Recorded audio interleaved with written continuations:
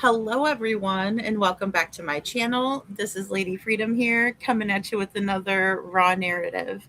And it's so good to be here with you guys tonight. Thank you all so much for joining the chat and the live stream. We'll kind of wait for people to come on in. But Witchy Mama, thank you so much for putting in our disclaimers and sharing the flyers out tonight. Um, we're going to be playing a couple of videos that our friend Brandy had sent over, and she said that we can, learn from some of the things that she put together. So I'm super excited about that. And also, don't forget, if you haven't signed the petitions that we are circulating around. So we have the Son of Sam laws that need to be upgraded. And so, as Witchy is saying, let's fix it, right? Did you know that the Son of Sam laws do not cover internet and social media? I was so surprised. So let's fix it. And you can help by signing the petition for Dom and Davian's Law. And those are the two young men that lost their lives when Mackenzie Shirilla decided to punch that gas and not stop. She has been incarcerated, I think, for like 2 or 3 years now. Might not be that long, trying to appeal, but it's a really worthy cause. Another great cause is Haley's Law. So we have Haley Busby. She went missing from Indiana, and she was groomed online, right? Like she was brought from one platform to the next. Okay. And she met this guy, and they had been talking for a long time, almost 2 years.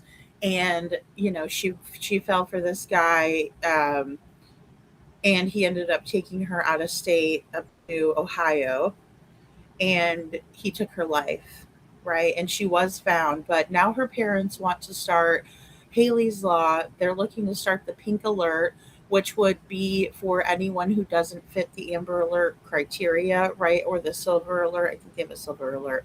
But it's mandated grooming awareness, right? Education in schools. And you can find out more about that if you go to the change.org. It is an active petition, so please sign it if you read it and feel so inclined. Haley Busby's just a beautiful girl. I need to get some pictures up so we can, show everybody. Um, but yeah, another very worthy cause. And then also, Witchy, thank you so much for posting Javea's Law. So Javea Harris um, is forever 4 years old. She was reported missing by her mother, and her father was also in on her fake disappearance. And they are awaiting trial right now. So they're still innocent until proven guilty, but they have been arrested. They have been charged, right? Awaiting trial. And it's to make change, um, and close the federal loophole, right, for the hoaxes protecting the children. And you can go and read all about Javea's Law too. We need to do another live on Javea and do an update show.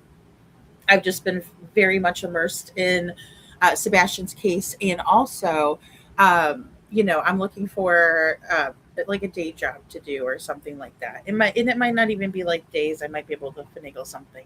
But I had some interviewing and some assessments because they love to give those darn assessments. So I've been busy with that, guys, for the last couple of weeks actually, because I want to make sure it's going to be a good fit too. And thank you so much, Witchy Mama, for the National Domestic Violence Hotline, guys. If you are feeling like you need help and it's beginning to be too much for you, please call. And you can text, you can get 24-hour, 7 days a week advice and someone to talk to, right? But they'll also help you with resources and planning. And then, Witchy Mama, thank you for the Soy Side hotline. I'm sorry I can't see it here or they'll completely ding me. But it's 988lifeline.org. Great resources there, as well as the National Child Abuse Hotline. Right. So important to know these resources. And again, these resources you can get a hold of them anytime, 24/7. And I didn't realize that, which he says there's 170 languages. 170 languages, guys, because there's kids in all different backgrounds and ethnicities and languages. So that's fantastic, Witchy Mama. Thank you so much. And of course, tonight is going to be a trigger warning. We're going to be going over these Proudfoot statements. And let me tell you, um, we're not the only ones that cringe over here having to listen to Chris's voice. You know, he is a trigger warning. He's a walking, talking trigger warning. Um, as always, viewer discretion is advised. Um, And I wanted to know if you all saw the Hatfield and McCoys. They did an interview with Don and Candace. Donnie is what Fred was calling Don, and I was like, Don, bleh, right? Because I can't help it. You guys, I think you guys come here for my opinion, so I could be neutral, but I choose not to be because I'm going to tell you after hearing what Don said. And I would like to know if you guys want me to review that. I saw that Justin did and Chasing did, and I didn't get a chance to see the reviews yet, but I was glad people were talking about it. Brings Summer's case back to life a little bit, doesn't it? So that's fantastic. And I think Fred and Sheila for that as well. I can't say that I agree with the neutral, right? Because I'm so far into it. I have done extensive research on it and spoke to a lot of people. Um, but I appreciate them for doing that because just because I couldn't do it doesn't mean that somebody else can't do it and get it done right. And then, we have something to discuss, some rejuvenation in Summer Wells's case. It was quite a strange meeting and slow going. Nothing particularly helpful to finding Summer just yet, but that doesn't mean that as their conversation develops, there wouldn't be something that maybe someone didn't catch before. It's a fresh set of eyes on it. So I will say that to also stay neutral. Um, Again, I'm not a 40-year retired police officer, so I don't know what type of strategies that they use or which ones are effective. But I would imagine if you're 40 years as a police officer, you would develop some of those keen sensibilities. But anyways, this is Summer's flyer. Please share Summer's flyer. She is still missing. She was just 5 years old when she went missing. Yeah. So beautiful little girl. Um, One thing I just want to say too that I really have to disagree with, and I'm sure it's because they haven't seen more pictures, is that Summer was well taken care of. There's many, many pictures where Summer is filthy. And I'm not trying to say that to be mean. I'm not trying to say that, but I'm a mama, right? And I mean, if there's stuff all over dirt on your baby's face, get a washcloth or a wet wipe and give them a little wipe down for a minute, right? You need to give them a bath still, okay? Don't mistake it, but you need to take care of them. Also, Summer's hair. I could cry thinking about that. I can cry thinking about some of the nasty things Dawn has said um, about Summer and otherwise. Ugh. Um, Either way, I find it interesting and I think we will review it, but I want to know your thoughts and I want to know if you guys watched it or if you saw, live reviews. So we'll definitely talk a little bit about that tonight, but not a review. We won't fully review or anything. I'm just curious to know, how many people have seen it. Um, and Devlin Tate missing out of Lake Odessa, Michigan, right? He went missing just shy of his 19th birthday, and he is still missing. We did a lot of live streams about Devlin, and he's another one that I would like to do an update on, although there's not a whole lot to update, which is very disheartening because I felt like we were getting really close. I felt like there was a big push and again, like some life breathed into his case. But the last time the police came out and said anything, they did clear the family members. And they also said that Devlin was allegedly walking or could have walked, and they had like a little quadrant that they put out there, like, four side, it wasn't like a square, but the way that it all connected, and I probably am saying it wrong, the shape anyway, because there was certain areas that he would walk to. He did like to walk. He is on the spectrum, right? But he still needs to be found. Very mysterious case. Not a whole lot of time. But then also, Devlin wasn't seen in Lake Odessa that day. So the fact that he may have walked somewhere else is not um, something that I would ever discount, especially when it comes from law enforcement. But they just haven't given us any updates. Last time they did, they said they were 50-50. 50-50 meaning foul play or just something else, right? And that's what they were kind of 50-50 on. They didn't specify their thoughts or anything, just that, we need to find him. So, and that was back in January when they did the last update, I believe, because it was after the Super Bowl. Was it after the Super Bowl or Olympics? There was some sporting event. I'm so sorry. But I'm thinking it was back then. Um, and then, of course, we have Sebastian Rogers, who we're going to talk about tonight. Sebastian Wayne Drake Rogers, missing out of Hendersonville, Tennessee. Um, I have some videos that Mandy shared. One is going to be from June 4th, 2024, and it's Sebastian Rogers, all exits eliminated by Katie and Chris Proudfoot. How did Sebastian leave? And we're going to start out with that. I missed Mandy's live because I was doing one of the assessment thingies and I missed it. So I'm like, dang it. But she did a live also tonight. So I'm going to drop her link. She's wonderful, pays so much attention to detail, and she is such a genuinely nice person. Just love Mandy so much. And thank you, Mandy, for letting me play this tonight. Also, Witchy Mama, thank you so much. Michael Monkey Vaughn, missing from Fruitland, Idaho. He just had an anniversary on July 27th, right, of this year, 2026. And his mother, Randy, came out and did a press conference. She also came out and did a live, and I shared that on my community post if you want to go watch it. Um, in that case, there are 4 subjects who are known to law enforcement. We've read the probable cause affidavit here, and they are, and they have been from the beginning. Law enforcement was aware that they're the ones responsible. And it's a very sad situation because they have trollgasms over not telling Brandy what happened and letting her have her son back. And Brandy is Michael's mother.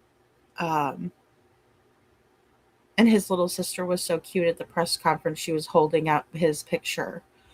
He needs to come home. He needs to be found and brought back to his mom and his dad and his sister and his family who loves him. So if you can share this flyer, this is one I grabbed from Brandy's live. So share this one, please, because it's the one that she likes to share or would like us to share.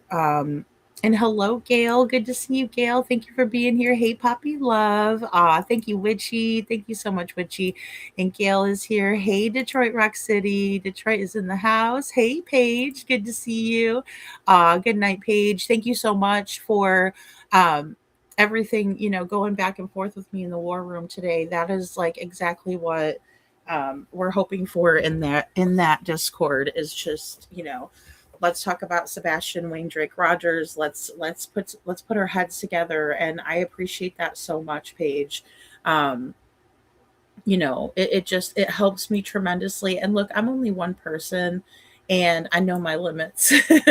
So putting everything together, but then getting little other bits and pieces is so very helpful because especially I don't know everything, right? That's happened, and it's hard to remember everything, and especially trying to put that stuff in chronological order.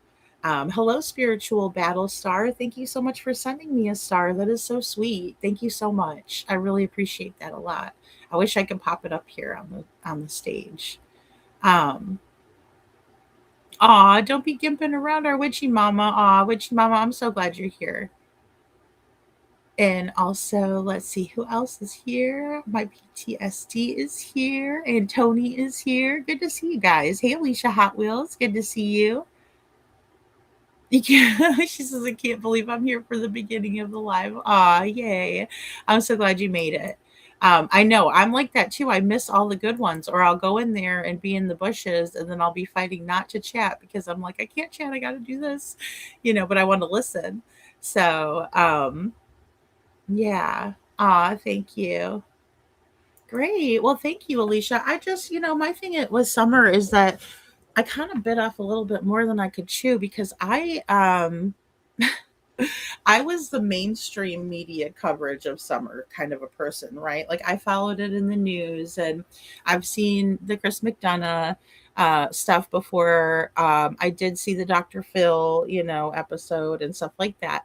But when it really came to the internet and YouTube, I think YouTube um, as a whole does a better job of digging and finding things and discussing things in depth. And the reason for that is because, the mainstream media, they have a certain amount of, stories they can cover in a certain amount of time. And plus they're not, they're getting paid, they're clocking in and out, so to speak. And they just don't spend the kind of time that we do deep diving in. So that's what I think that's about. But I mean, when I look at Summer's case and the mainstream coverage, if you only looked at the mainstream coverage, you're missing a huge piece of like Don coming up, for instance, on Josh's panel and saying that he's peeing sitting down and stuff like that. Like that's the level of fuckery that was going on. And then you also don't get interviews like you do where Don is talking and saying like some of the most horrible things imaginable about Summer, and she's missing, and she's this beautiful little girl of his, and no father, like my father would never, right, ever talk about me like that, or any of my siblings or anybody. There's a layer of evil about that man. And also, where he likes to bring the fuckery into this little girl's case, who he should never do that. Hello, Tony, good to see you. I did feel bad for Candace in a way, but I also can't forget that she was introduced to me before Dawn, right? So I kind of analyzed Candace through the Chris McDonough interview before Don, because Don didn't talk. I think maybe he was in the shed. No, he might have been.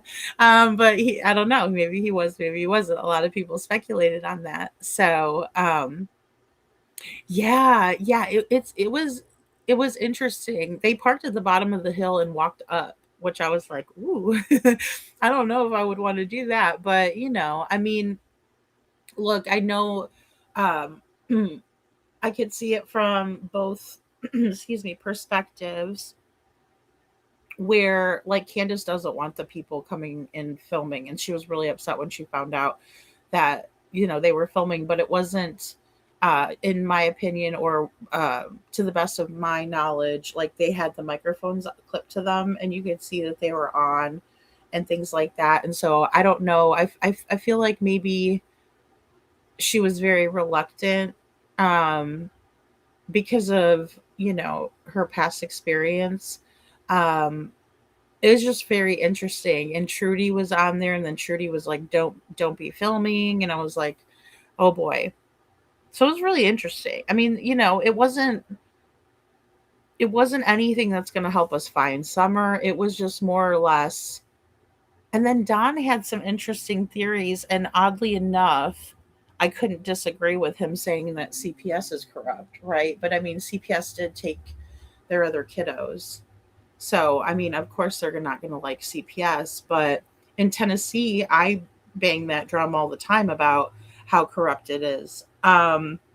Also, he talked about the Mexican mafia, which I was like, oh God, first it's the cornbread mafia, then it's the Mexican mafia. And so I was like, yikes, lots to unpack there too. So, yes, Teresa, I am live right now. I am live on the air. And thank you for being here. I saw a thumbnail with Donnie. Donnie slipped up or something along those. Yes, I didn't get to see. I watched a little bit of Justin's live, and I didn't get to the part of where he thinks he slipped up. But I think I have a good idea of where. And so, and I like watching, because I know Justin was one of the ones that was covering and following Summer. A lot of YouTubers did. So there's a lot out there, I mean, and it was overwhelming when I said that I bit off a little bit more than I could chew. I did, because I was, working with people who had spoken to a lot of these people, and it was like a lot for me to take in. I still have a notebook full of notes from a conference call that we did on that. So, but her hair, the stuff with her hair and all of these things and the barrel, I don't know that they've seen any of that. I just don't. I have not watched it, says Gail, and yet I would rather go through the live with you, lady. Ah, well, that's great. Okay, Gail, great. Yeah, because I'd like to talk about it. Because I mean, I don't know. It's just interesting to listen to what they have to say, and there's just a lot to take in from it. So even on my first, I always like to watch them a couple of times because I always catch something, that I didn't catch the first time. I don't know if it's because I don't pay good enough attention the first time, or maybe I'm just, my brain's just working. I'm not fully paying attention. So, um, oh, you want me to poll it? Okay, I will. My son will always look better than me. Alicia, did the police really do investigations or just fall for the okie dokie with these families? Oh, I think it's interesting that you say that because whenever, well, I can't remember when it was that we did it. Well, I mean, it was in June. It was last month because it was her anniversary date, and everybody came out and was kind of talking and doing a vigil and things like that to the news. They were talking. Um, but when the sheriff came out and spoke, it was like they didn't really do an investigation. It was like they didn't, I don't know. There's just a lot that rubbed me the wrong way in that. And it was like, well, what the heck is this about? I just, and with them living on a hill, it would be just so hard for somebody to come up there undetected, especially with all their doggies. Um, they'd be out of breath up there. Then they're trying to steal a little kid who's rambunctious, right? If Summer is, say, she's playing out on her swing and somebody comes to just grab her up. I mean, you just walked up that hill. You best have a water bottle and take a time out for yourself to gather your strength up because I bet you she's going to kick and scream. And, Grandis was there. That was another thing in the interview I noticed is that, you know, he was saying it was just, it was just us adults and, or it was just Candace and the boys, but it wasn't. Grandis was home too. And I just cannot overlook, I'll tell you again, as a mom, I don't give children alcohol or vape pens and stuff. I'm like, I'm not the cool one, right? I guess, because I just don't believe in that. So, Gail, I don't think so. I don't think they're still doing active searches. No, but I think they should. I think they should do them in the areas that law enforcement gave to them. I really do. But I want to make sure because I would like to do a live. So I'll have to reach out to Tamara and then search and rescue and see what they have to give me on an update for Devlin because I do want to do a good update.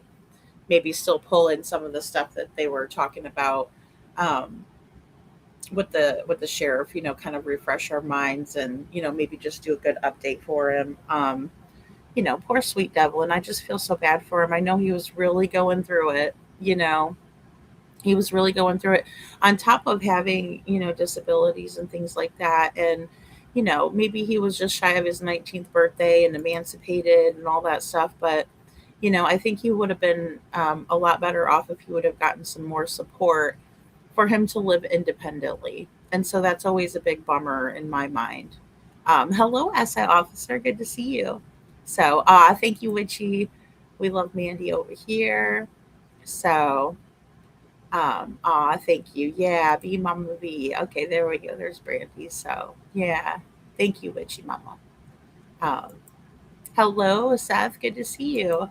Brandy Vaughn is truly the meaning of a mama. I know. And she's just so sweet still. Like, she has never lost her kindness, and that's one thing that I just always am like in awe of, right? Because I mean, she gets mad like everybody else, but it's just so nice to see someone that didn't let things get her bitter, which it really could have. I mean, those people are horrible to her. They're taking down monkey signs, and things like that. I mean, who does that to a missing child? And he's just such a little sweetheart. She was talking about, Brandy was talking about his love of frogs, that he loves frogs. And I remember that, in that picture just like pops in my brain of him holding the little frog. And I don't know, he's just a sweetheart. Um, we need to get these kids found, So you're disappearing, you're disappearing into with the bush people. My PTSD says, "Fine, be that way." SI officer, it's okay. Hey guys, I'm in the bushes a lot. I just got to give Seth a hard time a little bit about it. Like, how dare you go in the bushes? I wouldn't dream of being in the bushes. Next thing you know, here I am. Look. Hello, Stacy. Good to see you. Thanks for being here. Prayers and justice for Sebastian. Thank you, Heather Marie. Yes. Thank you so much for being here as well, lady. And PTSD, I'm over here before she is, just so I can call her a stalker. Good Lord. The truth comes out. Ready or not. Oh my goodness. That's funny.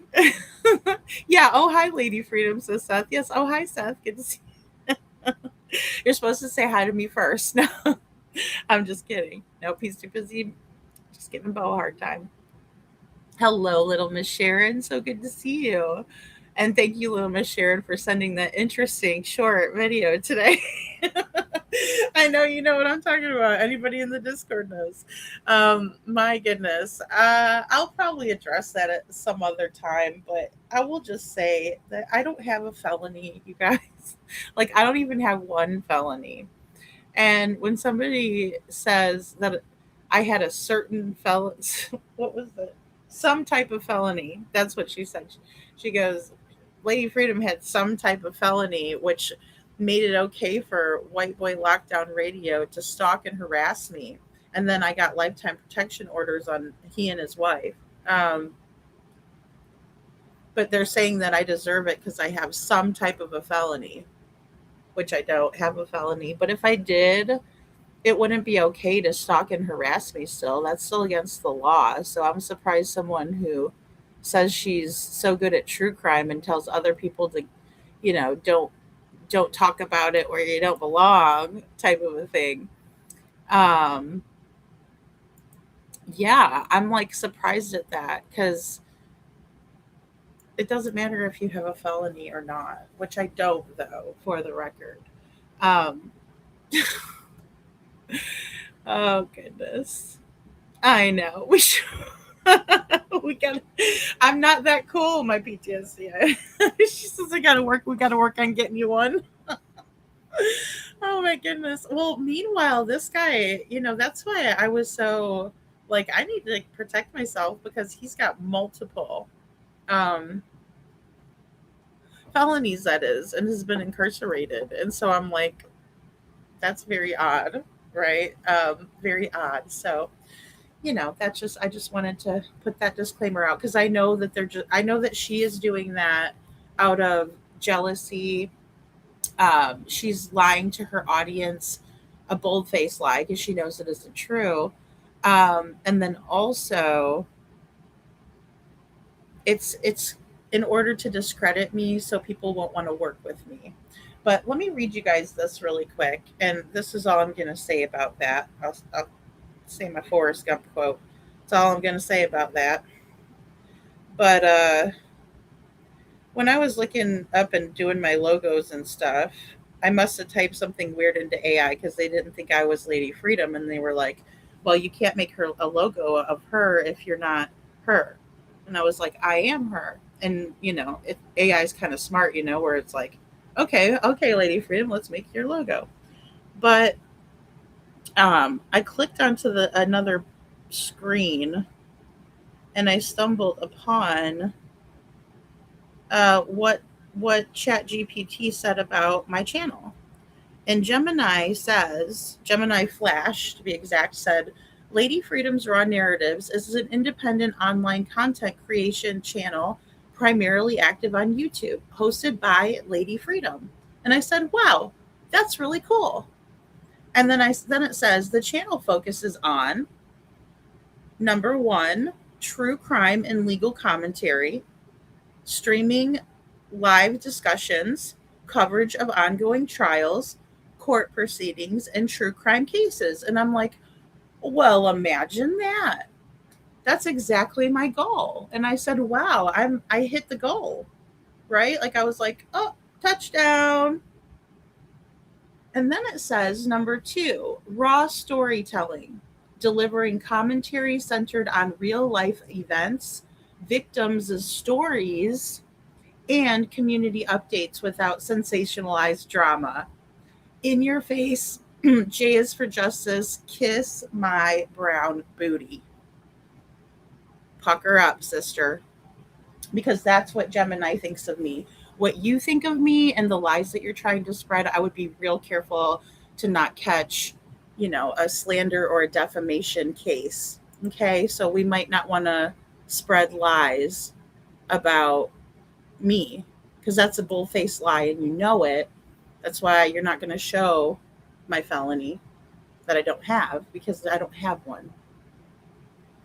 So that's all I'm going to say about that. But I was really proud of that. And also, I want to tell you guys that you guys are what also makes the channel, right? You're guys pushing me to do better all the time. You guys sending me clips, you guys sending me screenshots, sharing the flyers out. We wouldn't be an advocacy victim centered channel that doesn't have drama if it wasn't for you guys, because you guys aren't here for the drama. I know who comes in to watch me for the drama, and that's fine too. I appreciate all of you guys that watch and listen. But what really makes a big difference is, you know, the victims and the stories. And I'll always want that to be the case, because I don't do drama unless it's in the cases, which we have a lot of drama in these cases. And I don't understand the trauma stuff. I think that's for miserable people who want company. And I feel sorry for them, but I also don't want them around me. Um, I just don't. So, when your friends are stalkers, I know. She was bragging about that and don't F with my people. And I'm like, wow, that's creepy, So, kissing a peach. Hello, Kylie's nail candy. Kissing the booty. That's a peach is a booty reference, Seth. That's funny. But I'm just wanted to clarify that because again, I don't think that I deserve to have people telling other people that, and then they might not want to work with me because they believe that nasty dreadlocked wearing peach, right?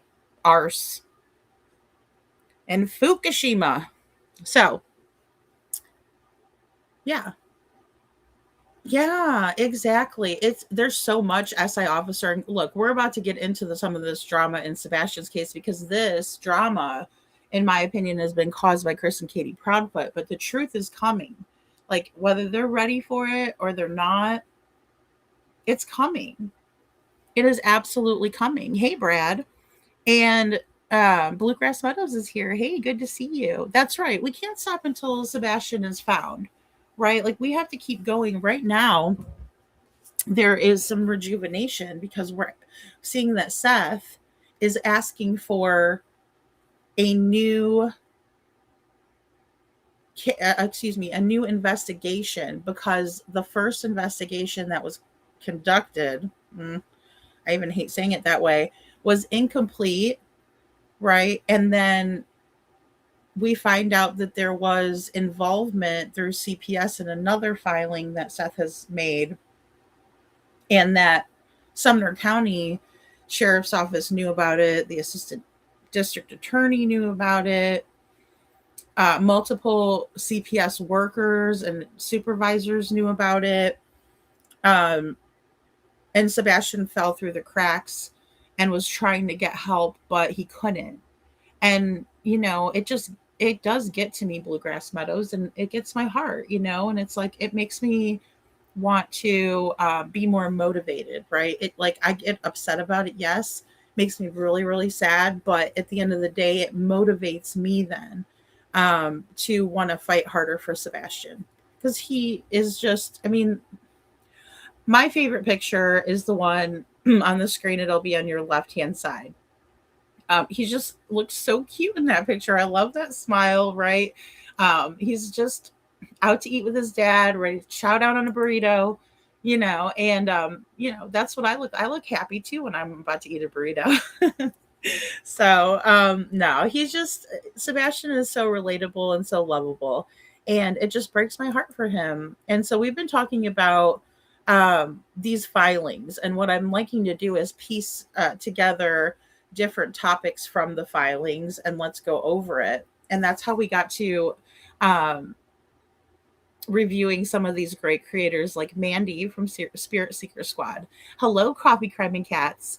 So we are going to do that. Hey, Lori, good to see you. So good to see you. The light is about to shine. Yes, Lori. And, Sebastian has this light, even in the other picture where he's kind of just giving us like a so-so smile, right? Like he looks it like his smile always radiates into his eyes, right? And you could tell that. And so he's just a cutie pie. What he went through, nobody should ever go through that, right? And then just the gross negligence, right? The deliberate indifference. It is just shocking. It is really, really shocking. So, oh, good, Miss Sharon. Yes, I need to go over there and like, I gotta like my own videos. Sometimes I do that. I'll be like, give it a like. Why not?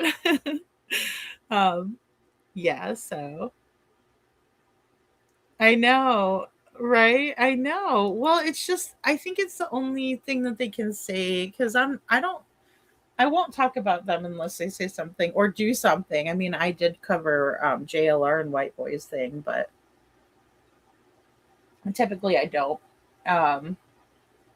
discuss them because I'm not like in that community. Like if I watch somebody, it's not going to be Jay is for Justice. I used to watch her, but I won't anymore. Not to change the subject, but Brad says off Sebastian, but today Mackenzie Shirilla filed another appeal for court. Oh, today again? Really? I didn't know that, Brad. That's fine. That's not on topic. We were talking about Dom and Davian earlier. So that's not off topic. Wow. What is she? So is this the third time since the late appeal? Does that make 3 now? Is that what? That's interesting. Aw, thank you guys. And thank you guys for getting 100% likes and everything last night and the night before. Yeah, we got to do that so we can get on the streak, right? From the previous nights. I really appreciate that a whole lot. If you guys didn't get a chance to watch my live from last night, I know it's long, but we did review Sweetie Pilo, and we reviewed Sweetie Pilo with Mike Damon. Excuse me, I don't know if I'm saying it right. I don't mean to mispronounce it if I do. Um, and it was hilarious. It was hilarious because of Mike, and he was really making us laugh, right? And so, definitely check it out. He was doing impressions of Chris Proudfoot, and it was quite hilarious. And then of course Sweetie Pilo was making us laugh too. There was a couple of statements she had said. It was just we were kind of rolling over here laughing last night about it. Um, which is good because we get mad about Chris, right? And then, we might be able to crack a joke. But I mean, he was just like talking about how Chris says pervy and stuff, and it was just so funny. I definitely need to clip that because it was hilarious.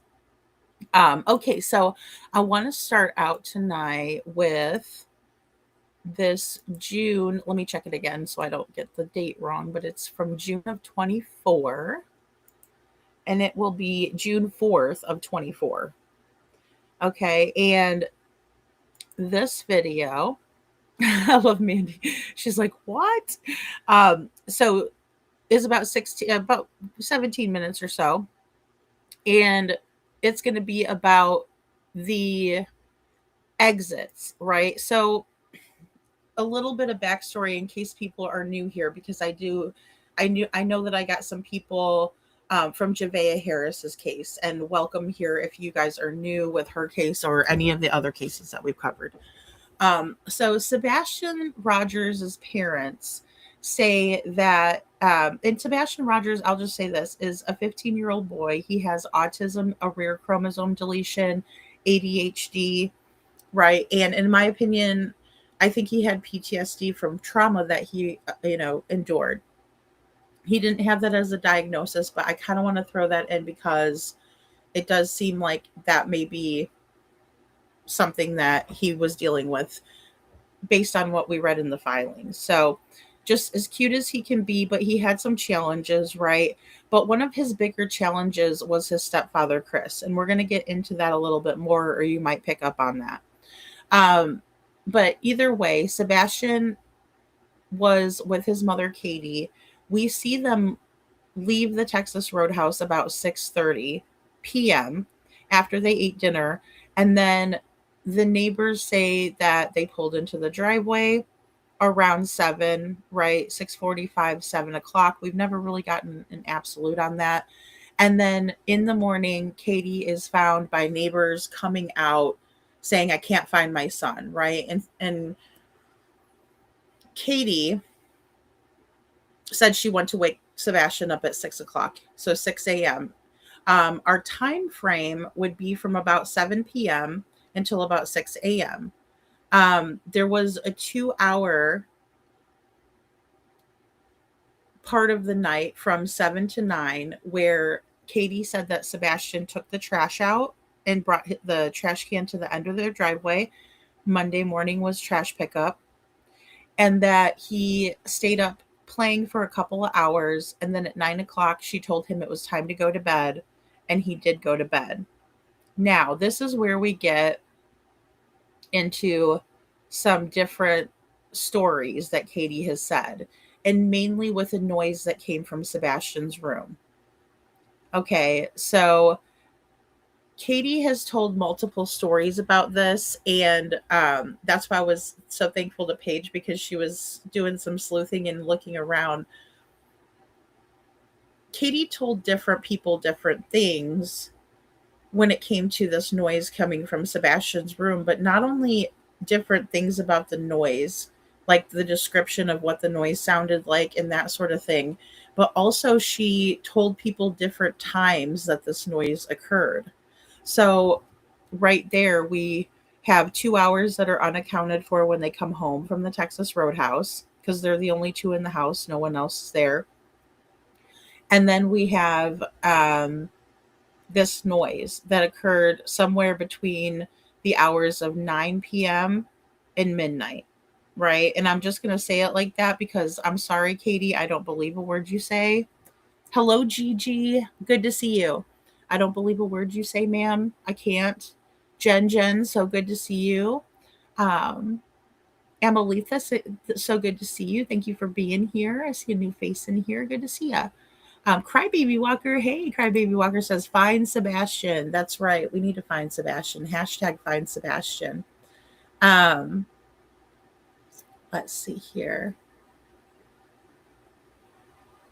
Aw, thank you for tapping the like twice. Aw, Gail, that's so sweet. You guys are awesome. You guys are over there tapping, going to the TV, tap the like. Aw, that's so awesome. There he is, Mike Damon. Thank you so much, little Miss Sharon. He did a great job. He kept us laughing. He did. Aw, good to see you, Jen Jen. Hey, Shadow. Good to see you, Shadow. So welcome in, everyone. Welcome in, welcome in. Aw, thank you, Detroit. So very interesting. Oh, thank you, my PTSD. Double G's, double G's. I don't know what that means, but that's awesome. Thank you. So interestingly enough, Katie was also telling people, and so was Chris, by the way, her husband, and they're on the screen over there holding the dog. Um, they were telling people different times that they were telling people that they believed that Sebastian left between the hours of midnight to 6. Okay. And they told that to multiple people. And the reason that they were saying that it must have been during that time frame is because they were on the phone with each other. Now they had a phone call that evening between about 9:30 and midnight.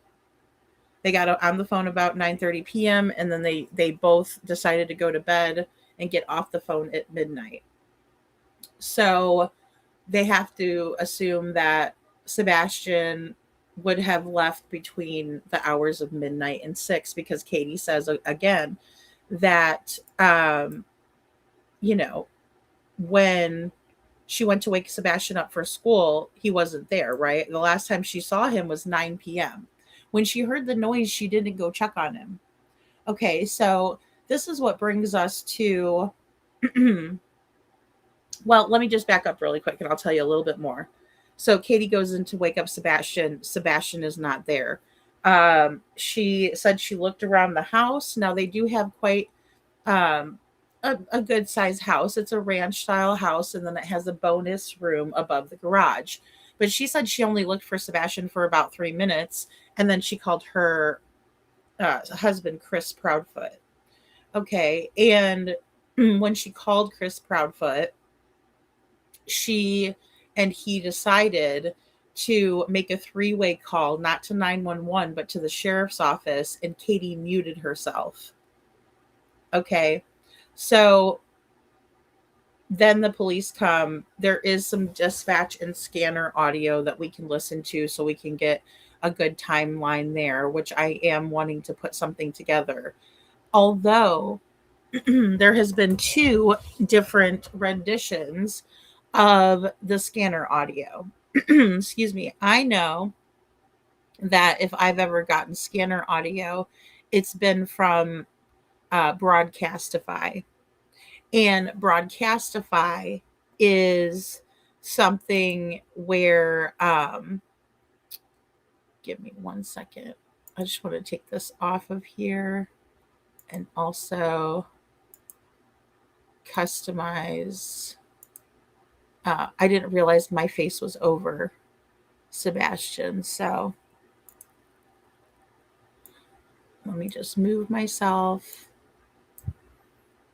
above Sebastian's. There we go. All right. Okay. Perfect. I just meant to do that. And I just realized that I didn't. Okay. So there we go. So then you can see his face. Now, I know about Broadcastify, and then I know that there are other ones. I don't know where exactly some of these people or the other source was getting it, but I did hear someone ask the dispatch lady what time the call came in, and that was at 6:33 a.m. So it only took them a half hour to report Sebastian missing. And to me, that's a little bit suspicious. Now, what I want you guys to watch here in this video is where Chris and Katie Proudfoot are talking about how nothing was tampered with on the outside of their home, right? Because listen, all the doors and windows were locked. And they're wanting us to believe that Sebastian went out the front door, which does have a keypad lock on it, but that there was never, in my opinion, an audit done on the lock, you know? So which he says, I guess Sebastian told you to check over Lady Freedom. Yeah.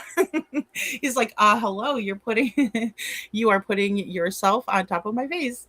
When I set this up, I was trying so hard to be like, okay, where am I going to fit? Like, even when I show you guys something, because I know we do a lot of reviews and videos. And so I was like, oh no.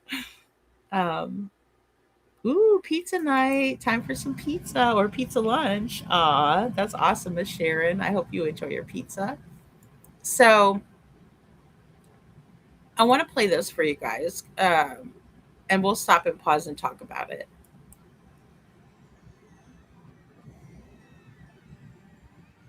So how did Sebastian exit the house? Hey, hey, hey, hey, welcome back to my channel. I am so anxious to share this information with you. This is huge information in the Sebastian Rogers case. Chris and Katie Proudfoot ruled out each and every possible exit of their house, saying Sebastian couldn't have used any of the exits. Before I explain this in detail with clips of Chris and Katie's own words and make your jaw hit the floor, please make sure that you have subscribed to my channel, ring-a-ding my bell, and set it to all so you never miss a video, because I upload as the information needs shared. I'd also like to ask you to smooch the thumbs up if you enjoy the way I bring this information to you, or hit the thumbs down if you don't. You can even hit the heart below this video and get your comment highlighted in the comment section. Okay, now let's do this. Sebastian Wayne Drake Rogers is a 15-year-old boy from Hendersonville, Tennessee. He lived with his mother, Katie Proudfoot, and her husband, Christopher Proudfoot. Sebastian's biological father, Seth Rogers, lives about an hour away, and at the end of this school year, Sebastian is supposed to move in with Seth. Sebastian has short, sandy brown hair and brown eyes. He is approximately 5 feet 5 inches tall and weighs approximately 113 pounds. According to his mother, Sebastian was last seen wearing a black long-sleeve t-shirt, black jogging pants with white stripes on each leg, and no shoes. Sebastian is a high-functioning autistic child and likes to hide under things. He was last seen near Beach High School on Long Hollow Pike. If you have seen or know anything about Sebastian's whereabouts, please call TBI at 1-800-TBI-FIND or the Okay, guys, and that's so sweet of Mandy to give us a synopsis too. I have not watched these, so you guys are getting a blind review, which I usually never do. Um, so But yes, look at the bruise on his neck. Exactly. And they slapped a "Have you seen me" logo on that. Terrible. Now, I wanted to point out something interesting in on the flyer, on the TBI flyer, that this is the one they want us passing around, by the way, not the FBI one that has the $50,000 reward, because Sebastian Wayne Drake Rogers does have a $50,000 reward from the FBI. And we know that the FBI does not issue rewards for a runaway, not a $50,000 reward for information, right? So they think that Sebastian has been kidnapped, right? www.fbi.gov/wanted/kidnapped Sebastian Wayne Drake Rogers. That is the link. And he is on the most wanted list. Bless the mess. That's all I got to say about that. Bless the mess. But either way, they want us to believe that Sebastian was last seen in the area of Stafford Court, and they have pushed that information from day one.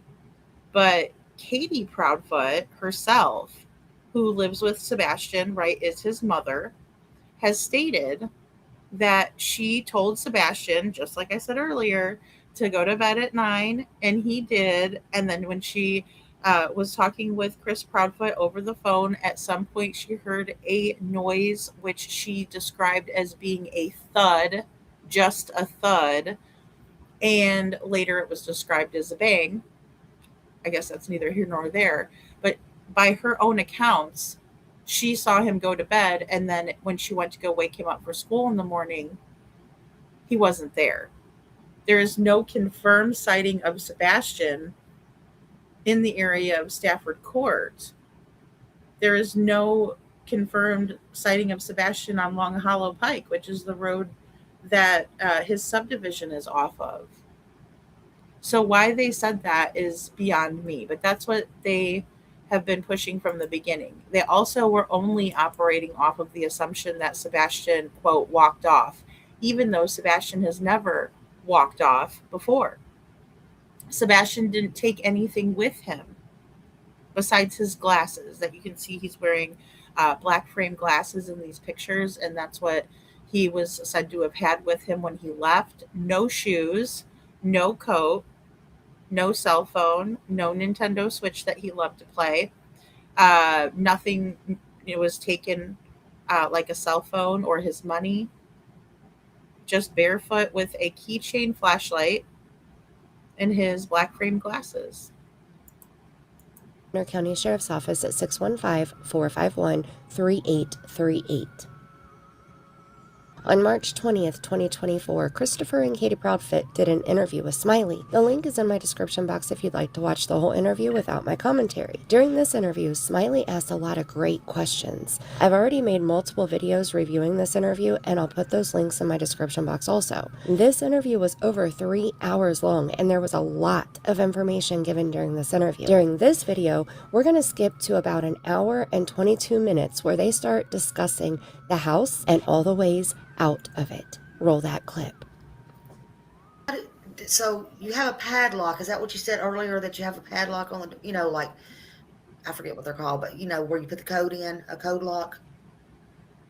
Yeah, not a padlock. I didn't mean a padlock. I'm sorry. The code where you put the code in. Yeah, Yeah. Mm-hmm. Yeah. So would he turn around if he left and actually put that code in? Do you have to put the code in to lock it back? He locks the door behind himself every time he goes out it. Okay. All right. So does the code need to be entered to open the door and also to leave the door, right? So of course we know the answer. You would have to put the code in to open the door. But Smiley is saying, do you have to put the code in order to lock it back, right? Or does it just lock automatically on its own? And Katie says he locks the door behind himself every time. Okay, so again, she is pushing the fact that everything was locked up, but we all know that windows only lock from the inside. You don't go out the window and then lock the window still. You can't, right? It doesn't work that way. All right. Okay, first clip. We learned Sebastian locks the door behind him, always, which that kind of surprises me. So I believe she's referring to the front door. When he goes out the front door, he makes sure that that is always locked. But if he was just going outside to check the mail or to take the trash out or something like that where he was coming back in, does the door lock behind him? Does he have to enter the key code? Katie didn't answer that when Smiley asked that part. So we don't know if the code has to be entered into the keypad to lock the door or if it locks when the door shuts automatically. Roll the next clip. And not only that, but if somebody had been by the front door, punched in the code, believe it or not, no, it's not super clear, but you would have seen a shadow or a figure. Yeah, that's what I would think. Based on, something would have been visible because one of the lights is still visible from that Ring camera from across the street. Yeah. Whoa. Okay, hold on. I need you to listen to that section of that clip one more time. Roll that again, please. And not only that, but if somebody had been by the front door, punched in the code, believe it or not, no, it's not super clear, but you would have seen a shadow or a figure. Yeah, that's what I would think. Based on, something would have been visible because one one of the lights is still visible from that Ring camera from across the street. Okay, guys. So yeah, you can't deny Chris Proudfoot's statement here, um, coming from his own mouth. I mean, whether it's true or not, we don't know that. Although the neighbor has alleged that, you know, they have caught a lot of activity on their Ring camera across the street. It's directly across the street. Hello, CB Gamer. Good to see you. Thank you for being here. And so, I think that it's interesting that Chris is saying that you would be able to see it. But then they're telling us that Sebastian would have only gone out the front door, and that's the only door that wouldn't have brought attention, and that he could have locked behind himself. Right? One of the other doors was too loud, and the other one, Katie said he'd had to had a key, is what she said. That's a direct quote. Yeah.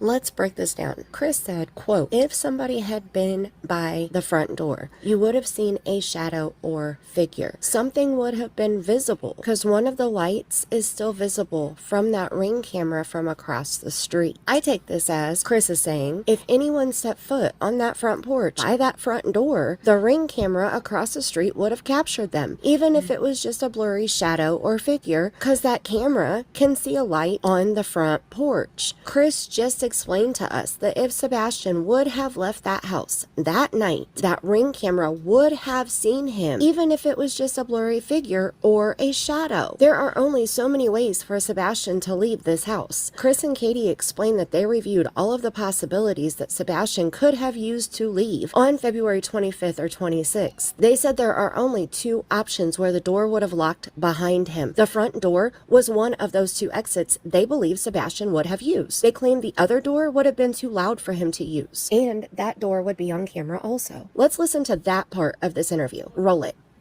Okay, really quick, I just want to say that this is where some confusion comes in also, because on Web Sleuth's interview, where Chris Proudfoot just comes up on the panel yelling, "Don't talk about my mom," and all that, and no one was talking badly about her. They were just asking if she was at Worsham's, because many people were saying that they saw her around 5:30 a.m. over at Worsham's, which is a Shell gas station, but it also has like a little convenience store called Worsham's, right? And there's some storage units nearby as well. So multiple sources were saying that they saw her there that morning. Chris was saying during the Web Sleuth's interview that the only way that Sebastian would have walked out of the house would have been through the front door. But let's listen to what he told Smiley. Now, her interview was March 20th, 2024. And not only that, but if somebody had been by the front door, punched in the code, believe it or not, no, it's not super clear, but you would have seen a shadow or a figure. Yeah, that's what I would think. Based on, something would have been visible, because one of the lights is still visible from that Ring camera from across the street. Yeah. That has been, like I said, every video, and I've said this through Facebook, everything in the neighborhood. I couldn't talk to you enough positive about my neighborhood, because anybody had cameras voluntarily gave up hard drives, flash drives, access to clouds for them. They've let people go in and search their houses multiple times without needing a warrant or a subpoena or anything. They've just openly done it. So, I mean, that's why it's so difficult right now. I almost forgot. Thank goodness Chris reminded me. He was just bragging about how awesome all of the neighbors are and how they have been so open to give all of their footage from their security cameras. And I went to the TBI website, and as of April 25th, 2024, TBI stated to date, there have been no confirmed sightings of Sebastian since the issuance of the Amber Alert. So, boom. All right, guys, there you go. Here, hold on one second. Sebastian, let me pull that back in a little bit, because I'll go back. I know.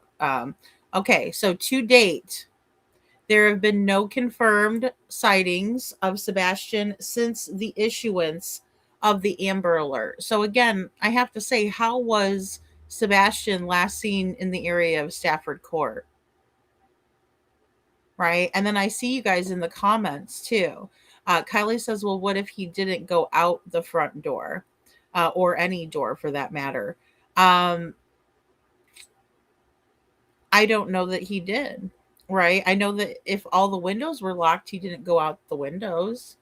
I know that if Katie wanted to put Sebastian in her vehicle, she could have um, had him go in her vehicle in the morning. But I think that that would have happened um,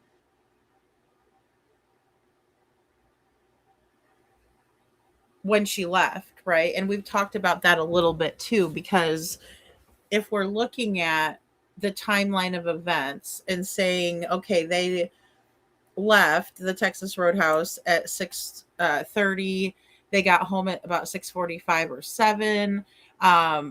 There could be time for a handoff during that period. Katie says she didn't make any stops, but there's a road called Stop 30 Road, and off of that road there is a substation, just like an electrical substation thing that is not manned by anybody. It doesn't have any cameras.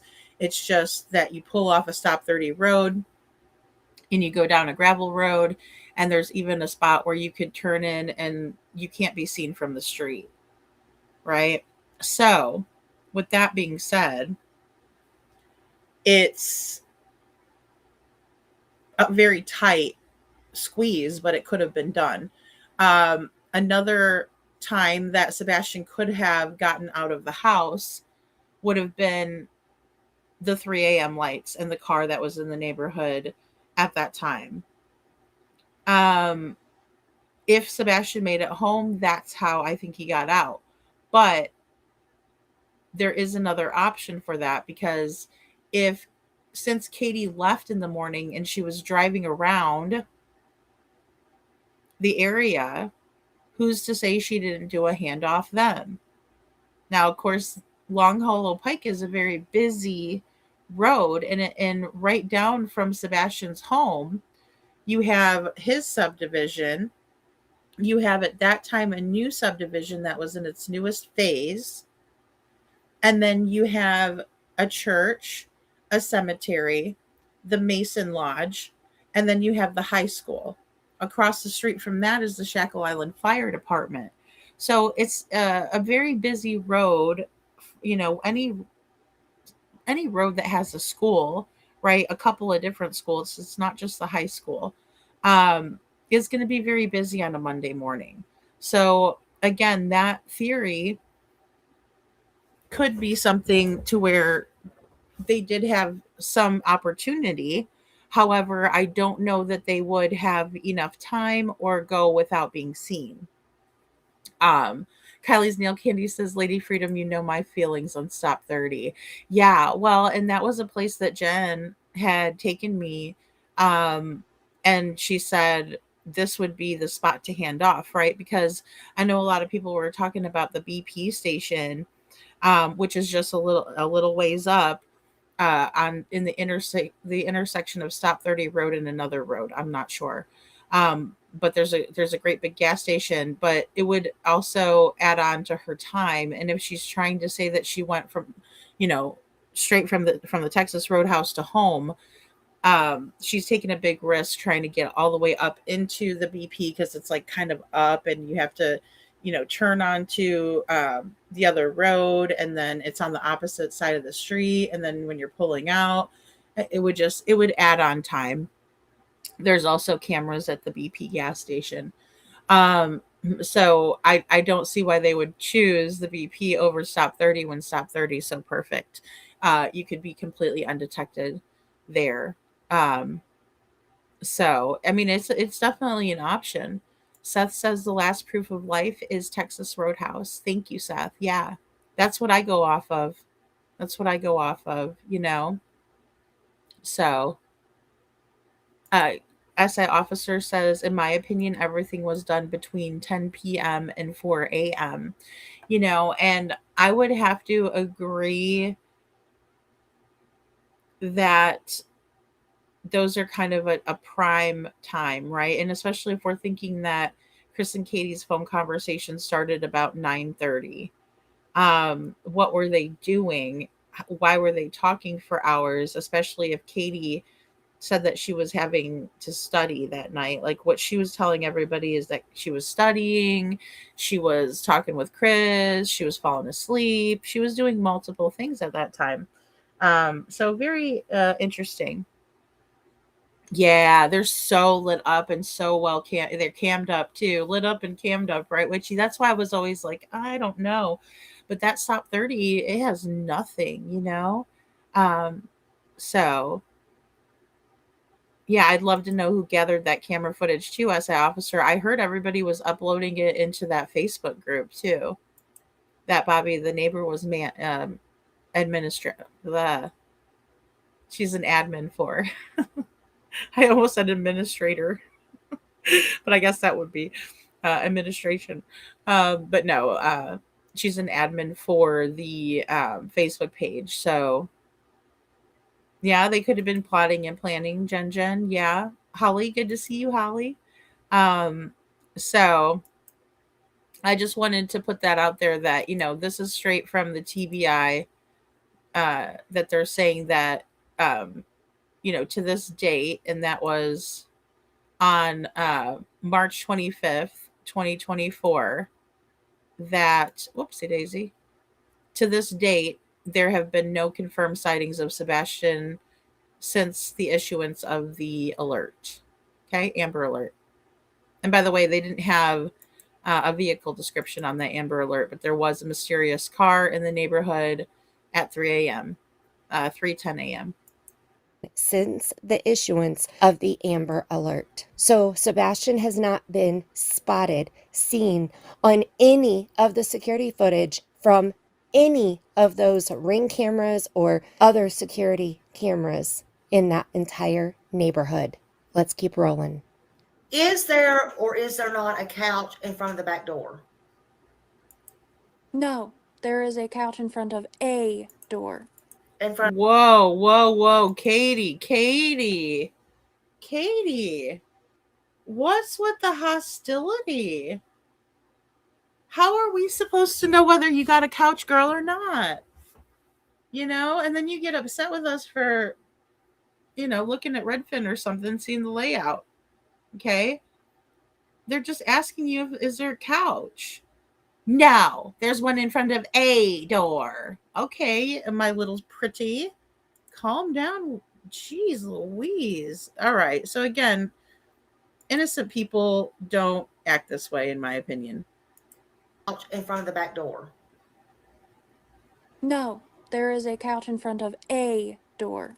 In front of a door. Woof. Okay. It's just like Chris Proudfoot barking at you, well, it's alleged that there's some sort of audio that was being recorded on the way home from the Texas Roadhouse in their vehicle. And people were thinking it was probably a dash cam. And when they asked, is it a dash cam? He flipped out and was like, it's not a dash cam. It's like, okay, what the hell? Hey, Ava, like, seriously, what's with the hostility? Because, yeah, defensive much, SI officer. It's like, wait, what?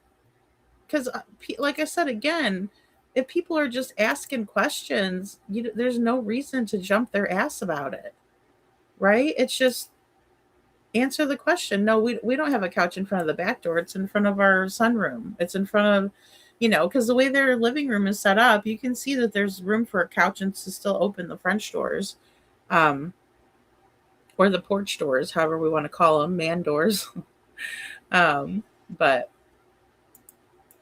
okay, I was just wondering. So, but so can he get out the back? Okay, so he can go. Is there an exit out the back of the house? Yes, that's unobscured from anything. Yes.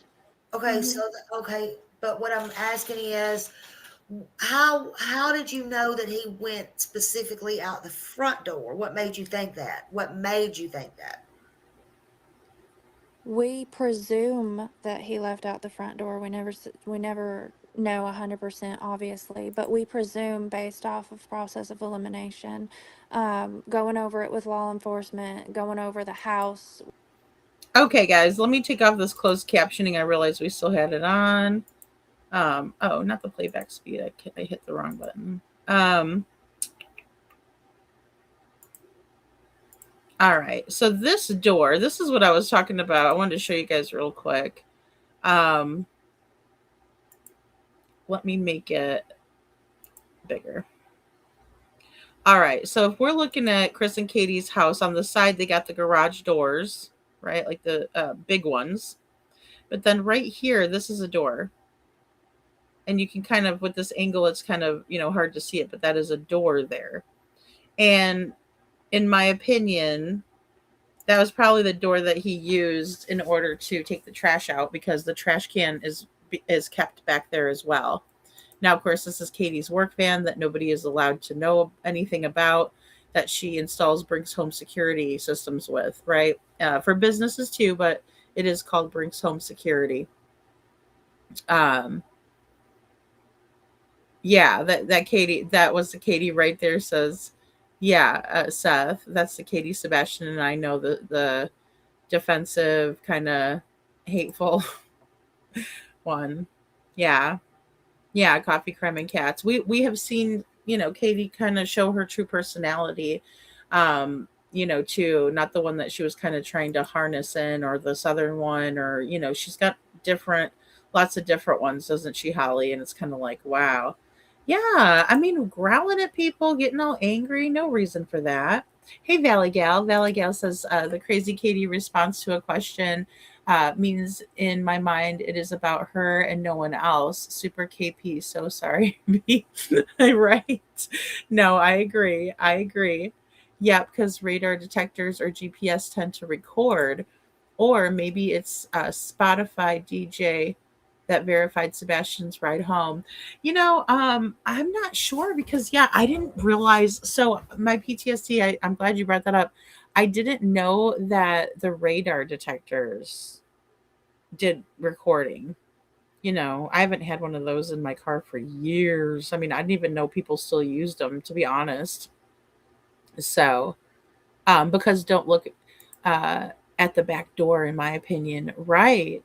Well, and it was alleged that the whole house was blacked out that night, right? But you do see lights here.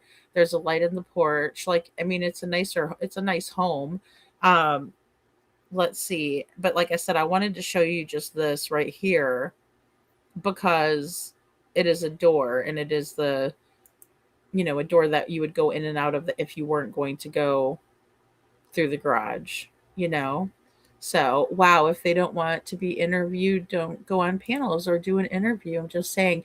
Yeah, well, Sadie, they were just being so rude. As it was, Katie was doing things where she wouldn't want to answer during this interview. And of course, neither one of them wanted to show themselves. It was very off. Yeah, exactly. Didn't you get the memo that your kid's missing? And why are people asking about it? Well, because we're trying to help you find him. And none of this is adding up, that you're saying he just walked out the front door. Well, how was he not caught on camera? Witchy Mama says, let's look at all the doors: car doors, front doors, back doors, side doors, patio doors, French doors, man doors, garage doors, right? Yeah, because in the backyard, we'll have to go back and look over, the house, kind of how it's laid out, because there's a couple of interesting things too that people were sending me. I did get those. We presume, right? We presume, Detroit says, but and we know you're lying, in my opinion, and that's what's so frustrating. Yes, Kylie, she did say that. She said she had upgraded Life 360, and allegedly you can change the Life 360. So I don't know how accurate that is, but does that record? So It's like Bubba Gump. Tonight's our Forrest Gump night, isn't it, Witchy? It's like Bubba Gump Shrimp Factory of doors. Doors over here, doors over there. Which door? That door. Hmm. They don't record, lady. I'm being sarcastic. Okay. Oh my gosh, you guys. I'm sorry if I'm not picking up on that tonight. Oh my gosh. Yes, Kylie Farrell, her words is worth. And that's the thing that's hard, right? That's what's very hard. Backdoor, right? There's also a crawl space door. I mean, I don't know. It's also being said that the front door might have been open for a time, so Seth comes out just make a silly face. Yes, it does, and you can see it as a dash cam. Oh, okay. Oh, interesting. Trapdoor, loft door, right, Jen Jen? Mm-hmm. Oh yeah. And they covered up that crawl space door. Excuse me, like I don't know. It wasn't covered then it was. I don't know if it was when we were talking about it, maybe somebody else. I have no idea, but they did cover it up. Where things are, how things are, Sebastian's routine, and the fact that that's the door that he always uses or prefers to use. Because I won't. Oh, look at Mandy. She's so good. I'm, you know, not waiting long enough to show you guys this. So I'll go back to so you can hear Katie's statement.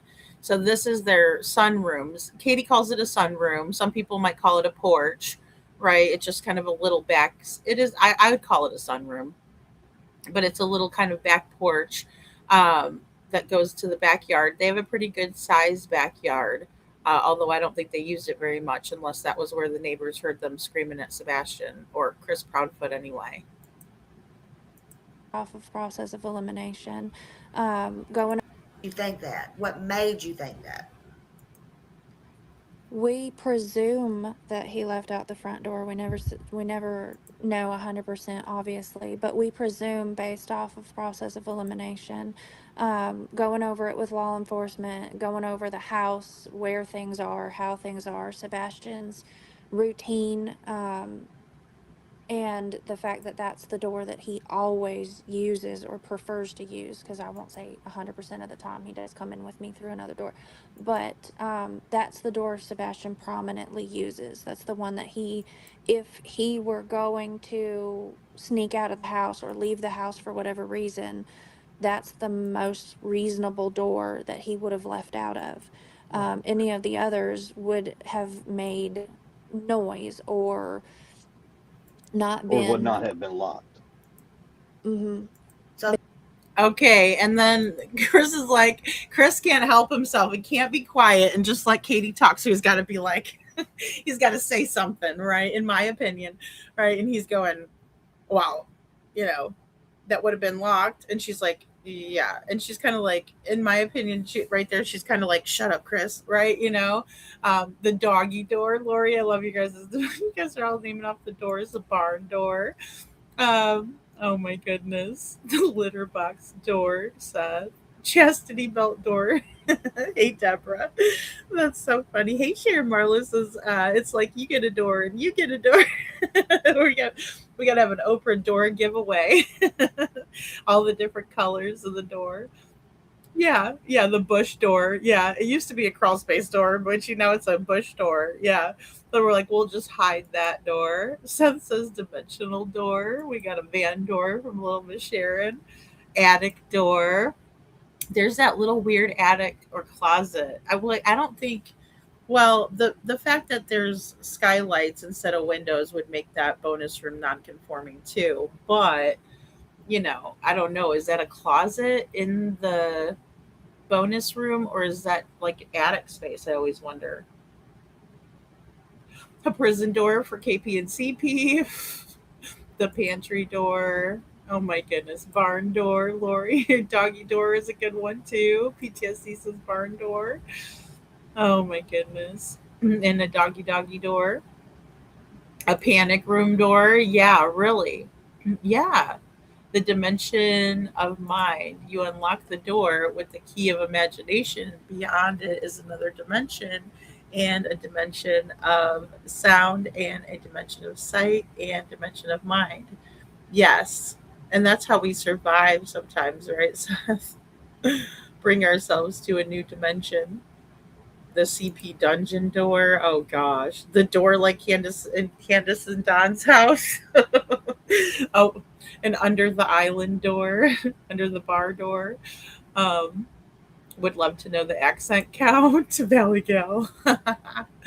Oh my gosh, there's too many to count. And Katie does a little bit of a different one sometimes when she's not doing the country accent. Hello, Poppy Love. Pandora's door. Yes, yes. Hello, Sharon. Yeah, FBI open up door. Exactly. Oh my goodness. That bonus room also has a window allegedly. Oh, does it? Oh, it's the one that's right here in front, isn't it? Is that the one that would have been up there? Okay, so then that can't be a closet then. Otherwise they would say it's a bedroom, not a bonus room. I think. That's how it would have worked in Missouri. When you're listing the home, you would have to say, non-conforming or bonus room. So, interesting. So yeah, that's got to be an attic. Because So that the back door would not lock. from the outside, like the front, no. You'd have to have a key. So I'm not going to describe every door lock in our house to No, y'all I first. understand That's a safety thing. Oh, Yeah, I geez. But- understand that. Don't do that. Yeah, but what I can say is there's only two doors in the house that he could have gone out where he could have locked From the outside. on his own from the outside. And the one he wouldn't have gone out because of how much noise it makes. Yeah. Everybody would have, plus it would have been seen on camera. Let's put it. Okay, everybody would have. Everybody, but you weren't there, and no one else was there besides Katie. So don't you mean Katie would have? Because she was supposedly the only one. Or was Lori still there? You're saying everybody. What about Lori? But I love how Mandy does her videos. She's like, do, putting these over here together. Okay, right, this door, right? But then we also have a garage door that has a code, or a clicker. Katie called it a clicker.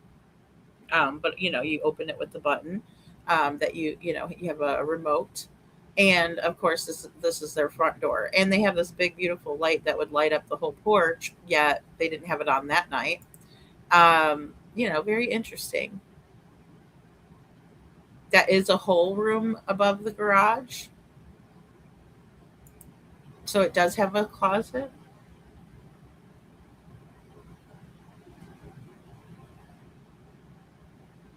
With a little door. It's a little door. It is a little door.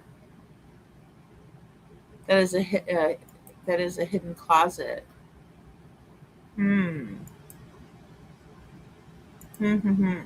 That one. Okay. I mean, it would have been seen on camera. So by suspicion or reasonable elimination of all these doors, it's front door. So there It almost sounds like he said reason of suspicion and then it stopped himself. are 3 doors that Or reasonable elimination of all these doors, it's. You mean process that of way. elimination? Okay. I mean, it would have been seen on camera. So by suspicion or reasonable elimination of all these doors, it's front door. So there are 3 doors that Chris and Katie have explained as 3 possible exits that Sebastian could have used if he left that house on his own. 3.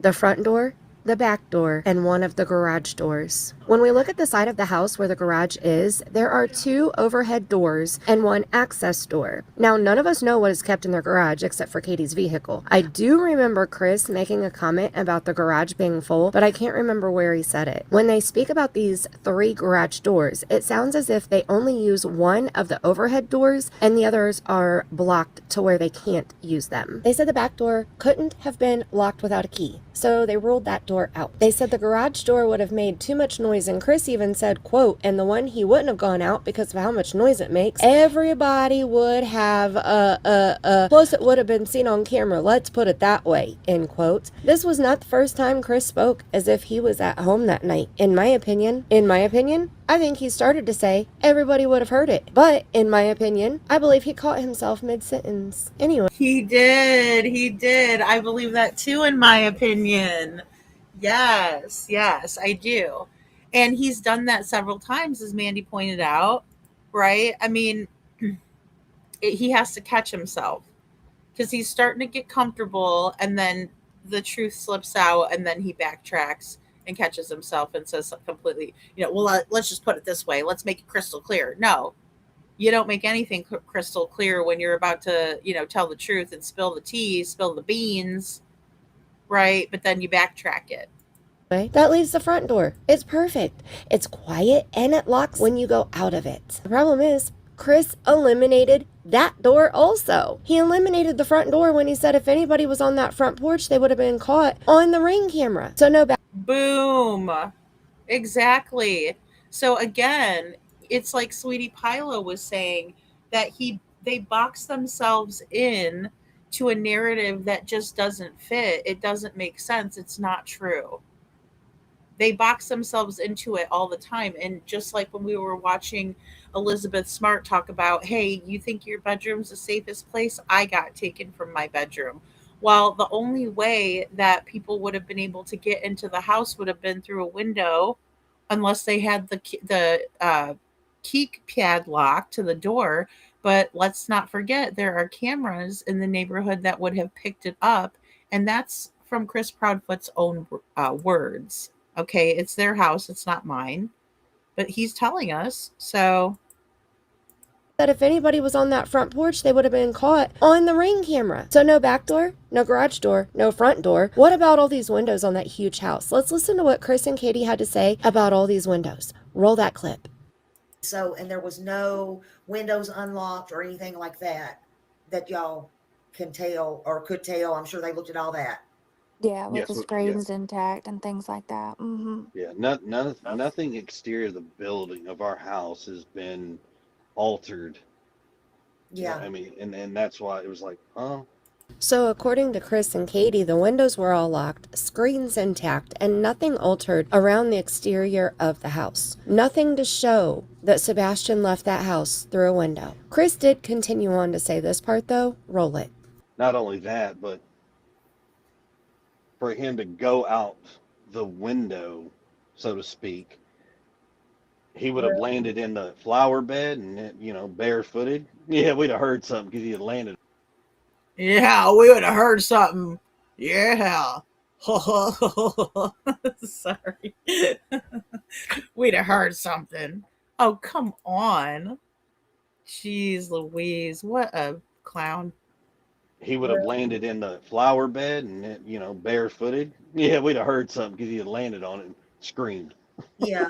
Yeah, we'd have heard something because he had landed on it and screamed. Yeah, we'd have heard something because he had landed on it and screamed. And yet another example of Chris placing himself at the house the night Sebastian vanished. Anyway, what now? We can only rely on the words spoken by Katie Proudfoot, not only Sebastian's mother, but also the very last person who saw Sebastian alive. We have the words spoken by Christopher Proudfoot, Katie's husband and Sebastian's stepfather. We have the words spoken by Seth Rogers, Sebastian's daddy. We have the words spoken by law enforcement, which has been based off of what Katie has told them, and also very minimal. Then we have our own knowledge from having a passion for true crime. We know past cases that have been similar to Sebastian. Oh, also, guys, before Mandy gets into this, I just want to point out that we do have a picture here. This is Eric Snuggle Struggles Craddock, the sheriff of Sumner County.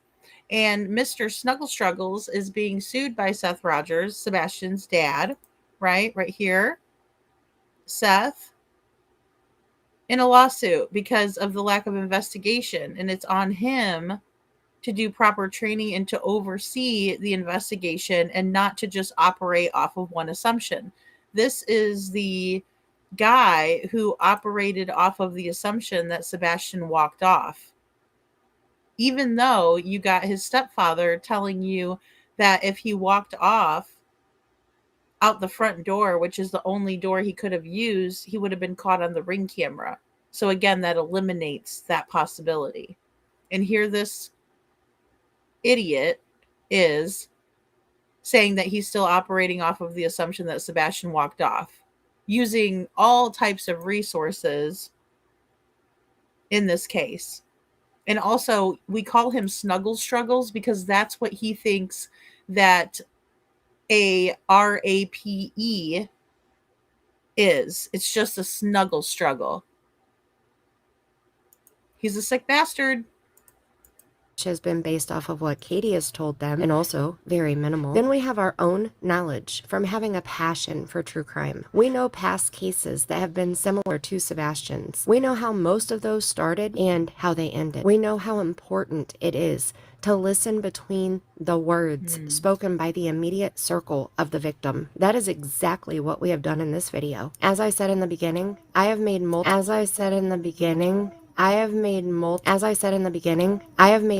videos from this one interview. Christopher and Katie Proudfoot said so much during this 3-hour-long video. It is full of information that we have to listen to and then listen again. And Justin was playing this interview along with each interview that Chris and Katie have done when he heard this part also. Now, I had already heard it,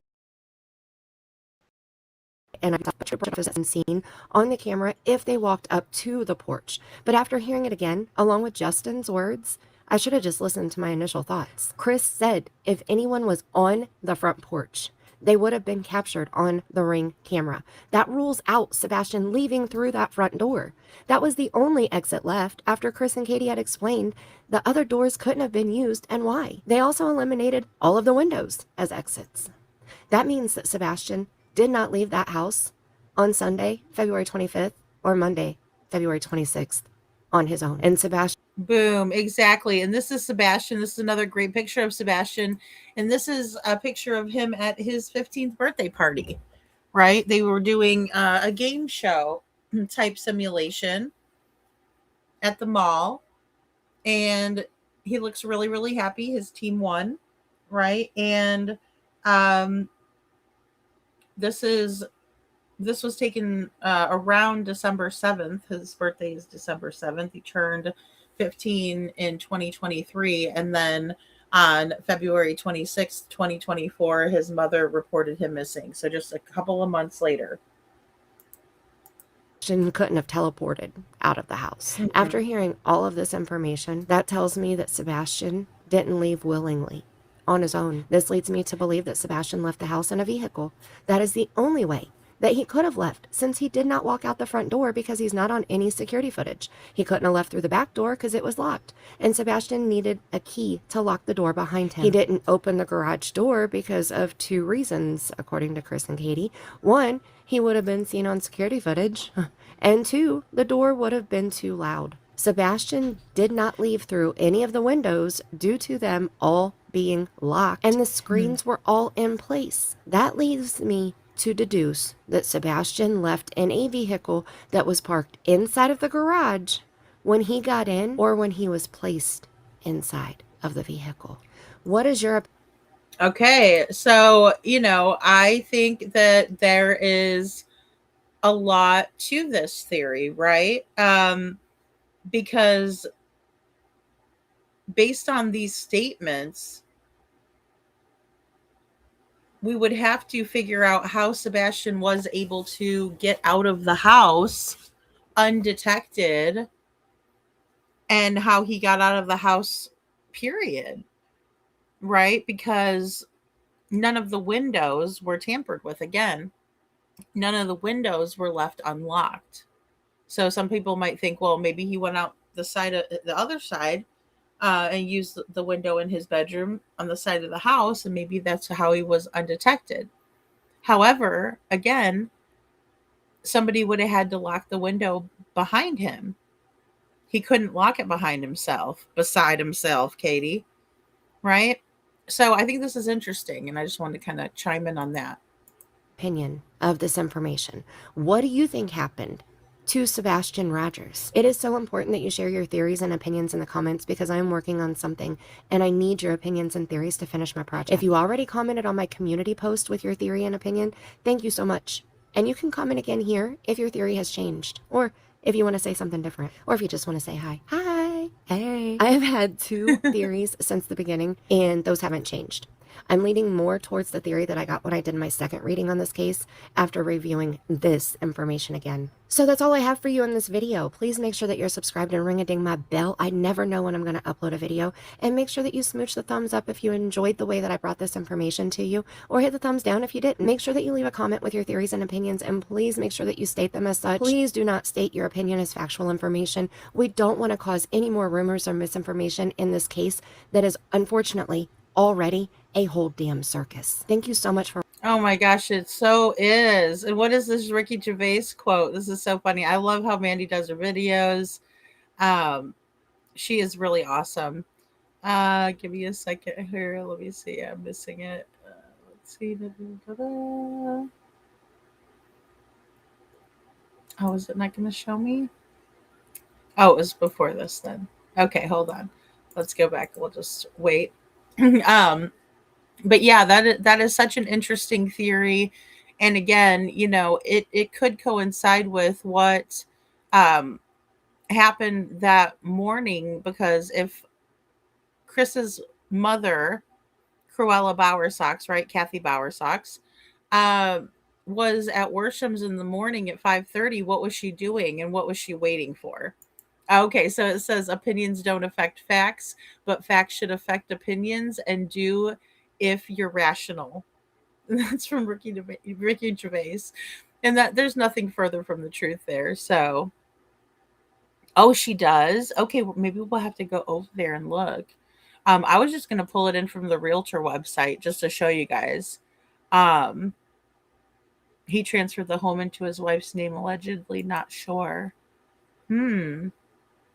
I saw a short today earlier, and it shows the whole house and the lights around the house. Okay. Let me see if I can't pull that up. I think she's going to show a picture of Sebastian here too. Lord, protect our children in Jesus' name. And this is Sebastian. Different pictures of Sebastian, right? Where he's smiling, where he's not smiling, right? Where he's with his dad. A couple of pictures of him where he's wearing glasses. Actually, every single picture he's wearing glasses in all of these. So he liked his black framed glasses. I thought it was in Katie's name is what I thought I heard last. Kylie's Nail Candy says, I remember CP saying he was changing skirting board strip thingies in the fifth wheel. Odd. If you put up a new wall or plasterboard sheet, you would be changing skirting boards.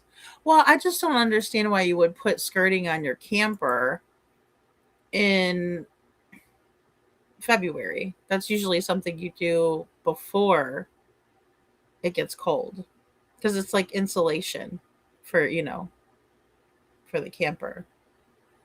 So I mean, Jen, I've always thought that they switched RVs because they do look slightly different. And of course we know that his colossal popcorn tooth stepfather has connections there as well. Hey, Titch. Yeah, he does. He does look genuinely happy with his dad. Well, they're 2 peas in a pod. They are, I do believe. So yeah, really, really cute. Yeah, like October. Hey, Robini. So let's check out the inside of their house, right? And this is just, when it was on market. Um,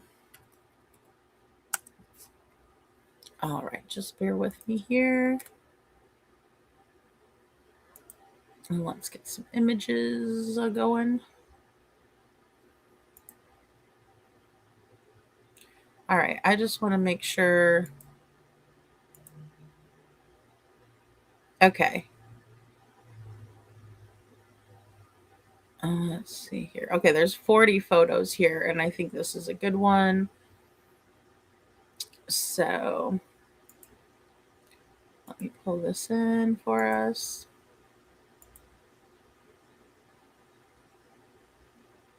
All right, so here's the exterior of the house.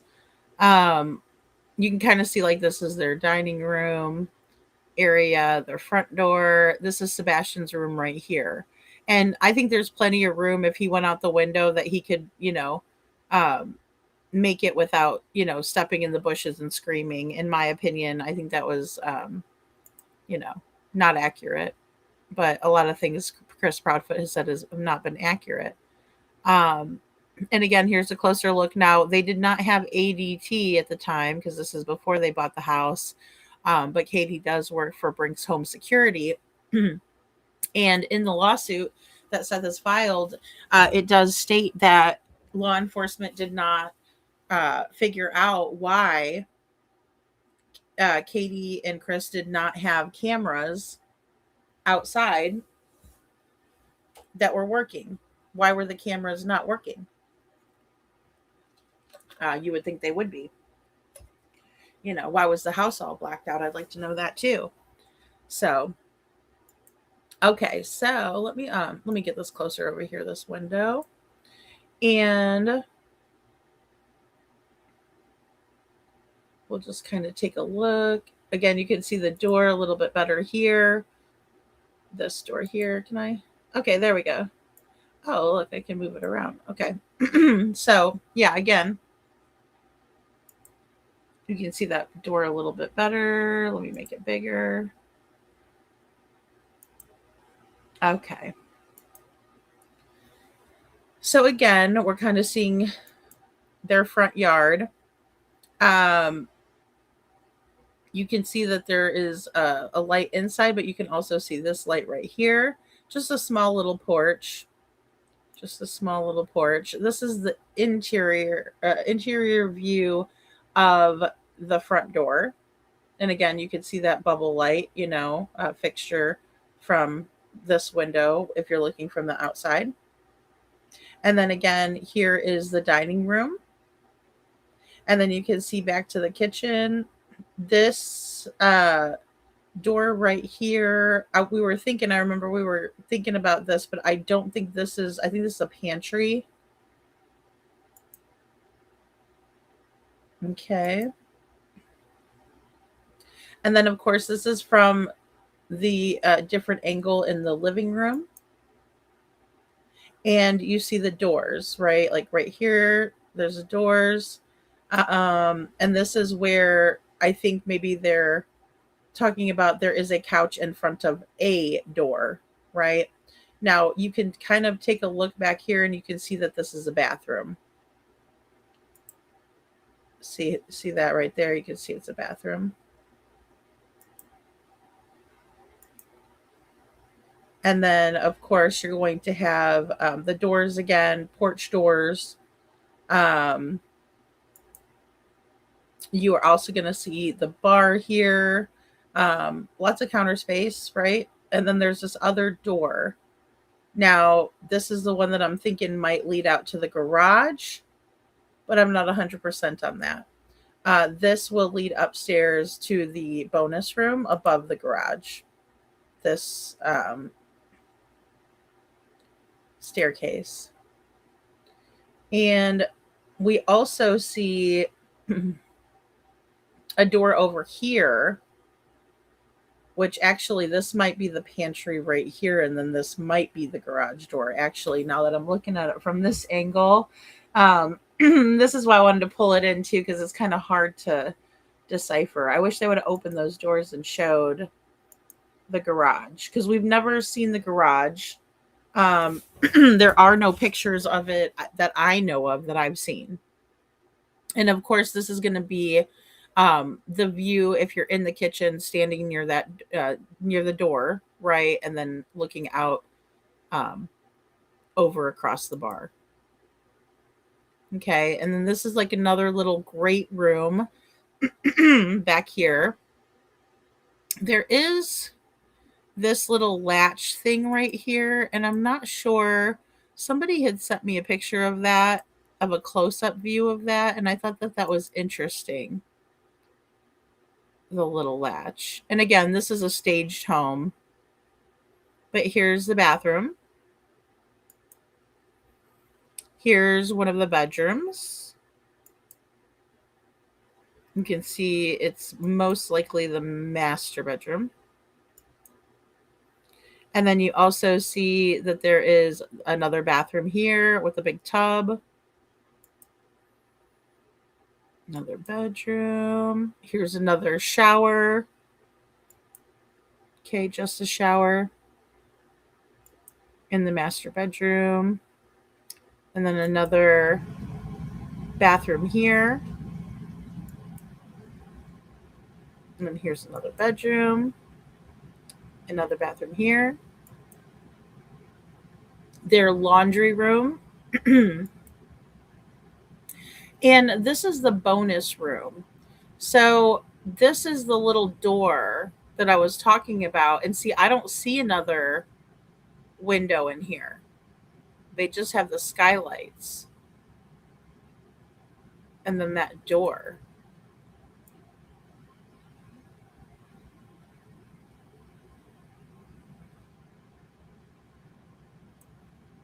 And that's the staircase. So, thanks, Misty, for sending the jewels. Hey, Kiki, good to see you. I know I didn't get Smiley's notification, but I know she went live today and I didn't watch it yet. Like I said, I had a really busy day. Hey, Lana Lee, good to see you. Welcome in, everyone. Sorry, I was over in the other screen and I wasn't paying no attention.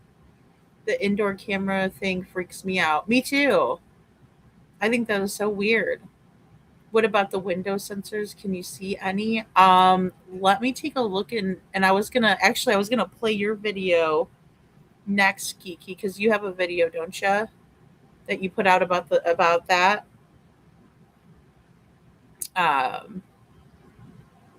Sorry guys, I'm a little behind in chat. Let me just get caught up here. Hey Marion, good to see you. Crispy mentioned something about the dump. Yeah, he did. Oh, sorry, SI officer. Where's the lady is the latch? Okay, so the latch, let me go back really quick on that, is downstairs in in this room right here. And you can see it right. I'm going to stop the little, excuse me, magnifying glass on it. But see that little latch? It's like a little latch. It's very strange because you can't see like a trap door or anything. And then also, I just don't know if they have outdoor access to the crawl space from there or what. Now you can see it better in this one too. See there? But Kiki, I don't see sensors on these windows. But see, this is the thing. This is before they moved in. So they could have put sensors on the windows if they wanted to. So, hey, Bo, good to see you. Hey, Kiki, no, I can't see any of the window sensors. And if they did have them on prior to, I think it would have been a good thing, a good indication. I just don't think. You're welcome. Sorry, guys, I was so behind in chat. And thank you so much, Kiki, for the super chat. I really, really appreciate it, girl. You have no idea. So, yeah, but let's look back through. See, because I don't see anything, and these windows, they look like because they have the shutter type, on the interior here, that they're kind of like shutter windows. Um, I wonder if you could even see the sensors if they had them. Because, like, all of them have the little shutters. They don't have um, blinds. They're all shutters, see? So I find that interesting. Shutter. But no, I mean, unless they're like on the actual windows, right? And then here's the big picture window with shutters.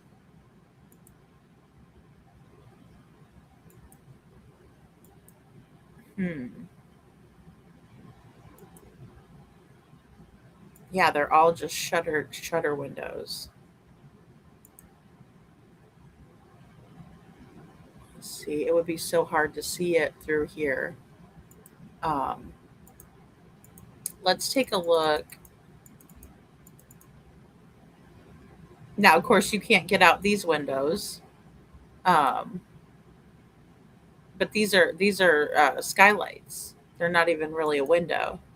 See, oh, there is. Oh, see there. Okay, so there is a window here, and this is a shutter too. Hmm. Okay, and then this is their sunroom. And again, I don't see any sensors on the doors or the back door. Now, she's saying this one would have needed a key.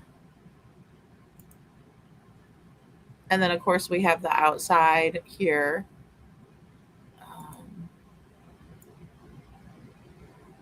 See, it's not going to let me move it too much.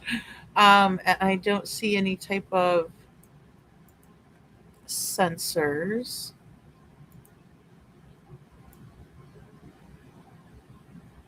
Hmm.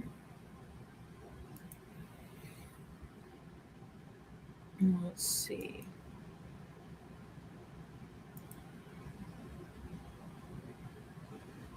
And of course, they had the floodlight bulbs and stuff. Like, there's a reason why they're so well lit over here, is because they don't have street lights in the neighborhood.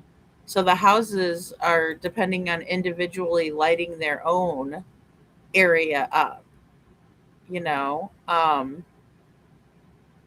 So I find that to be interesting too. Um, and see, I just can't really make out with certainty whether there's sensors on the windows. But those little things are very loud. um, when they go off. Okay, so we're back to the beginning again. But yeah, like, I don't see any sensors on these windows over here at all. But that doesn't mean they didn't add any when they lived there. Yeah, see, no. Mm-mm.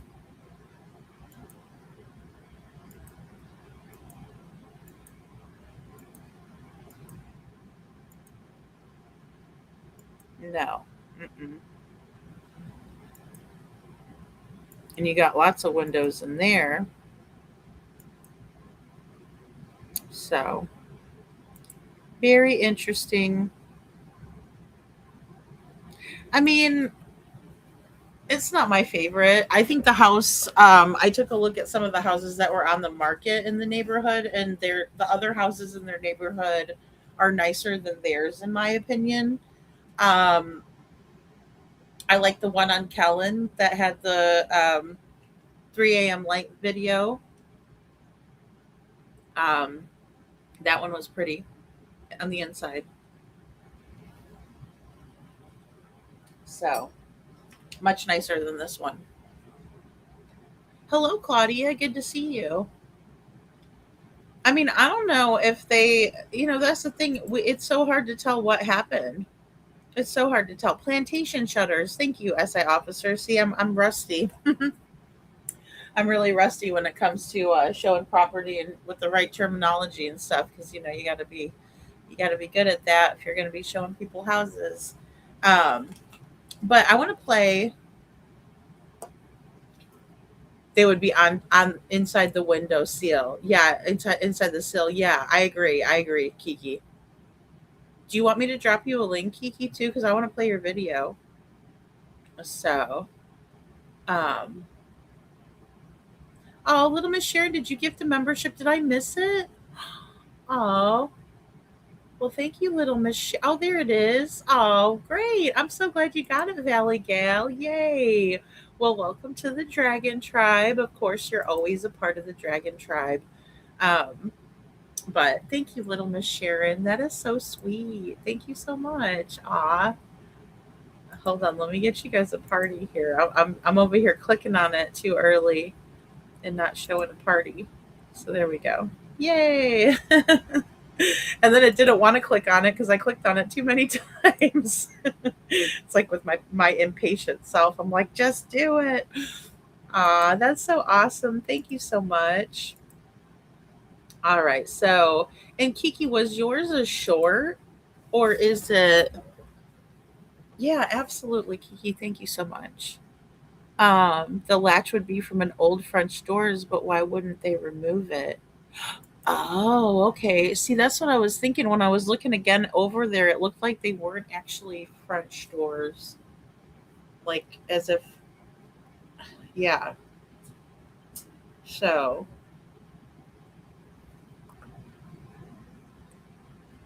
which window, Kiki?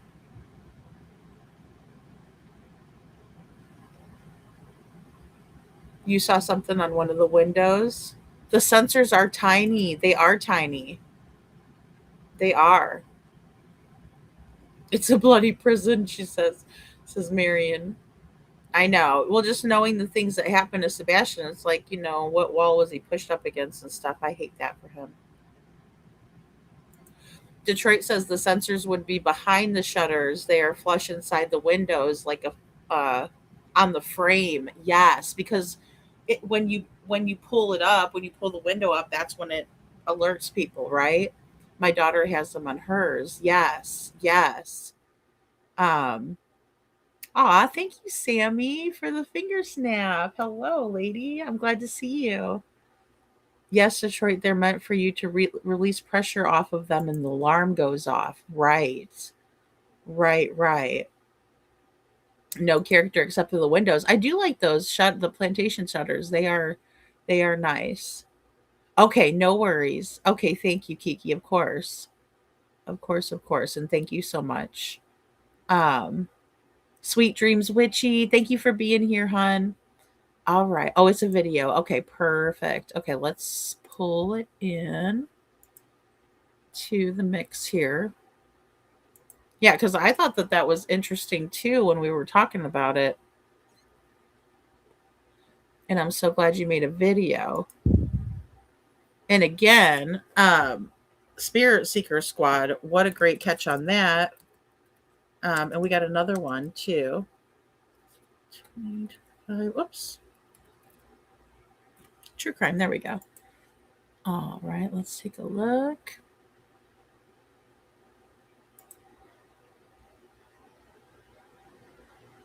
Here we go. Okay, I got it. Oh, all right, here we go. And we got some transcripts. We got some receipts in here. And I'll still pull this up too, so we can go back and look at that window, Kiki. Give me 1 second. I'm just gonna stop that, and then I'm gonna put this one here.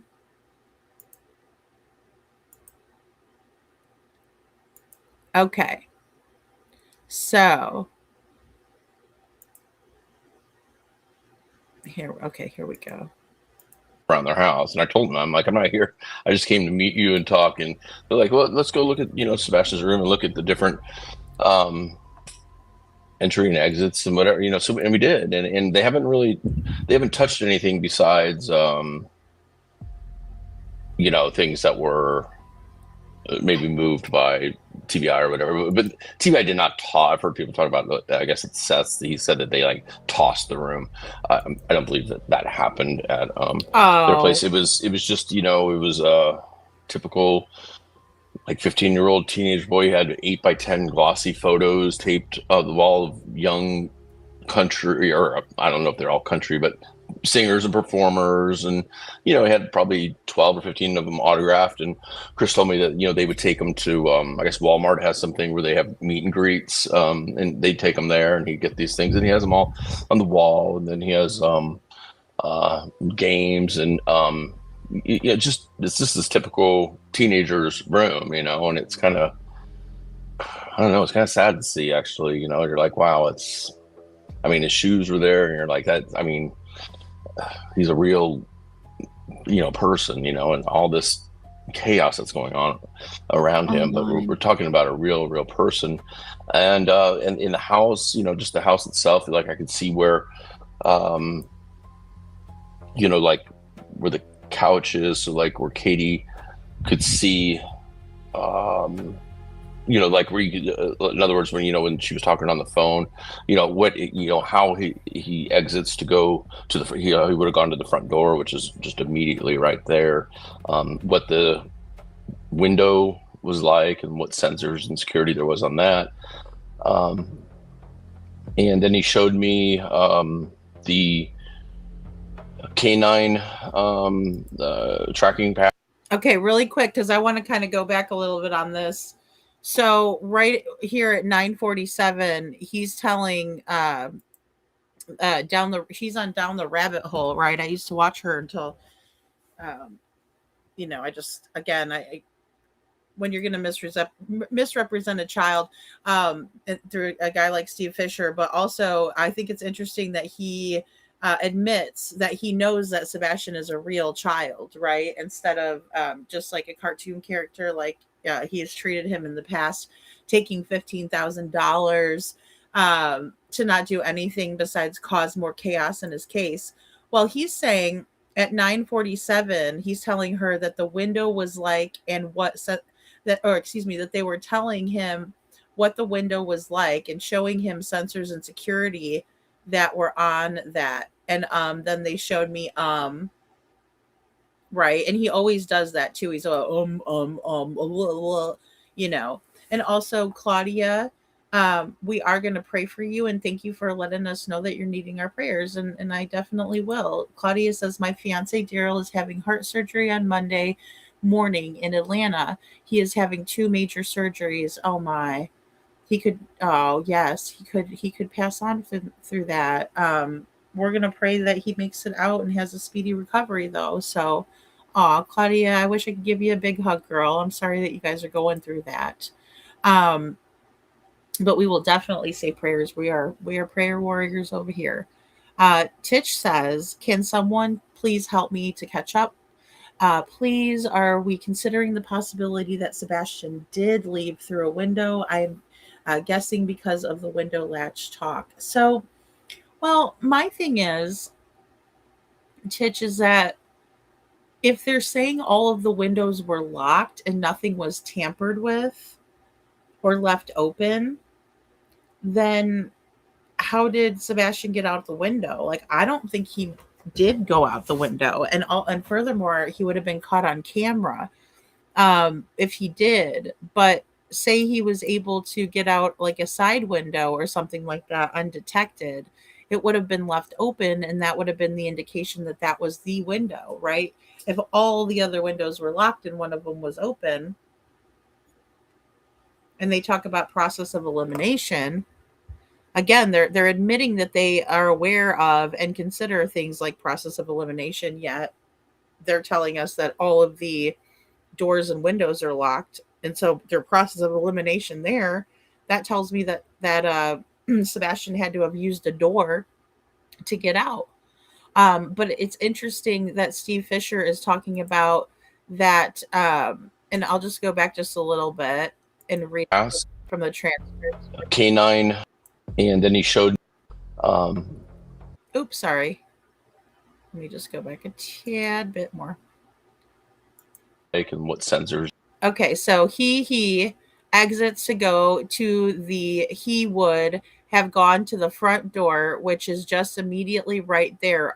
What the window was like and what sensors and security there was on that. And then he showed me the canine tracking past that some of the canines took, which was eventually that led to the retention pond. So he took me I mean, this guy's a fucking moron, a Fukushiman moron. Straight up, anybody that entertains this fool, right? I mean, we're obviously entertaining him right now, but I'm not going to allow for it. I can't imagine Mr. Chris allowing him to tape anything to the wall. Yeah, I mean, I don't know I don't know if Seth is still here. Maybe he could help us out with that and let us know what the room looked like. Because for all I know, they could have done that themselves. Oh, Sebastian has an eclectic taste, and then just start pulling posters and posting them in his room or something. I mean, it's so weird. Thank you, Kiki. No, it's okay. No, it's okay, Titch. I think it's just interesting that we're listening to what the PI is saying, and he's a person that was in the house, but it would be nice if he could just talk without I mean, get with the program. If you're going to be on these panels, maybe you should learn proper English. Just immediately right there, what the window was like and what sensors and security there was on that. Right, and he's going through and he's just saying what the window was like. He just goes straight into it. So let's go back. We'll just listen to that again. We'll pause. Whoopsie, let me go back all the way. Around their house, and I told them, I'm like, I'm not here. I just came to meet you and talk. And they're like, well, let's go look at Sebastian's room and look at the different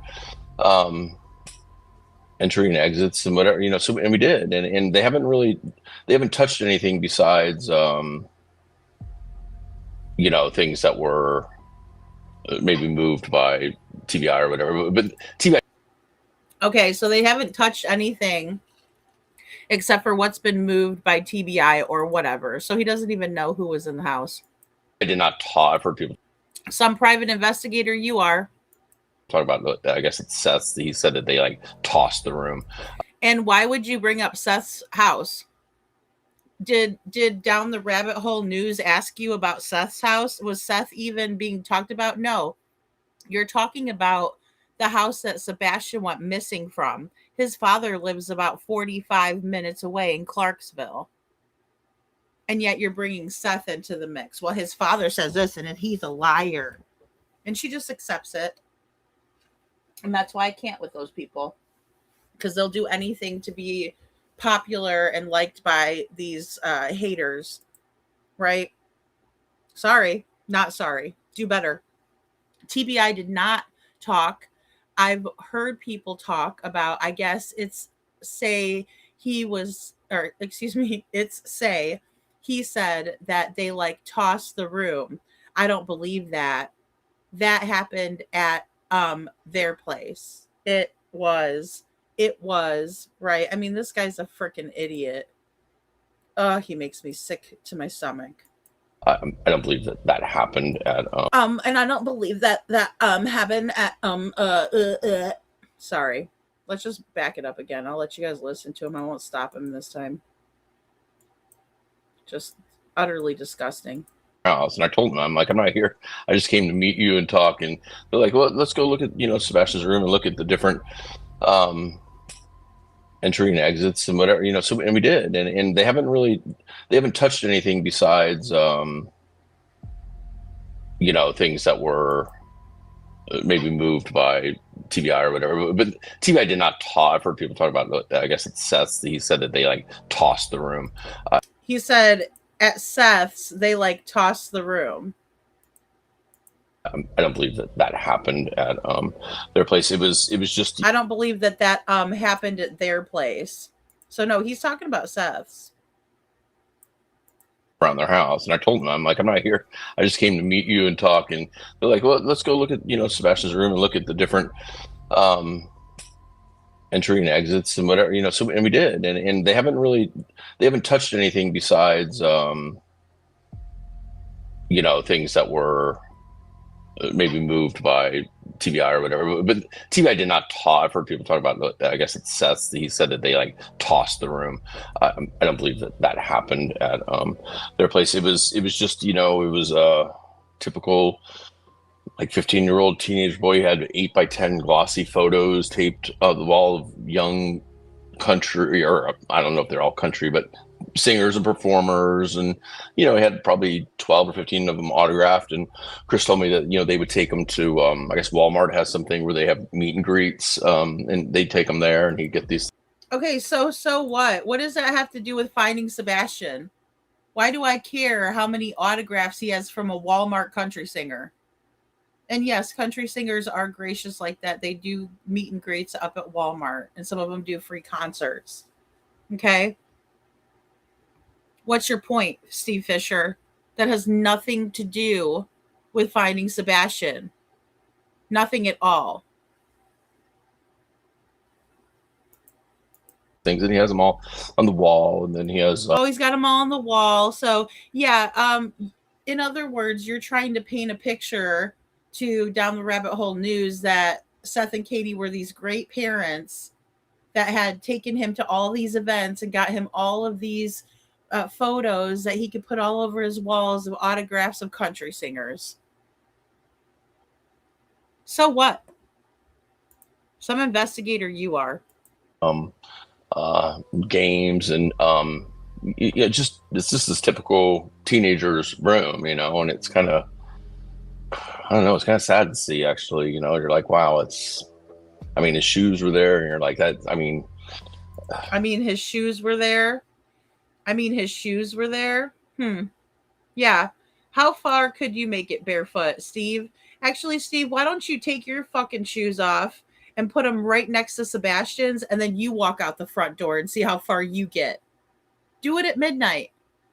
I want to see how far you get. Earn that $15,000. He's a real, person, and all this chaos that's going on around him. But we're talking. Yeah, you're the one that's causing the chaos. You can't even talk about Sebastian's, your evaluating of his home without disparaging his father in his statement. I don't believe a word of it either, Valley Gal. He is such a lying sack of poop. He is just unbelievable, right? And he's just trying to paint that picture that Sebastian did this. It's all Sebastian's fault. Let's see if he's going to bring in the neighbors or Bobby the neighbors. About a real person, and in the house, just the house itself, like I could see where, like where the couch is, so like where Katie could see, like where you could, in other words, when she was talking on the phone, Okay, so how does anybody know in your incoherent rambling right now what the actual Fukushima you're talking about? How? Oh, like when Katie was like on the phone? Nobody even knows what you're talking about. You're not even giving a backstory. You're not even explaining anything. You sound like a jumbling, mumbling, bumbling fool. Yes, Kiki, you can come up. I'm sorry. I just get so disgusted by this guy. $15,000 to not find Sebastian and to spread this crap around. No, nobody even knows what you're talking about unless they followed the case. Unless they heard Katie's cockamamie story. Why don't you play your client's words? So at least she knows what the hell you're talking about. God, what an asshat. Hey, Kiki.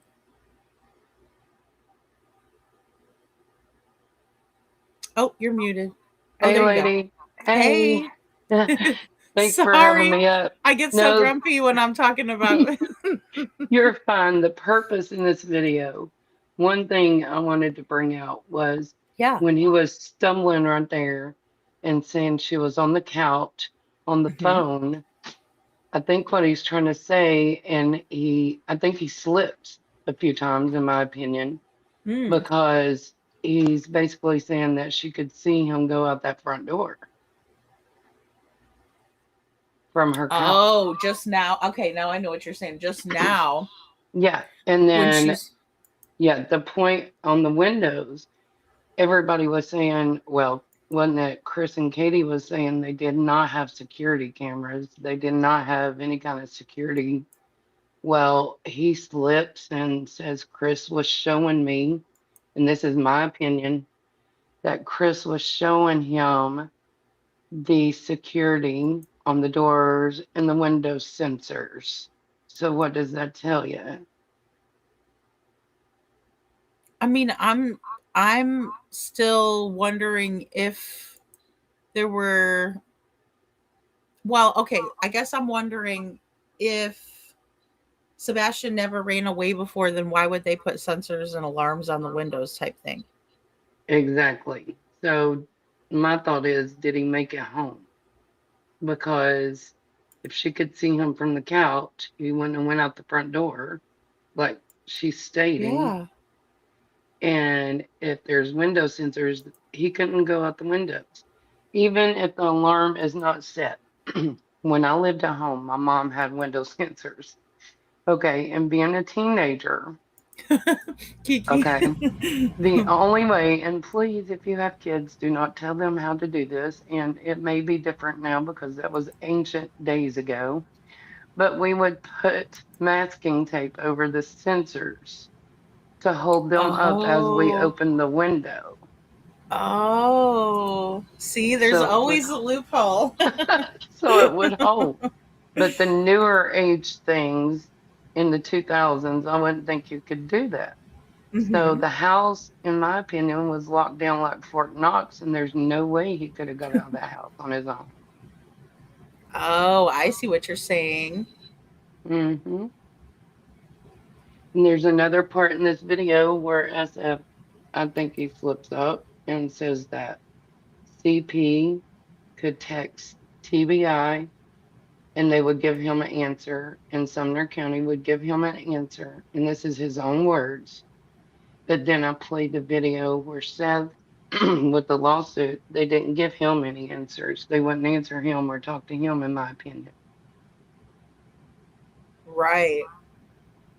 So, okay. Well, you know, they had already talked to a couple of other people too.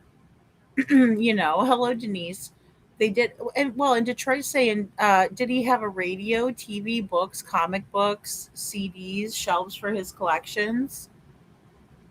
And in the No. closet thing, what I was thinking that he's meaning is where Seth says the closet was in disarray at Katie's house. You know, that's why when I played it back, though, I think he was trying to say that. Well, this is how, excuse me, this is how I took it. That Seth said that he tossed his room at his house, but they didn't do that at Chris and Katie's house. But then I know what you're saying, where Seth was saying his room was the only room that was kind of out of order in the house, right? Like, yeah, the closet was disarray and the switch was laying on the floor plugged into the wall. Yeah. Mm-hmm. That was the two things that stood out. And I think he actually said it on the interview with the news reporter here recently. Yes. So, but I gotta hop down. Thank you for playing this. And you're welcome. Thank you for making it. Well, sometimes my videos don't come out like I want to portray what I mean, and it doesn't come out the way I want to portray them. It's okay. I'm glad that you put the transcripts up so we can read it too, because I like to see the words. You know, I'm very visual type of a person. Yes. So I like to see that. Yeah. Yeah. And I'm going to do that on some of the dispatch. I think it's going to be interesting. So. Well, it's funny that you say that really quick.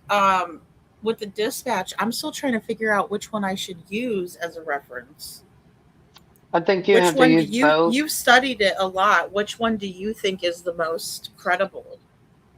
The one with the most information, in my opinion, is the red Drum one, Okay. but there's information kind of in the middle on the Jessica Danielle one. So you got to kind of play both We got to to get kind the of get full them thing. both. We got Yeah. to get them combined. Okay. So, do you think that the call came in at 6:33 a.m.? I think so, but I'm not sure. But I'm almost. I mean, I heard the did, dispatch lady say it. He said, "What time did the call come in?" She goes, yeah, 6:33 yeah. a.m. or whatever. And then they didn't even do the code red until 7:45, unless they already, I think there's one part where she says we already put the code red out, but he says put it out again. And I'm not Oh, sure if that was 7:45 and then like 10 something. I'll have to go back and listen. But the one thing that stood out to me after all this coming out, in my opinion, was that they said, "Do we have any history on this house?" So that made me oh, think, hmm, have they seen what's on? You know what I'm saying? Have they right. seen Yeah. something? So why are they asking if there's any history? And it's kind of, I think it's blinked out after that. Like you can't really tell what's what on that part. So, Oh, how weird is that?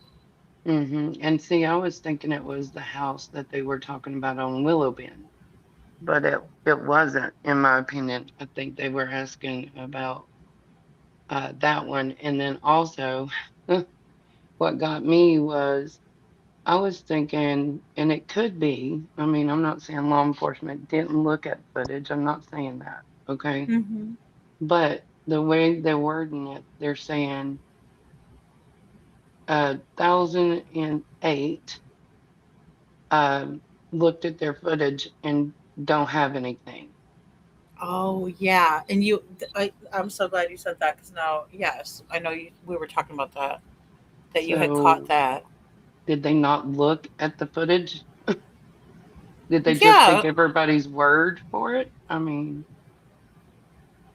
I mean, they would have had to get a subpoena for it, or, very they would, weird. or they would have had to maybe get.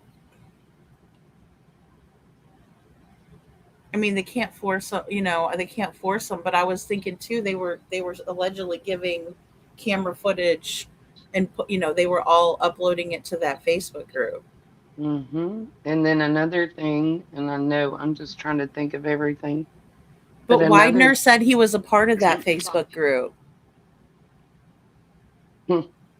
He did. He said, "I'm a part of that Facebook group." He said that on day 5. mm, mm, mm, mm. So I mean, that's where he would have been getting all. He would have. Well, if anything, he would have saw all of it. I don't know if they uploaded it and saved it and put it into Sebastian's case file like they should have, but Well, it's just wild to me. And then at the construction site, you hear them also say, I spoke with the general contractor, and basically they told him to look around and if they saw anything to contact them back, is what I'm understanding from the dispatch. That dispatch is very, very important in my opinion. There's another part that stood out to me where they're looking at caves, like I talked to you the other day. I re-listened to that part, okay? mm-hmm. And the one cave that is across from the school, allegedly, okay, they only got to go in 10 feet before it collapsed. So did they get to actually look in that? Oh, I know, and I don't know. Yeah, yeah. Really, really weird. I don't know. But that's what I'm hearing. That's my opinion. My opinion only. No, it's okay. I appreciate it because it does jog my memory from different things. You know what I mean? That's why I love talking to you because, we can compare notes or, something you might say, oh yeah, and then I remember this. Little Miss Sharon said his slips were still there also. Yeah, he had the slides, like the little, Mm-hmm. Like a house shoe. See, and this is why I think to myself that if he got handed off, then why wouldn't they have remembered the shoes unless it was in the morning? But I mean, if it was I don't yeah, know. why would they That- take his shoes off and then hand him off after the Texas Roadhouse? You know, like it just seems. Remember what I sent you the other night? I actually texted you about it, and it was a comment under the thing I shared from Lauren from Facebook. Oh yes. Well, you can show that too if you want to. Just if you want to crop it or whatever, if it needs cropped. Oh, thank you. Yeah. But you can. I'll read it real quick. Yeah. Now, yeah, because this was okay. So this was a comment that was left underneath the post of your post. Yeah. Yeah. But I So- do have to hop down. I'm sorry. No lady. I worries. gotta It's go okay. check I'm on- gonna read it. I will read it really quick though too. Yes, ma'am. After, well, I'll finish this one and then I'll show it. But thank you for letting me read that. Yeah. That's thank you, wild. lady. By I the way, know. you're I know. welcome. Thank you, I Kiki, hate for to all your hop hard on work. and hop off. I'm sorry. I want you to stay, but I know you have to go. I'm sorry. No, Love it's you. okay. I love you too. You have a good night. You too. I'll be in All right. chat though. Bye. Okay. Thank you. Bye bye. And Seth says Sebastian was supposedly not in there. That is what I was told, but I don't trust Sumner County Sheriff's Office. Yeah, me neither. But I do remember Ken Weiner talking about how he brought in cave experts. You know, and like sometimes they're called spelunkers.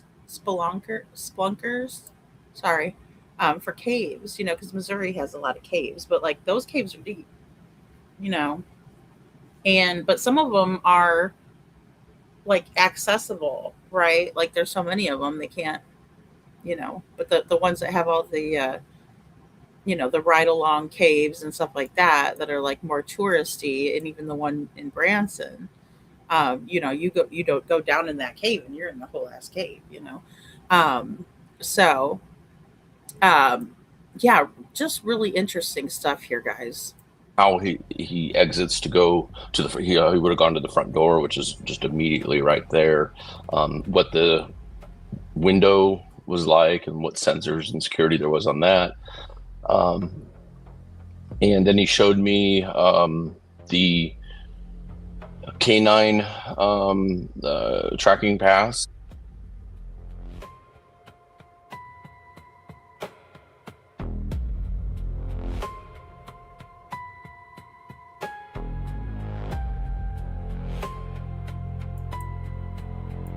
Yeah, and see, this is the ones that I've always seen where, you know, there's one on the door frame and then there's one on the door.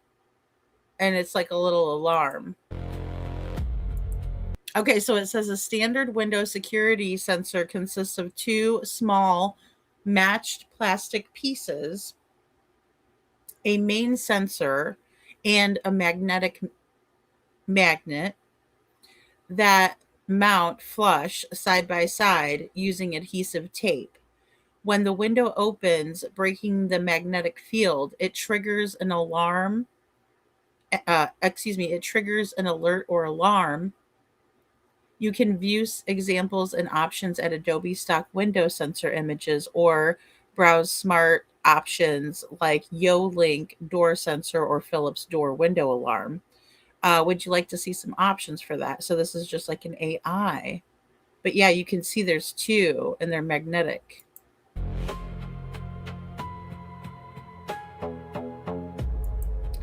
Brinks wireless door and window sensors consist of two slim rectangular white plastic pieces, a main sensor housing, and a smaller matching magnet designed to mount parallel on a window frame and sash within a 1/4 inch of each other.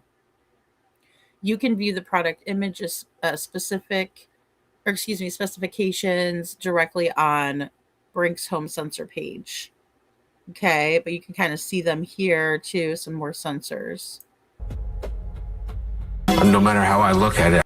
Oh, here we go. Sorry. I just cannot wrap my head around my son walking out of that house.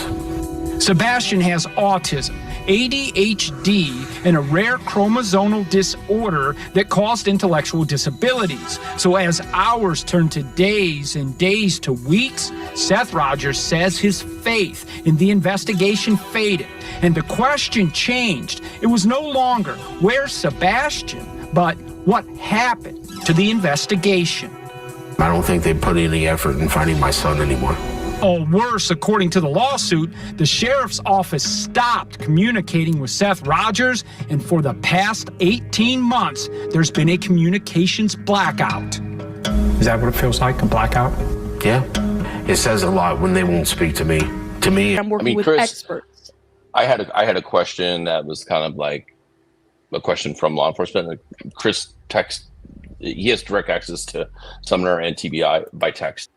Okay, so this is the part where Kiki was talking about. He has direct contact, right, access with Sumner and TBI by text.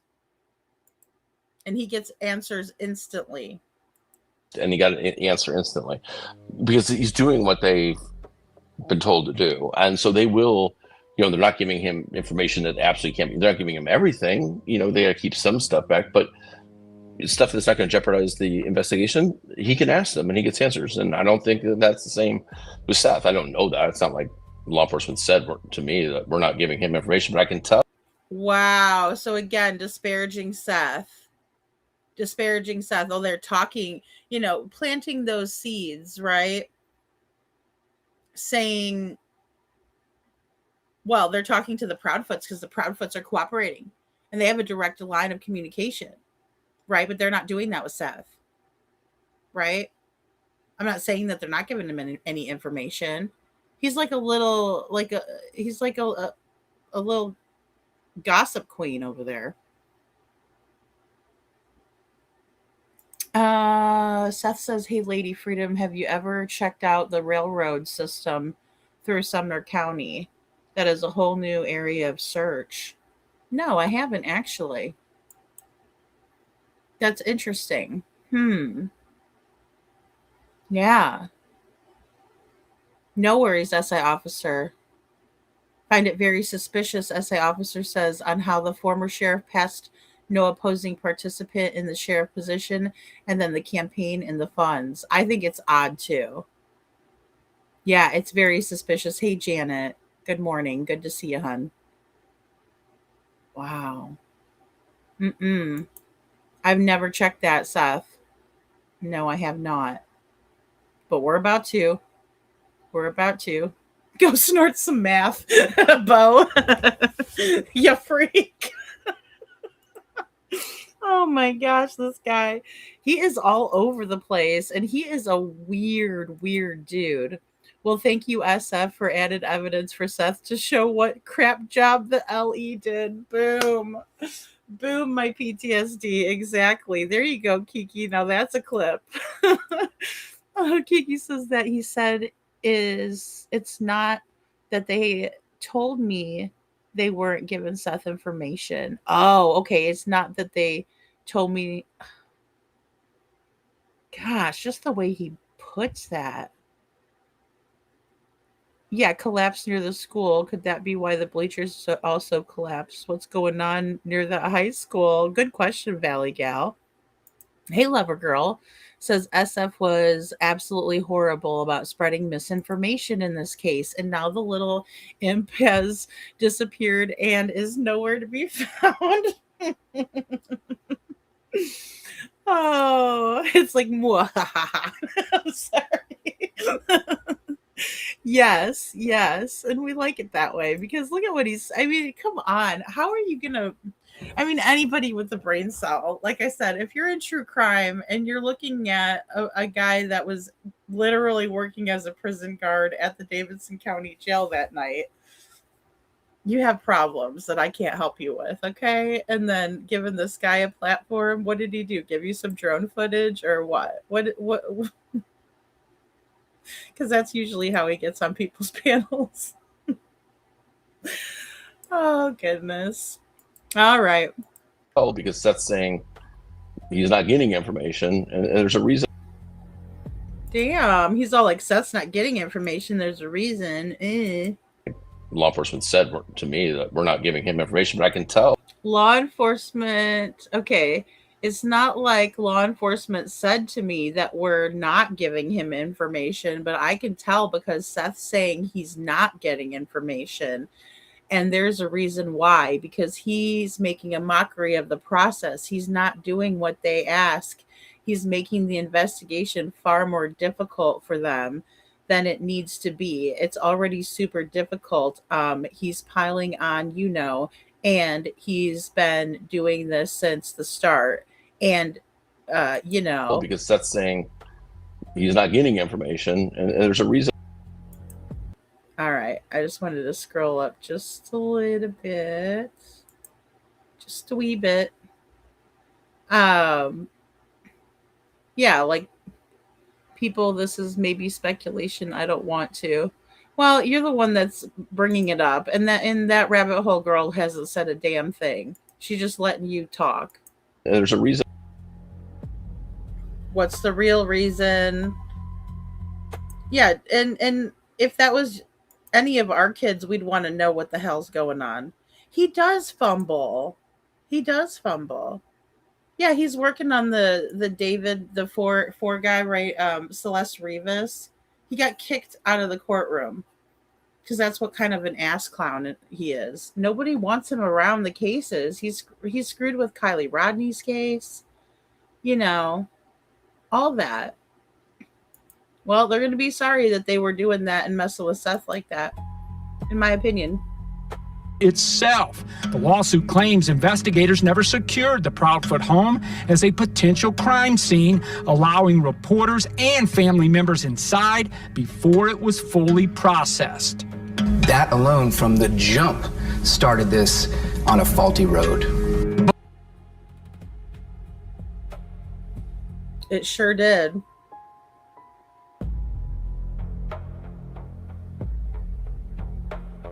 And where is Sebastian? We still don't know. Thank you, Kiki, so much for that. Thank you so much. It's mind-blowing that guy is such a creep. It just really never ceases to amaze me. Yeah, it's not Seth's fault. What was Seth doing? Because he wanted answers for his son, because he wasn't taking their word for it when they were telling him that it was a trash truck at 3 a.m. driving through the middle of the freaking subdivision, through the grass, when there's a big-ass ditch there that's full of rocks. Excuse me, nobody's going to believe that. Yeah, he did the same thing in Kylie Rodney's case. Thank you, Denise. He sure did. He sure did. Lover Girl says, yeah, LE probably doesn't care to gussy up to Seth because they know he doesn't know anything about what happened. Maybe they want to keep close to Katie and Chris. And, that is a very good point, Lover Girl. It is. That's another reason I don't think the Hatfield and McCoys, now I could be wrong, didn't want to talk to Seth, right? They were focused on talking to Chris and Katie. That's why a lot of people were focusing on their statements, and I was too. Me, myself, I don't feel like being lied to. If I'm going to talk to one of the parents, I want to talk to the one that's not going to lie to me. That's just me. No shade at any of them that have talked to him, though, because we need answers from them, right? We need some leakage. We need them to keep talking. My PTSD says, well, let's just talk about how LE already had a head start into this investigation months before Sebastian disappeared, yet it's Seth's fault they haven't solved it. Boom. Exactly. And he's supposed to cooperate with that? Oh, hell no. Yeah, what's the reason? Enlighten us. I'm Little Miss Sharon. You're welcome, Kiki, of course. Drop your link, please. Or if you guys haven't dropped that link, could you guys drop Kiki's link too? Because, yeah, that was a great video. I think you did a great job of conveying exactly what you were saying. And then also what types of sensors they could have been. I mean, he's saying they had like security and sensors, right? He showed me which ones. Chris is showing me. And none of the other family members were ever investigated, asked about their whereabouts, etc., etc. Thank you, SI officer. I agree. I agree. You know, he did. He messed everything up and by design because he was paid by CP. I agree, Janet. I do. I agree. Aw, thanks, Bo. Yeah. Yeah, that's great. Talking to them is a dirty job, but somebody's got to do it. Exactly. Exactly. Yes. And people that are actually wanting to get to the bottom of things, you know? Did someone screw the pooch? Yes. I would say yes. Aw, thank you, Bo. Thank you so much. Thank you, thank you, thank you. Hey, Jenny by the beach. Jenny by the beach says they found Parker Wells deceased in a culvert pipe today. Oh, they did. Oh, I did not hear that. Oh, I do wonder about Sebastian with the scent dog jumping into that retention pond. Well, I wanted to get alive together and maybe talk about the dogs and stuff. And Kiki and I were talking about that too. Um, I'd like to have, our beautiful friend Jules up to talk about the dogs again. There was so much said about the dogs. And here's the thing. Why didn't the dogs track Sebastian's scent to the end of the driveway? Because he supposedly took the trash out, right? Why didn't they track him, you know, from the house, the front door, to the garage door? Because that's what he did on Saturday, according to the neighbor's surveillance cameras, right? I mean, that would have followed his scent. But they were saying that the dogs were not scent specific, right? They were ground disturbance dogs and stuff. I think a lot of people, in my opinion, that were messing with things. Yeah. Oh, definitely. Definitely. Aw, awesome, Kylie Ray. Thank you so much. That's great. Yay. Yeah, Kiki does a lot of good work and works really, really hard. Um, so it's great to know that people are really trying to dig into this stuff. SI officer says, because again, we cannot believe a word they ever say. We've been fed lies so many times, in my opinion, allegedly. Yeah. And I mean, it's just like really ridiculous, right? We're like, really? Again? That's not adding up. That's not adding up, It's the door to the imagination house. They screwed up in every area in this investigation. They have. They have. Absolutely. They really have. Aw, thank you, Kiki. Aw, you're awesome. In my opinion, almost intentionally, if you ask me. Well, I mean, I think now it's safe to say that that's not really like a tinfoil hat thing.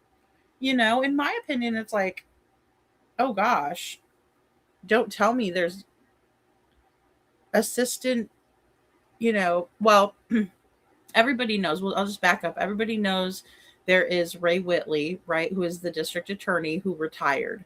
But he was all gung-ho, fake, in my opinion. We're going to find Sebastian. By God, we're going to do it, type of thing. And then he retires. Well, his assistant, district attorney, Jenny Smith, was heavily involved in Sebastian's case. Heavily involved. And that's not, in my opinion, that's in the filing. Hey, Jilly, good to see you. I'm glad you're here. Remember when I first came on YouTube, lady, I called corruption with CPS and LE and got a lot of people said, no, that's debunked. Well, and I mean, Kiki, the only thing that I agree with Don Wells on today, minus the Mexican Mafia comments and that weird comment that he had to throw in that poor little girl was, RAPE'd 600 times because he's such a freaking weirdo for saying that. Like, what? But when he said that CPS is corrupt in Tennessee, I'm like, I can't disagree with that, So, all right. What I wanted to do is show you guys this. Or excuse me, I wanted to read it to you guys. Oh, there we go. Okay, so I read this last night, but I want to read this again. Now, Kiki posted this on her community wall, and it's an anonymous member, and it says, the agent asked me and a neighbor a few doors down if anyone in my family had requested an Uber ride Monday. Excuse me, an Uber ride Monday. I said no. We've never been in an Uber. However, I work for Uber Eats. She said, did you go to work Monday? I said no. With everything going on that night, I didn't feel comfortable leaving. She said it would have been early Monday morning, like before the sun came up. I said, oh no, then no. I only work at night. She said it was an Uber, not Uber Eats. I said no. That's when I knew an Uber car had been on our road, so I asked other neighbors. One on another road in the neighborhood said that they did not receive a call, but my neighbor a few doors down had the exact same call and question. A neighbor on the corner of our connecting streets said she didn't get the call, but she had seen the lights, the ones Nick Barris reported on her camera going toward Kellen Lane, and could see car lights shining across the driveway, then backing up to leave. And that was around 4 a.m. Okay. Now, I find that interesting because, as we know, the house on Kellen in Stafford, where some of that the Nick Barris video came from, wasn't the only house thing. And doing that activity in the neighborhood, excuse me, in my opinion, was tripping off other sensors and cameras. And that's where we get the photo that I did enhance. So I found that to be interesting. Now, someone under this post said, and this was just yesterday, said, that's the vehicle that I saw on Mob Crew. Turn onto the Proudfoot Street and stop. The door opens. Someone possibly got in. The interior light came on and went off shortly afterward. The vehicle then reversed and left the neighborhood from Kellen. Right? And then Kiki had asked, did you see this yourself? I'm going to crop it and put it on my community page. All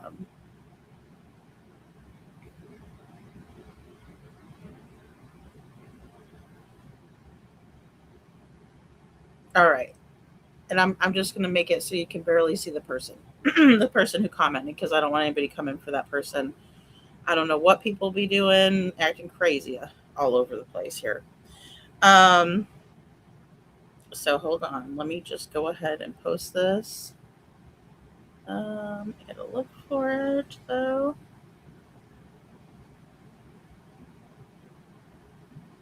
All right. Let me grab that just so y'all could see it. I just want to make sure you guys can see exactly what I'm talking about. So you guys aren't like, lady, are you just reading that or what's going on here?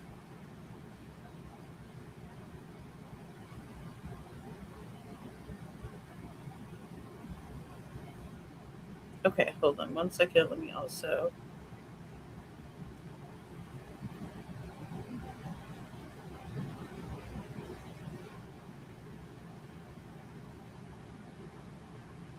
I'll put it up there like that. Okay, sorry. I just needed to grab that other one so you guys had it one after another so you don't have to go to the other post to search it or anything. All right. Someone replied. All right. So very interesting. Thank you for sharing that also, Kiki, because I mean, that person is alleging that they saw, right, that they're saying that's the vehicle that I saw on Mob Crew turn onto the Proudfoot Street, which is Stafford Court, and stop. The door opens. Someone possibly got in.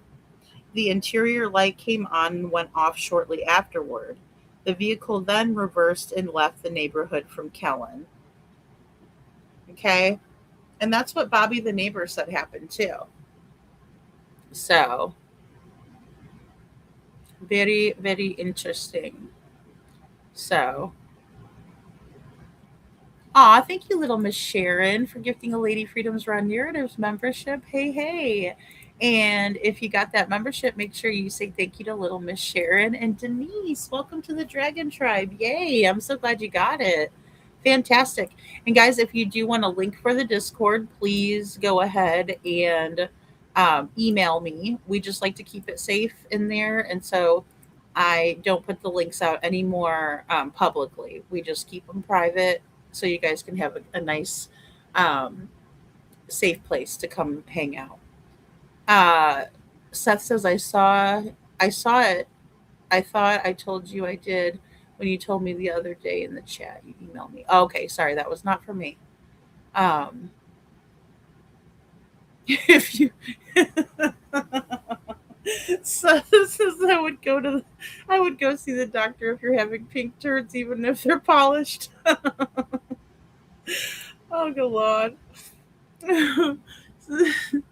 Detroit says, my grandfather's sister married a man named Preston Wells. That was from Tennessee and bought a whole town up north called Compmish. Oh, they ran the fire department and police department and still owned it. Oh, wow. Wow, okay. That's hilarious. Pink ones that are polished. Seth, did you have a safe lock for your family's SSN tracking? Kylie Ray says, when Chris made out that day, his mate had fixing his car. Yes. And Chris had his car so-called fixing it, or some excuse. I remember him saying. I do remember we were talking about that last night with the serpentine belt being allegedly checked. Yes, we need to. Their land was rich in oil, and my mom's aunt sold the oil rights and made a lot of money. Ooh, it's that black gold, right? Oil, that is. No. My goodness. Thank you, Bo. Yeah, there's my email. Thank you. I tell people to email me, and then I don't tell them my email. Thanks, Bo. I'm so glad you got my back there. Email me, and people are like, okay, well, what's your email? Crazy lady. All right, so let's go ahead and watch a little bit more. That is so interesting. That is kind of sticking with me now. Sorry, I just had a moment. Let's go ahead and watch this next video by Mandy, Spirit Seeker Squad. And bear with me here. Oh, here, let me switch this one over.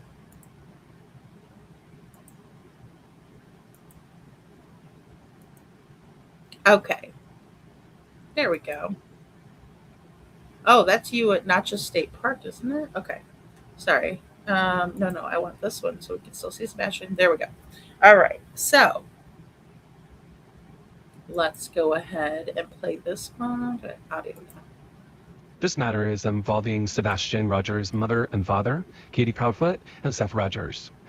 This is Sebastian Rogers' mother's sworn statement regarding Seth Rogers, Sebastian's father. Since returning from deployment in December, I have witnessed a multitude of events from Seth. I have seen him hit Sebastian in the head, neck, and back. I have witnessed him, when taking his anger out on Sebastian, grab him with both hands, lift his entire body up, and slam him down, then proceed to beat him. Baloney. He has on many cases whipped him with a belt, not paying attention to where he was hitting because he was so angry. My neighbors informed me that during my duty days, they have seen Sebastian on multiple occasions coming outside the house, crying and looking for his dad because he had been gone for long periods of time and didn't know where he was. They had told my son to go inside and lock the door when this occurred. Seth will, on a regular basis, just walk into the living room and get naked, not caring that Sebastian is in the area and sees this. On several occasions when Sebastian expressed stress or anxiety about our separation or his daddy's anger, he would respond by telling Sebastian that this is all because mommy doesn't want to love daddy anymore.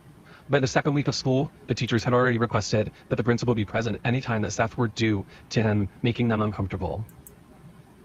When we went to the school to meet his teacher before the school year had started, we had just finished explaining about Sebastian's diagnosis and about the fluid on his brain, and he did something to irritate his father, who then responded by hitting him in the head in front of his teacher. And when I addressed him about it and told him he cannot do that and cannot keep doing that because it is wrong, he told me it wasn't that hard and it's fine, and people need to stop telling him how to raise his son. I found out when I took the restraining order to the school that they had contacted CPS, Child Protective Services, 1 week prior. The social worker and myself have seen behaviors from my son, such as waking up screaming and kicking in the middle of the night with terrors, fear of making a mistake for fear that daddy will beat him. He had an accident at school where he wet his pants and was terrified for daddy to find out. He is displaying aggressive behaviors that mirror what his father says and does. I've reached out to his doctor and am requesting assistance with therapy for PTSD in light of the child abuse and to help my son recover from this. I have spoken. Okay, really quick. So I'm not sure if there was a diagnosis, right? Because this is Katie's statement. This is back when they were getting divorced. I'm not sure, but if I could guess, again, I think the PTSD would have came from the trauma that Sebastian endured in California. Again, what Mandy's saying here too with the TPO, so a temporary protection order can be granted, but then when you go to court, there's a burden of proof at the hearing. The petitioner typically needs to prove the truth of the allegations, usually by preponderance of the evidence, not beyond a reasonable doubt, right? And I have had to do that, unfortunately, when I was in a DV situation with my ex-husband, and then again with White Boy Lockdown Radio and his wife. The judge will hear both sides, along with any witnesses' statements, and review any evidence before making a ruling on if the PPO, permanent protection order, will be granted. Now, here in the state of Florida, the great state of Florida, we have a lifetime protection order option, which I've got both lifetime protection orders on those two stalkers. Spoken to his doctor, and a referral is in place for therapy to start as soon as possible to help him with this transition and to cope and recover from the trauma that he has been through. Seth has been monitoring all of my phone calls and not allowing me to speak with anyone, including my family, without listening. And he has been monitoring every text and call that I make to catechinize me and keep me from telling people exactly what has been going on, hovering over every call that I make. On June 5th, 2016, Seth was very angry and belligerent. He stormed out of the house and got into that Chevy Cruze and peeled tires out of the parking lot. Approximately 30 minutes, give or take later, he came back, pulling in crooked and fast, jumped out of the car, ran inside the house, looking for his gun, stating that he was going to kill that blank. My neighbor was over at the time and took recording of him during that time. I responded that if he took his gun and tried to kill someone, he would wind up in jail, and that he could not do that. My neighbor went outside with him and spoke to him, where he stated that someone followed him and threw a soda at the car. Soda was all over the outside and inside of the car, and pulled him out of the car through the driver's side window and punched him in the face. He said he did nothing to provoke this and refused to make a police report after being repeatedly advised to call the police and make an incident report. He did not have markings, but was exaggerating his limp for approximately 5 minutes before walking normally again. I have also received multiple complaints at various times throughout the last 4 to 6 months from neighbors that he makes them feel uncomfortable because he is standing out front, confronting everyone when they come home or watching them. My neighbor in unit blank is in the process of adopting, and they have persons coming to their house on a regular basis. I caught Seth approximately 1 month ago confronting the gentleman because he parked in his spot and telling him he doesn't care who the F he is, and if he does it again, he'll take action to have his car towed or beat his ass. This was to a social worker there to check their home, and he knew it. Attached are pictures of our son with marks left by the respondent, which are not going to be shown here. I certify under penalty or perjury under the laws of the state of California that the foregoing is true and correct. And this is signed Sebastian's mother, Katie Rogers. Okay, so in my opinion, I think, Kiki, I agree with you too, that Katie was trying to make Seth look bad, right? I want to also preface this with the fact that Katie was deployed, right? And Seth was the sole caregiver for Sebastian. And that was all well and good until she filed for a divorce on 2/26/16, right? Just assuming that that's completely accurate, which I do think it is. And then she filed this on 8/29/16. Okay, signed, sealed, delivered by her. or perjury under the laws of Oh, and she also said that she is telling the truth, which I don't believe it. the state of California, that the foregoing is true and correct. And this is signed Sebastian's mother, Katie Rogers. From the San Diego County Sheriff's Department, receipt and notice of confiscation of weapons. The weapons seized were relinquished pursuant to Penal Code 29625D and will be retained by the Sheriff's Department until the protective order is no longer in effect. You may contact the Property Evidence Unit, Dundas, at 858-467-4406 with any questions. In the matter of Rogers, I, Seth Rogers, declare that I am the respondent in the above captioned matter and have personal knowledge of each fact set forth in this declaration. If called as a witness, I could and would competently testify within the bounds hereto. Petitioner Katie L. Rogers, herein referred to as Katie, and I were married on June 21st, 2008, and still reside together. We have been married for 8 years and 3 months. We have one child together, Sebastian Wayne Drake Rogers, hereinafter referred to as Sebastian. Born December 7, 2008, on or about August 29, 2016, Katie obtained a temporary restraining order against me and had me removed from our marital residence. She listed Sebastian as a protective party and obtained a child custody order through the TRO, forbidding me to see him. There is a permanent domestic violence restraining order, hearing set for September 16, 2016, before this court. Since being served with the DVTRO, I have not violated the DVTRO and have had no impermissible contact with either petitioner or our son. On August 29, 2016, and September 8, 2016, I turned in the firearms I was in legal possession of to the San Diego County Sheriff's Office. Attached hereto as Exhibit A are true and correct copies of the receipts and notices of confiscation. I have abided by the terms of the DVTRO, even though Katie's actions rendered me homeless. Request. Katie's request for a restraining order is based upon the following. I was highly aggressive in my mannerisms, and I cursed and yelled at her, not a basis for a restraining order under the facts. I was very angry, yelling at our son, and our son said, "Daddy hit me," not a basis for a restraining order under the facts, as I never hit him. I have yelled at her and our son and slammed the door, breaking it, not a basis for a restraining order under the facts. Oh, also, I love this note. Seth Rogers was not court ordered to take any anger management classes nor any parenting classes, but we all know who was ordered to take those. Mr. Chris. Generic allegations of temper issues, false and not a basis for a restraining order, even if true. Generic allegation of drug usage, false and in and of itself not a basis for a restraining order, even if true. As a result of these baseless allegations, I respectfully request the court deny Katie's request for a permanent domestic violence restraining order in full. There is Okay, now that this is Seth's rebuttal to Katie's allegations. Chris Proudfoot was ordered to take anger management classes and parenting classes during his divorce with Nina.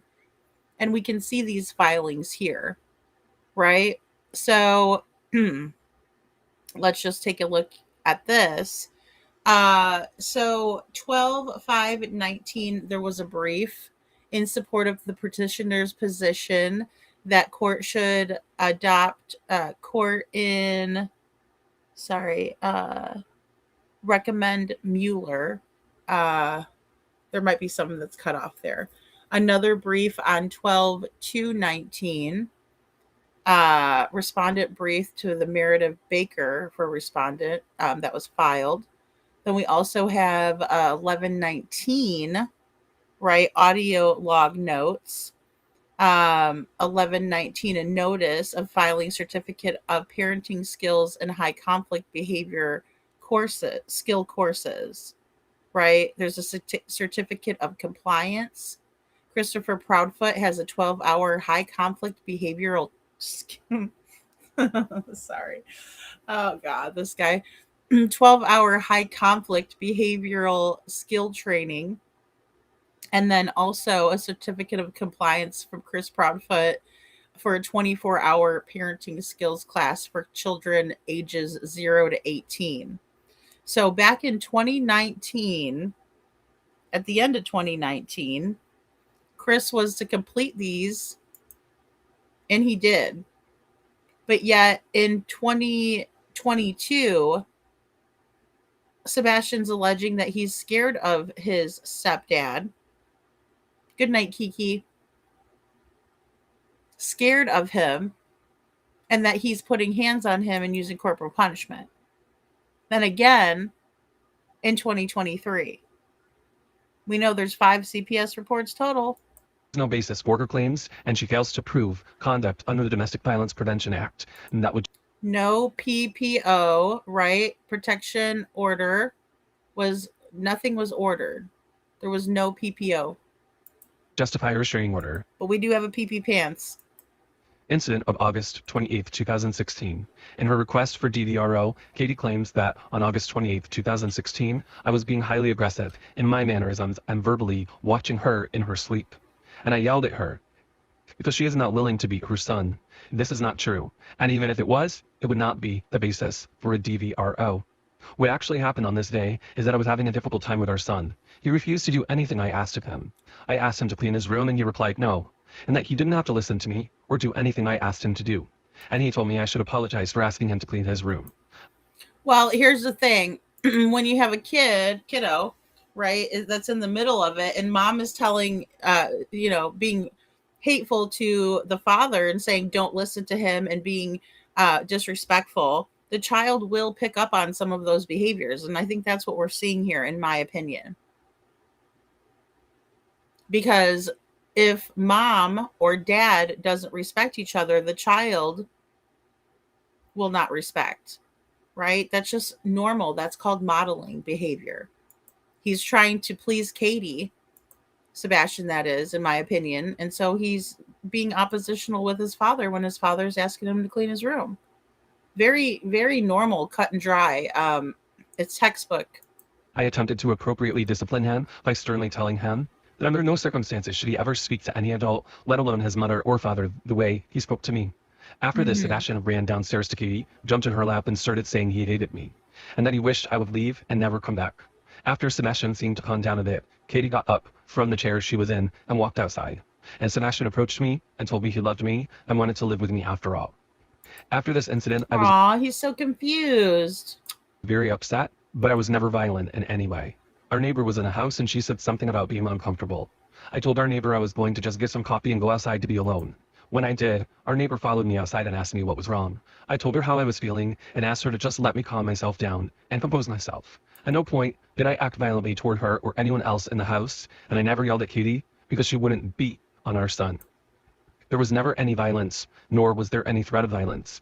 Incident of August 22nd, 2016. In her request for DVRO, Kay claims that on August 22nd, 2016, I was being belligerent and yelling at her and our son. This is not true, and even if it was, it would not be the basis for a DVRO. What actually happened on this day was that Katie and I were arguing about how we were going to proceed with our divorce. Our divorce has been filed, and we were still residing in the same house, which created a tense situation. Although we argued, I never once acted violently, and never once did I encourage her to beat on our son. As she alleges in her pleadings, during our argument, I left the residence and slammed the door, but her claim that I broke the door is false. Okay, and I just want to back this up and read this part.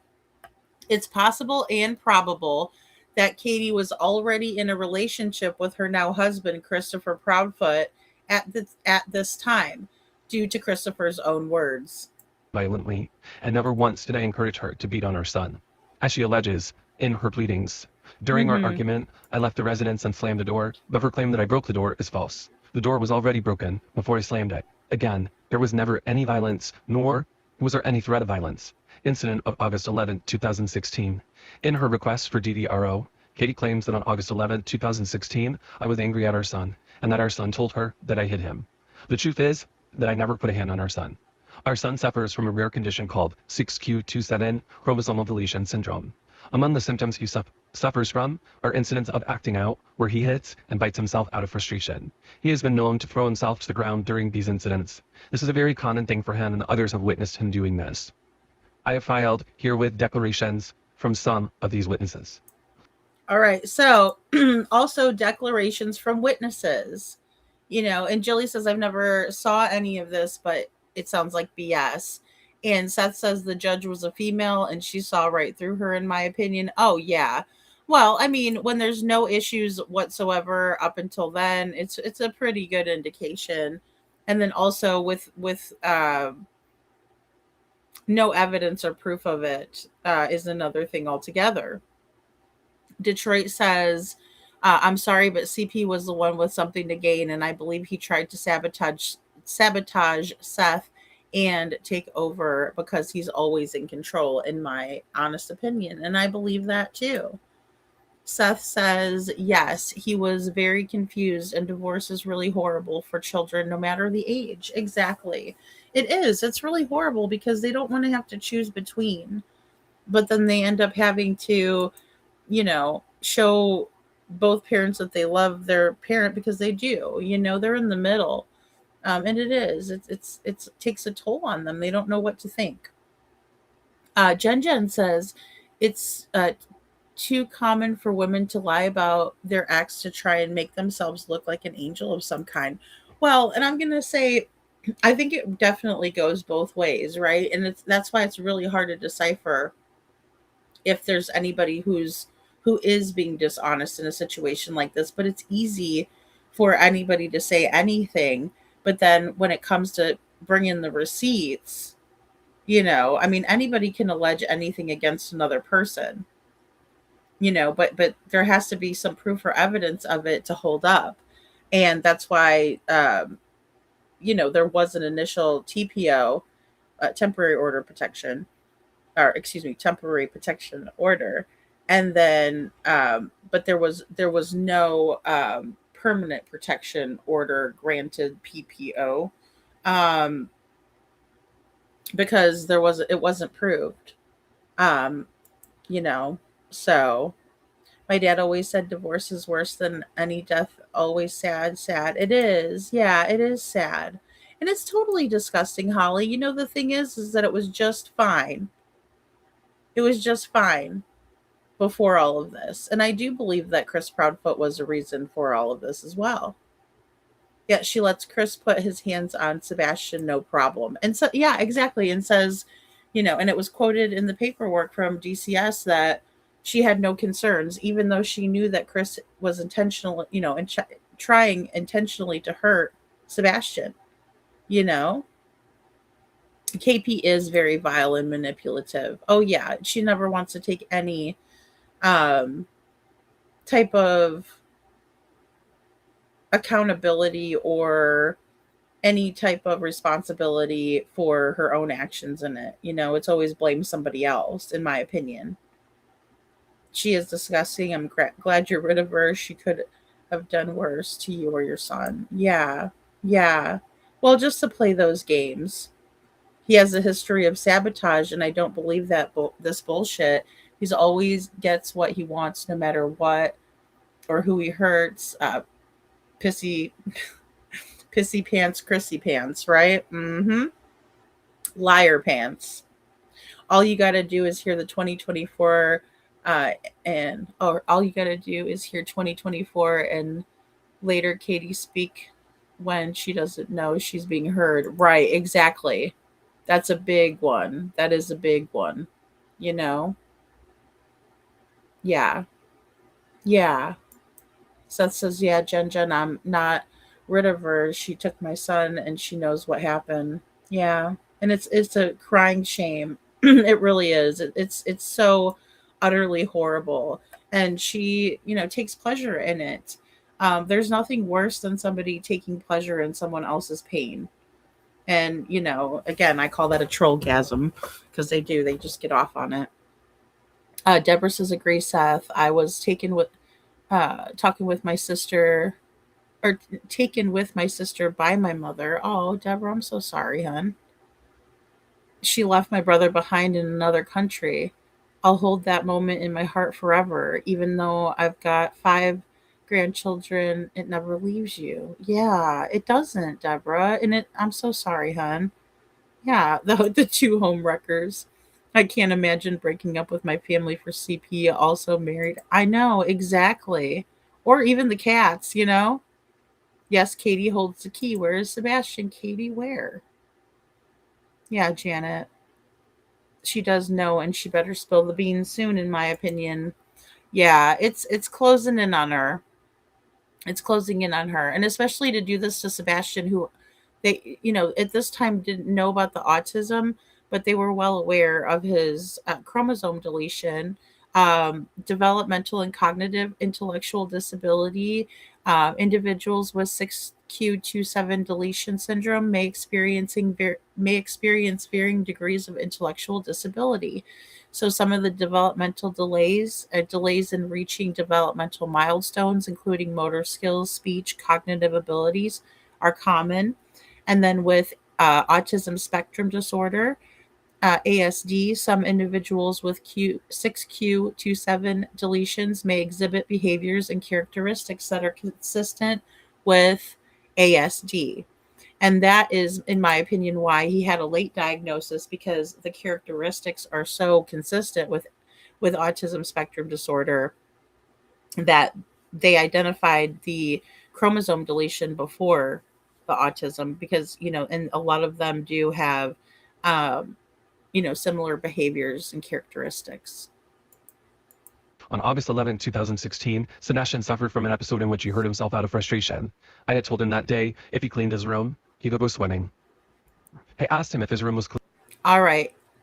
Autistic individuals may hit themselves for various reasons, including, well, they're frustrated.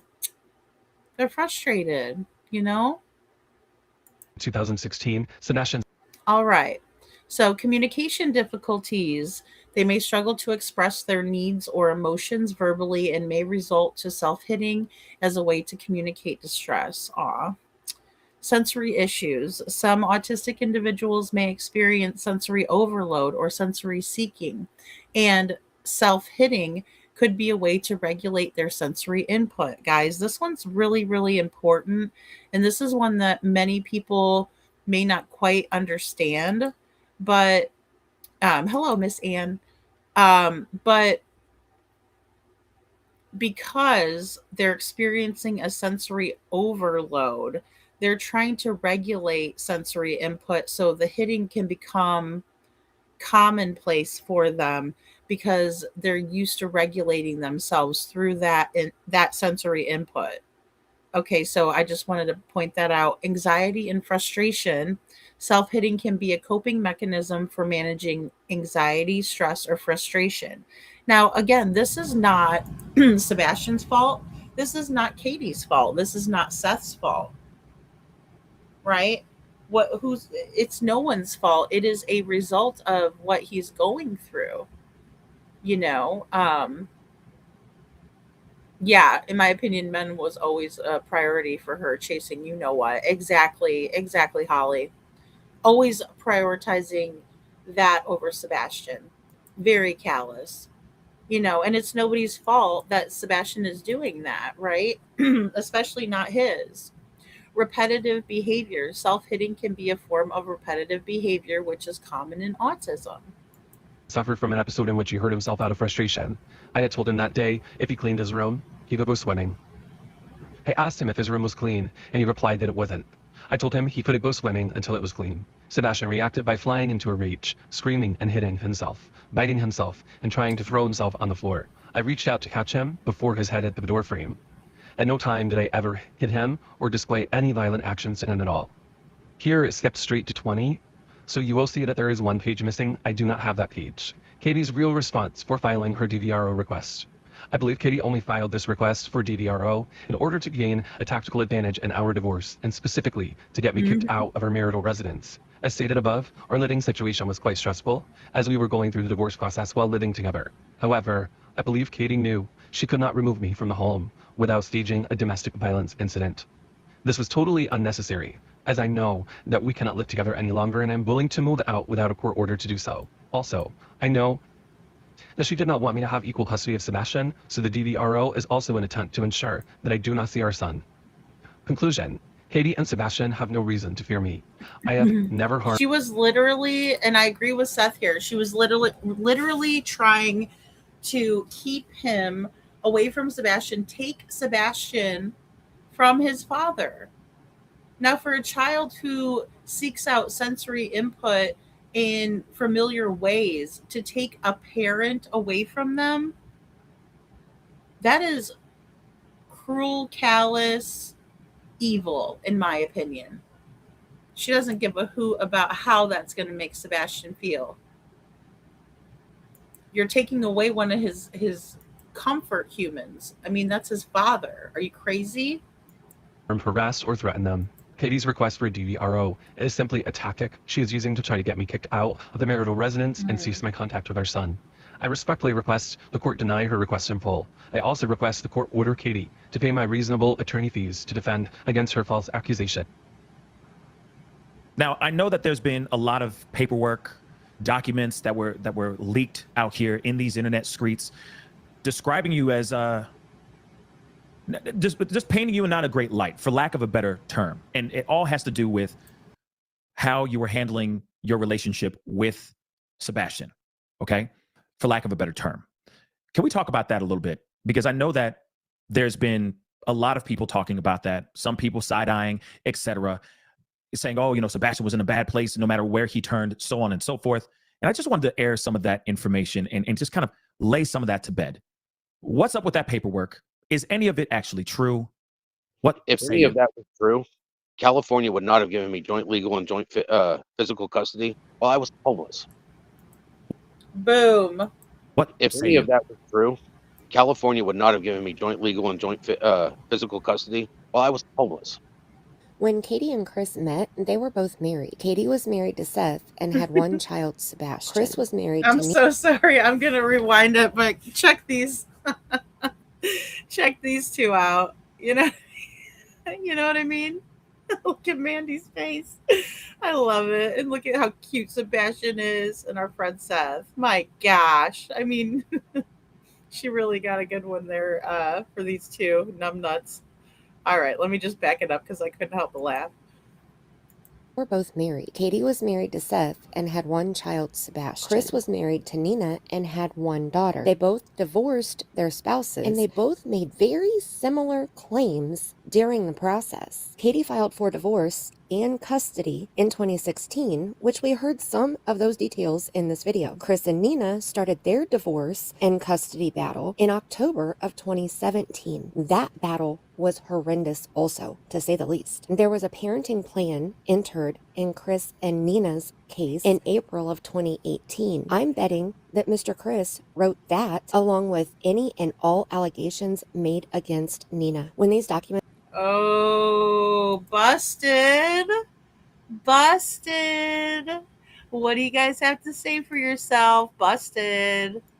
Came out about Katie's request for a PPO against Seth, I had said I believed Chris was responsible for a lot of what was said in the documents filed with the courts. Now we have proof he was from his own words. Let's listen. Like I said, I'm going to break my little grace thing for a little bit. So no, I'm not going to bash the shit out of him, but I am going to put this out there for him to hear. For Seth R. Rogers and your little billboard and your little crew and all your fucking at-night little minions. Whoa, whoa, whoa, whoa, whoa. Take it easy, Crispy. Take it easy there. What the hell? This is what Katie traded Seth in for, right? What the an abusive, crazy psycho. Here we go. We have proof he was from his own words. Wow. Let's listen. Like I said, I'm going to break my little grace thing for a little bit. So no, I'm not going to. I'm going to break my grace thing, my little grace thing for a bit. This guy is delusional as they come. So no, I'm not going to bash the shit out of him, but I am going to put this out there for him to hear. For Seth R. Rogers and your little billboard and your little crew and all your fucking at-night little minions and whatever the fuck y'all want to call it, TikTok Tony or Little Dick Tony or whatever the fuck y'all want to call the guy. I don't give a shit. Oh my God. But I'm going to put this out there, Seth. And what you forgot was your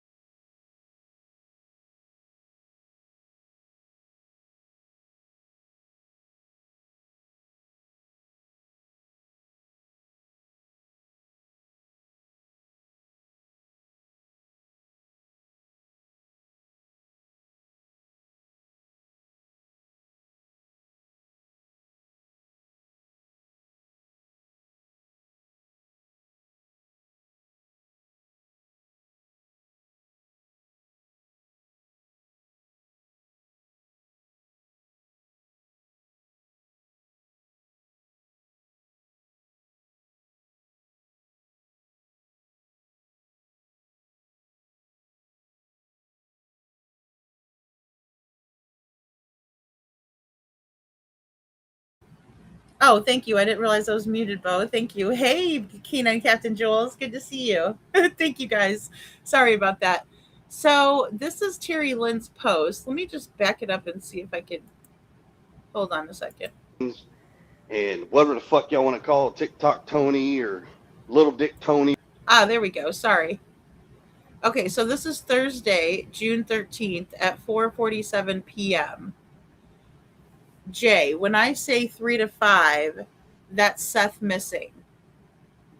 What I say on my life, what I said on my life yesterday, I meant, excuse me.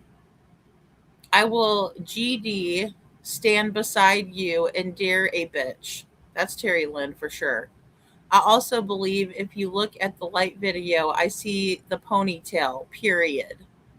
Today, the bitch, me, is back. I will take my C&D and wipe my arse with it. Love you, and I dare Timu, Tiny, DICK, and Fat Arse to say a thing about you. Love you, and I mean that. Yeah, that's Terry Lynn too. She has to try to convince you that she loves you, even though she can't just say love you. She's got to say, and I mean it, or I mean that. And that's a Terry Lynn thing. And if you know, you know. But here's the thing about Terry Lynn is that she doesn't love anyone. She don't even love herself. She has no self-respect. Period. Also, she says, I have one of CP's exes, Stephanie. Let me know if you want to cover it or maybe together. Look at her trying to make as much as she can. Fucking gripped an ass. Jaybird. And this is a text from Terry Lynn to Jay is for nobody, no justice, right? Jay is for nobody but herself, a lion ass bitch herself. Jaybird, we thought it was a bun. It's a ponytail.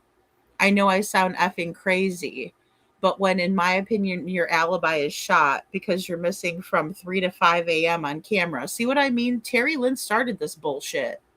Where the F was he? I have more info. So GD it. I made my statement. And then she studied texting Jay is for nobody over there, June 15th. Oh, Jay is for white boy lockdown radio. We'll just say that. Likes to lie her ass off herself. So we got two lying bitches texting each other here. In my opinion. And this was June 13th. Thursday, June 13th at 4:47 p.m. Interesting. Or whatever the fuck y'all want to call the guy. I don't give a shit. But I'm going to put this out there, Seth. And what you forgot was your parenting plan, still a legal document. And in that parenting plan, it says you cannot talk negatively about the other parent and vice versa. Okay, but it also says there's no corporal punishment and vice versa.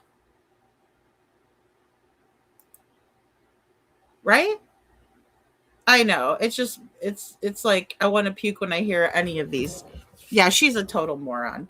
She's crazy as hell. You guys have no idea.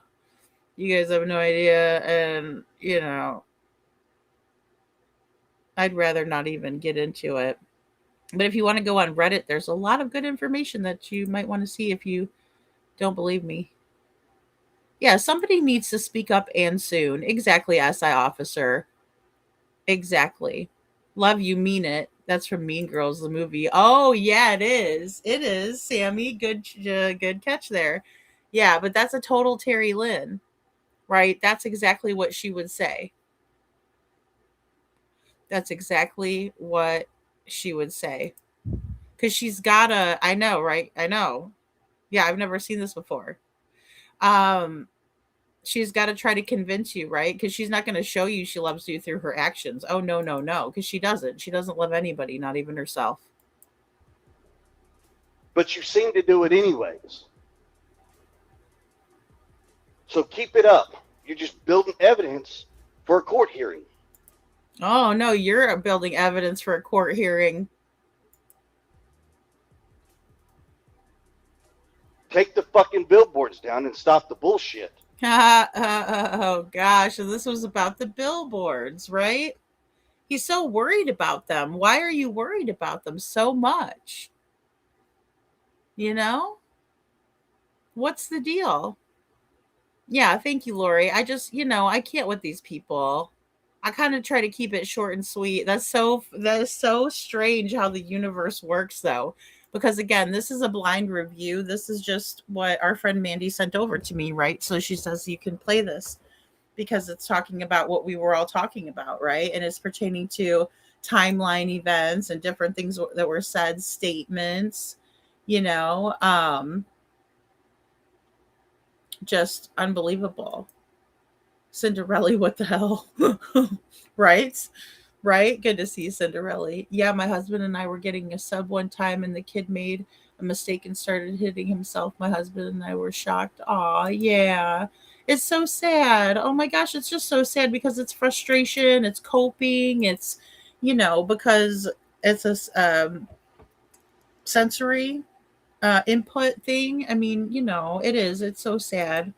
None of the billboards said Proudfoot, but clearly he was feeling attacked. Exactly. And when the shoe fits, wear it. Right? If you're bothered by a comment, then maybe there's a reason that you're bothered by that. I mean, the billboard said stuff like, "Who took me?" Why would you be upset about that if you didn't have involvement? Tell us you're guilty without telling us you're guilty. And Jen it is. It's just more evidence against them. Yeah, she did. Yeah, she did. But she's still spreading that shit behind the scenes to this day about Seth not being on camera. And she was also alleging that Jay Jones was also covering for Seth and all of that. And Detroit, because you were in her chats and stuff like that. Mrs. Jones was in her chats.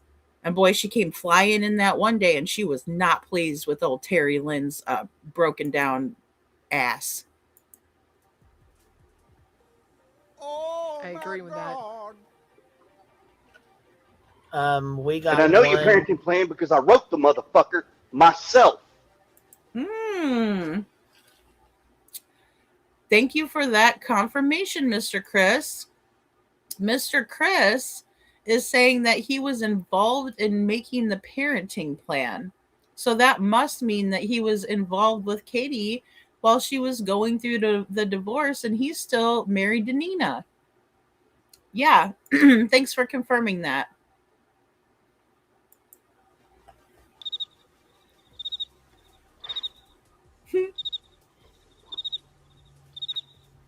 He wrote a parenting plan for Katie before the divorce was started with his own wife. Damn. Mrs. Jones scares me. Well, Seth, I was like completely shocked and I didn't know why. I was like, oh no, Mrs. Jones, what's wrong? Like, what happened? I didn't even have a clue what was going on.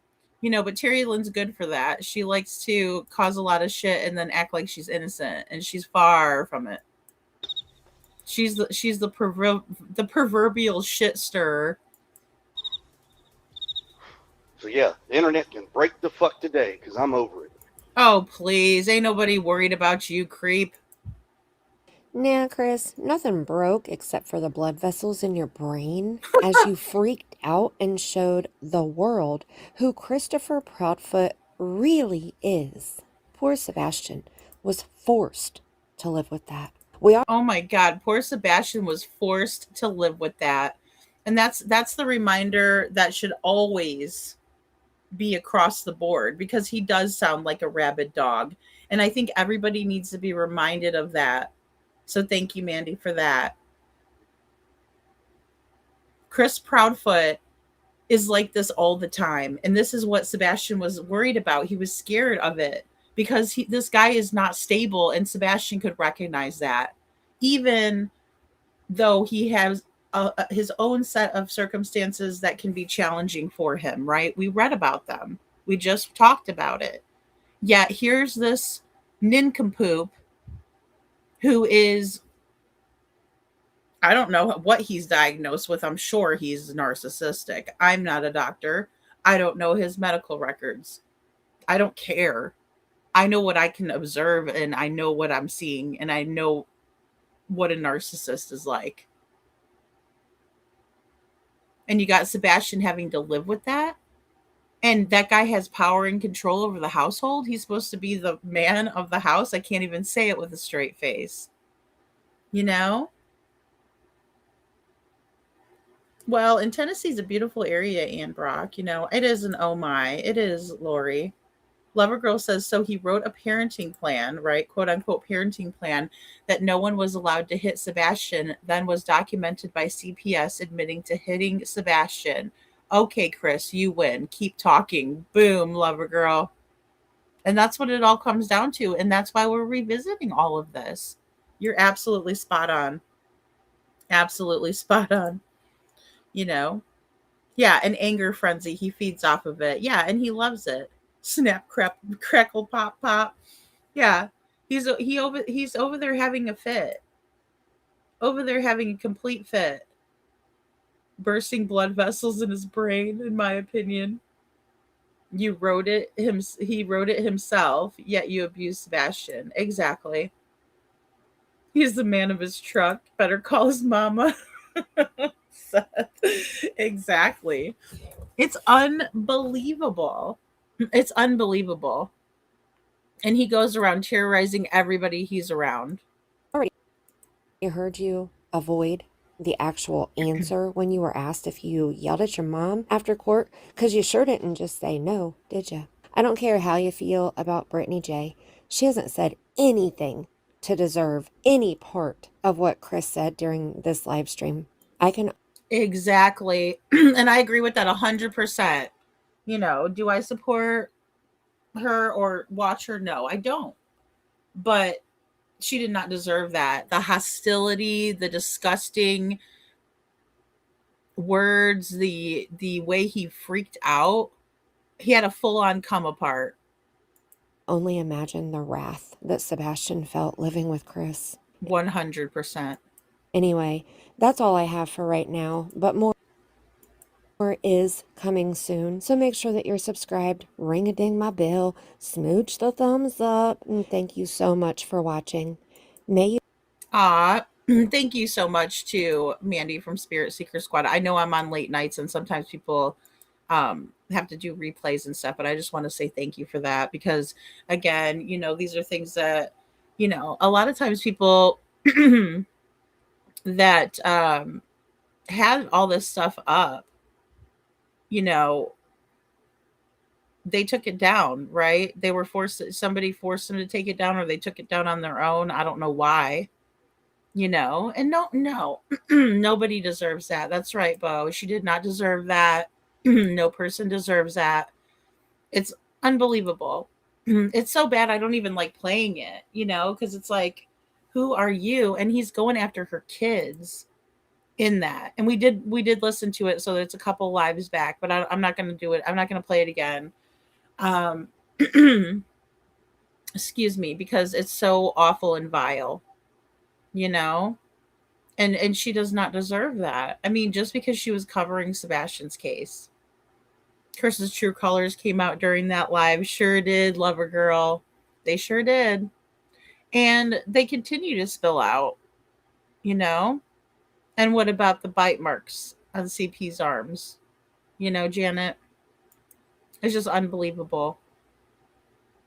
And, you know, where they're located, it almost looks like he had grabbed Sebastian from behind and then Sebastian bit his forearm or something like that. That's the way I picture that going down if I'm thinking about how those came to be, the scratches, the bite marks, which is a terrible thought. I hate that.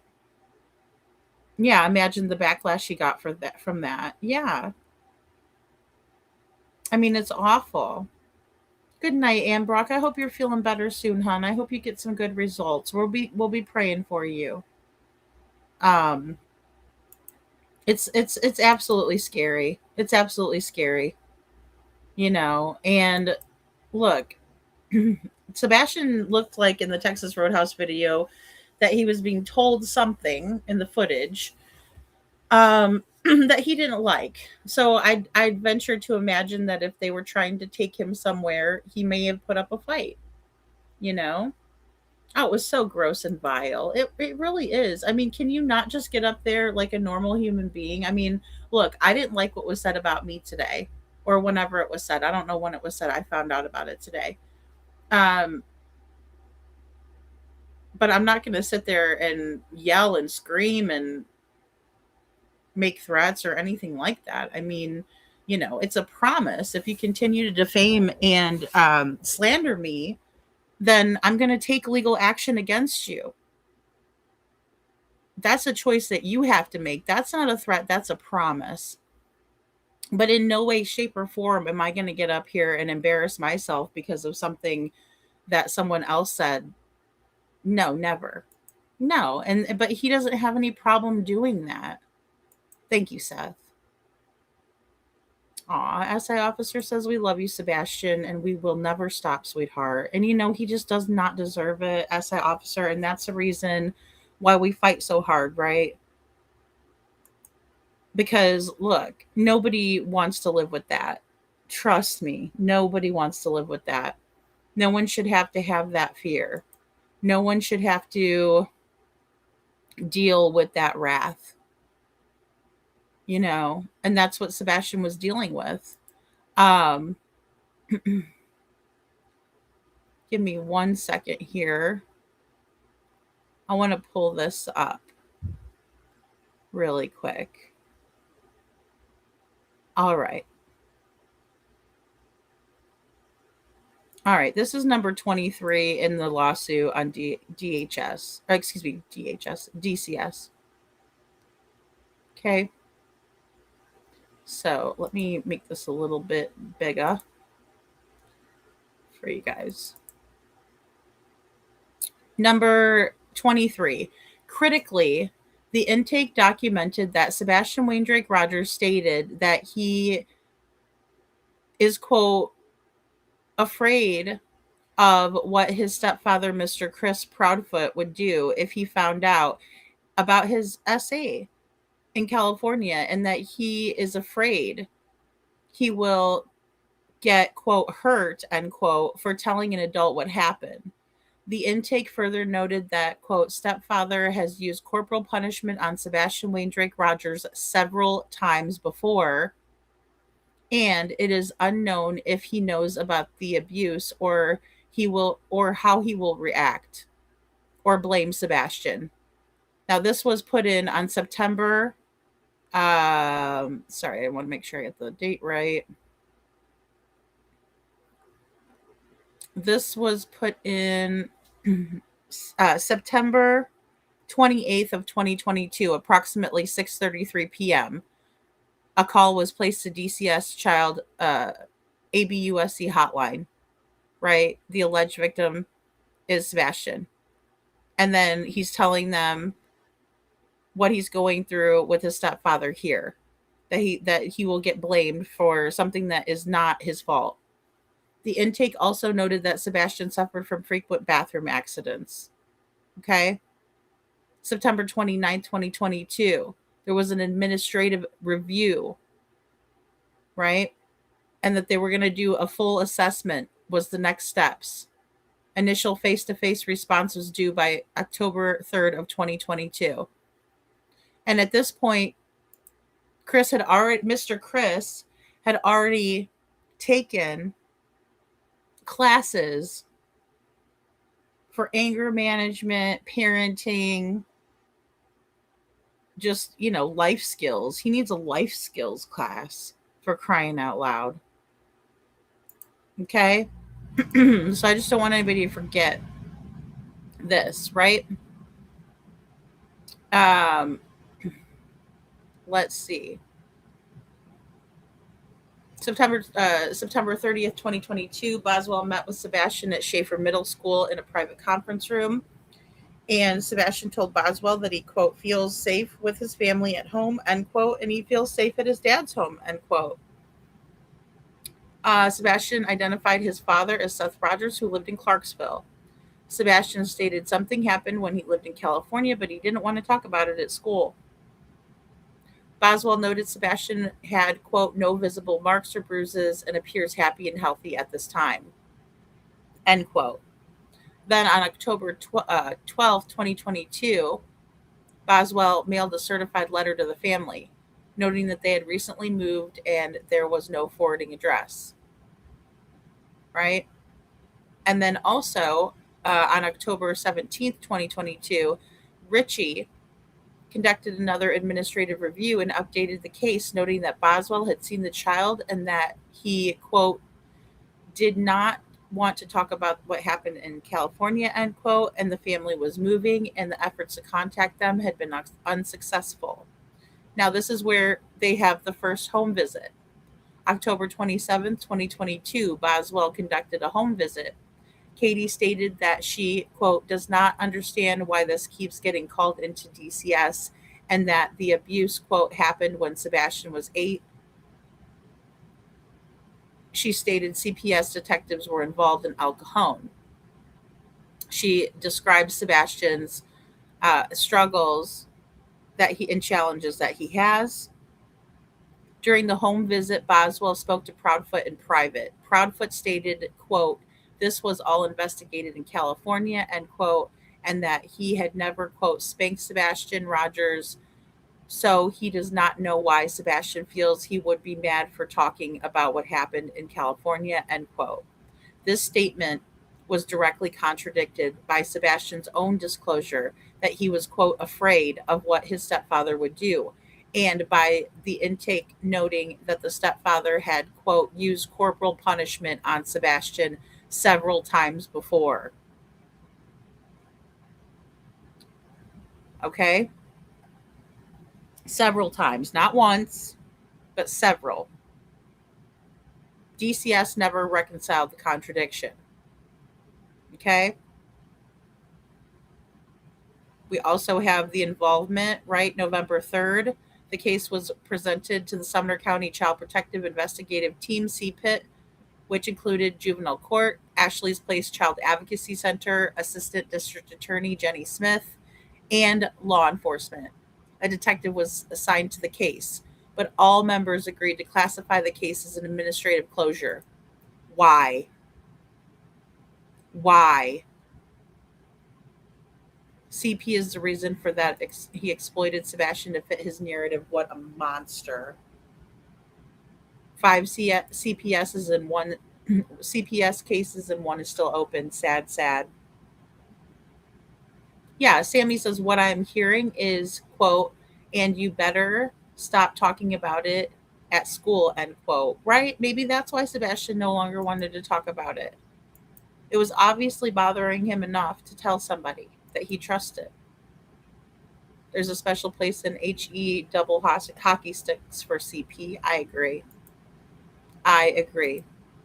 Or anybody that hurts a little child. Okay, so that was closed. Now, I also want to point us to the physical ABUSE investigation, May of 2023. On May 3rd, 2023, at approximately 9:06 p.m., a call came in and was placed in the DCS Child ABUSE hotline. This intake was screened as a priority 3, just like the last one, with allegations of physical ABUSE against Christopher, Mr. Chris, Chrissy Pissy Pants Proudfoot. The alleged child victim was Sebastian Wayne Drake Rogers. The intake reported that Proudfoot had made, quote, comments about pushing the child against a wall when he does not behave, end quote, and that the child reported Proudfoot hit Sebastian Wayne Drake Rogers in the belly. You sick bastard. On May 8th, 2023, at approximately 6:30 p.m., Boswell arrived at the family home. Proudfoot granted permission to enter. Boswell met with Sebastian Wayne Drake Rogers on the porch. Sebastian Wayne Drake Rogers stated he remembered Boswell coming to his home last year. Well, so did Chris, because Chris told Smiley about it, now didn't he? He told her. Right? During the interview, Sebastian told Boswell that Proudfoot required he wore a belt every day. Sebastian stated that Proudfoot asked him to lift his shirt, and when Sebastian did not have his belt on, Proudfoot, quote, smacked him in the belly with the back of his hand and said, "You know you were supposed to wear a belt," end quote. Sebastian also told Boswell that he had been lying to Katie and Chris about brushing his teeth and making his bed, and that he had been, quote, getting into trouble for lying, end quote. Of course, he's going to start blaming himself. It's a product of abuse. You ever see a woman who is a battered woman or abused by her spouse or a man? It goes both ways, but you ever see it? Because I was like that. I said sorry for everything, even if it wasn't my fault. Disgusting. Get with the program, and you guys are supposed to be advocates. I don't think so. You guys suck. Sebastian Wayne Drake Rogers also told Boswell that he had been lying to Katie. Boswell then met with Proudfoot on the porch, and Proudfoot admitted that he was cleaning Sebastian's drawers and asked Sebastian if he had a belt on. And when Sebastian pulled up his shirt and said no, Proudfoot, quote, whacked him with the back of his hand in his belly and said, "Boy, you know you're supposed to wear a belt every day," end quote. Proudfoot stated Sebastian had to wear a belt because he needed to start wearing pull-ups. Start in 2023 wearing pull-ups. Unfriggin' believable. Proudfoot claimed he had, quote, never physically harmed Sebastian Wayne Drake Rogers. But Proudfoot's own admission that he, quote, whacked a child with a diagnosed autism and multiple disabilities in the belly constituted physical abuse. His requirement that Sebastian, quote, wear a pull-up, end quote, and submit to shirt lifting inspections constituted degrading and humiliating treatment of a disabled child who suffered from documented bathroom accidents as a consequence of prior SA. Now let's hear what Katie has to say real quick, because again, I'm not going to read through all of this, but I'm just reiterating. You know, in case, I love you, Bo, and in case anybody doesn't fucking get it, you know, because this is so ridiculous. Here comes Katie, number 45. Boswell spoke to Katie in the kitchen. Katie stated, quote, "They have been working with Sebastian on when he tells something to tell the entire story," end quote. What did I just read? Sebastian did tell the entire story. He said exactly A to B to C to D to E what happened. And it was corroborated with what Chris said. So are they both lying? Do they both need to work on their stories and their narratives, Katie? I mean, never mind. And that Sebastian will tell bits and pieces to a story to fit his narrative. No, he didn't, Katie. You're lying on him. She stated she had, quote, no concerns that Mr. Proudfoot smacked Sebastian in the belly with intent to hurt him, end quote. And that case was closed with no services needed. And that's why Seth is suing CPS. You know? So.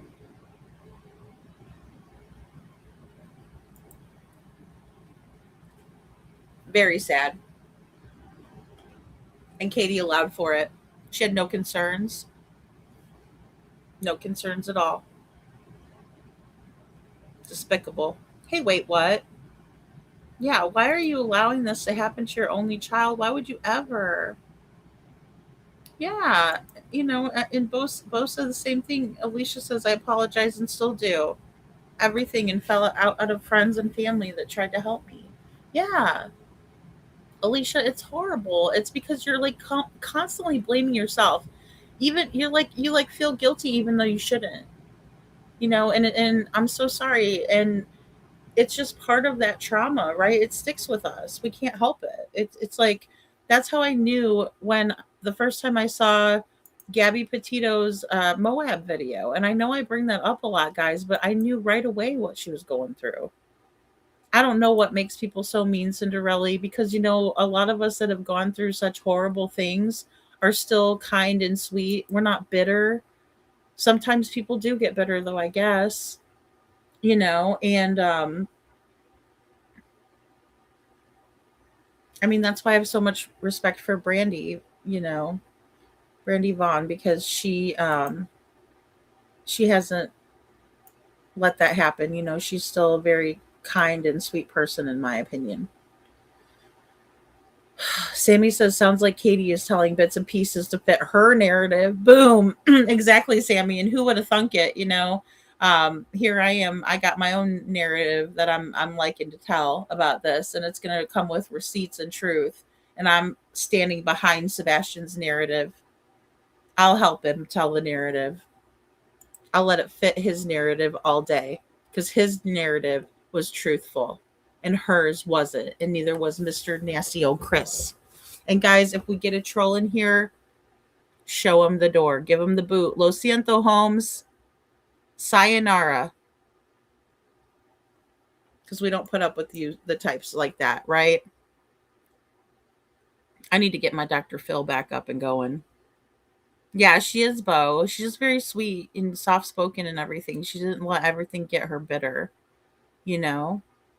Oh, the voices sound so cringe, Yeah, mommy dearest, the generational. Definitely. Never broke the cycle. Look at how Kathy Bowersox talks to people.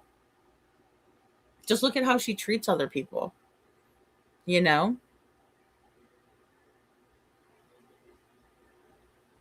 Well, you just can't let that stuff, Yeah, Bo, get the pencils. Okay. Hey, trolls, go suck a pencil. You can't let it happen to the kids. You just can't. And it's not good to let them see it either, Rosebud says, it seems that they want others to not believe Sebastian if he has communication issues based not only on his age, but his autism, which I have found most autistic people have nothing but the truth. Right. 1 and 2. Yeah. Okay. I got you. You got a second one coming. You're right, Rosebud. It's like, it's hard to explain. I wish I had a good example of it, but it's like, it kind of bothers people on the spectrum when something doesn't come out right. Like, it's so hard to explain, but it's like, they'll correct you, right? And they'll be like, no, it's this way. You know what I mean? Because they want it to be right. And for them to put that on him like that, they did. Those Utah cops were awful. That guy was such a douchebag. Like, oh, my wife suffers from anxiety. Well, did you ever think that this poor young girl is suffering from anxiety because she's being abused and she's on the road with this dude? Oh, thank you. Wait, what? I appreciate you so much. In fact, telling lies is very hard for autistic people. Thank you, Rosebud. See, yes, it is. It is. They are very literal. Exactly. Yes, well said. Thank you. This is exactly what I was trying to say, but I couldn't spit it out. They're very literal, right? Like, figuratively, people have, who are on the spectrum, they have problems with figures of speech, right? Because it's not literal. A figure of speech is like, where you say, again, it's going to be hard for me to spit this one out. I've had a long day today, but they're just very literal. It's not something that is common for them to be figurative or use figures of speech, right? But if adults tell them they're wrong, they'll believe that too. Well, and that's the thing, I feel like Sebastian had that guilt, right? Like that was instilled in him, like, you deserve this punishment, when really he didn't deserve it. But they were making him feel like he did, you know? Hello, Scranton. Don't work too hard now. I'm glad you're here. Hey, Scranton. I'm going to run to the store. Mom, why don't you drive your car? There you go. Don't run. Thank you, Sammy. Again, that's a great, that's the example I was thinking of. That's a figure of speech. I'm going to run to the store, right? But you're not actually going to run. You're going to drive, right? So exactly. Or maybe you might walk. I don't know. Some people might run to the store. Again, a Forrest Gump might run. He likes to run everywhere. But yeah, I mean, that's spot on. And then they'll be like, run to the store. What do you mean? It'd be faster if you drove your car, right? So true. They even bought him dinner in a hotel room and left her in the middle of the desert. Jen, I couldn't believe that either. And he's over there looking like he just won the lottery, And what else is hard about abuse is usually because familiar places are comfortable. I never knew it until they put out the most recent documentary on Gabby Petito's story, is that she and Brian were together that night after that all happened. And that's very typical too, right? Because even though that person is not good for you, they also bring you that comfort. And that's what's so difficult about domestic violence. I would tell my son, hit the light, as in turn it off, and he would literally hit the light. Exactly, Alicia. Thank you so much. That's a very good example as well of a figure of speech, right? Hit the light, cut the lights off, right? And they go with their scissors cut. Yeah. But he would literally hit the light. Yes. And again, thank you, Rosebud. That's so true. Very literal. Very, very literal.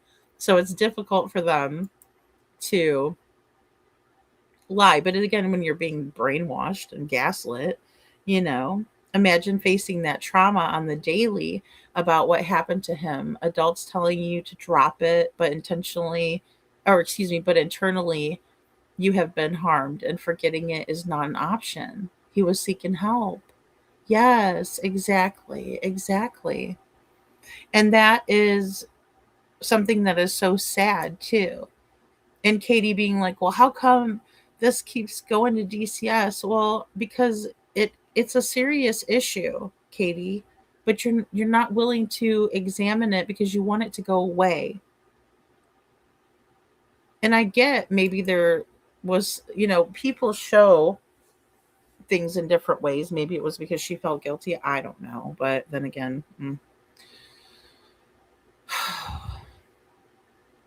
and he liked 2 other girls when he was separated that night. Yeah. And he killed 2 other girls when they were separated that night. See, I heard that they ended up back together, but I don't know what time. Always wore diapers at CP's house and feared abuse. Yeah, and he would make him. And what was he cleaning his drawers out? We all know what he was cleaning his drawers out. Now we know. Excuse me, now we know. We didn't for the longest. But then Seth was telling us, hey,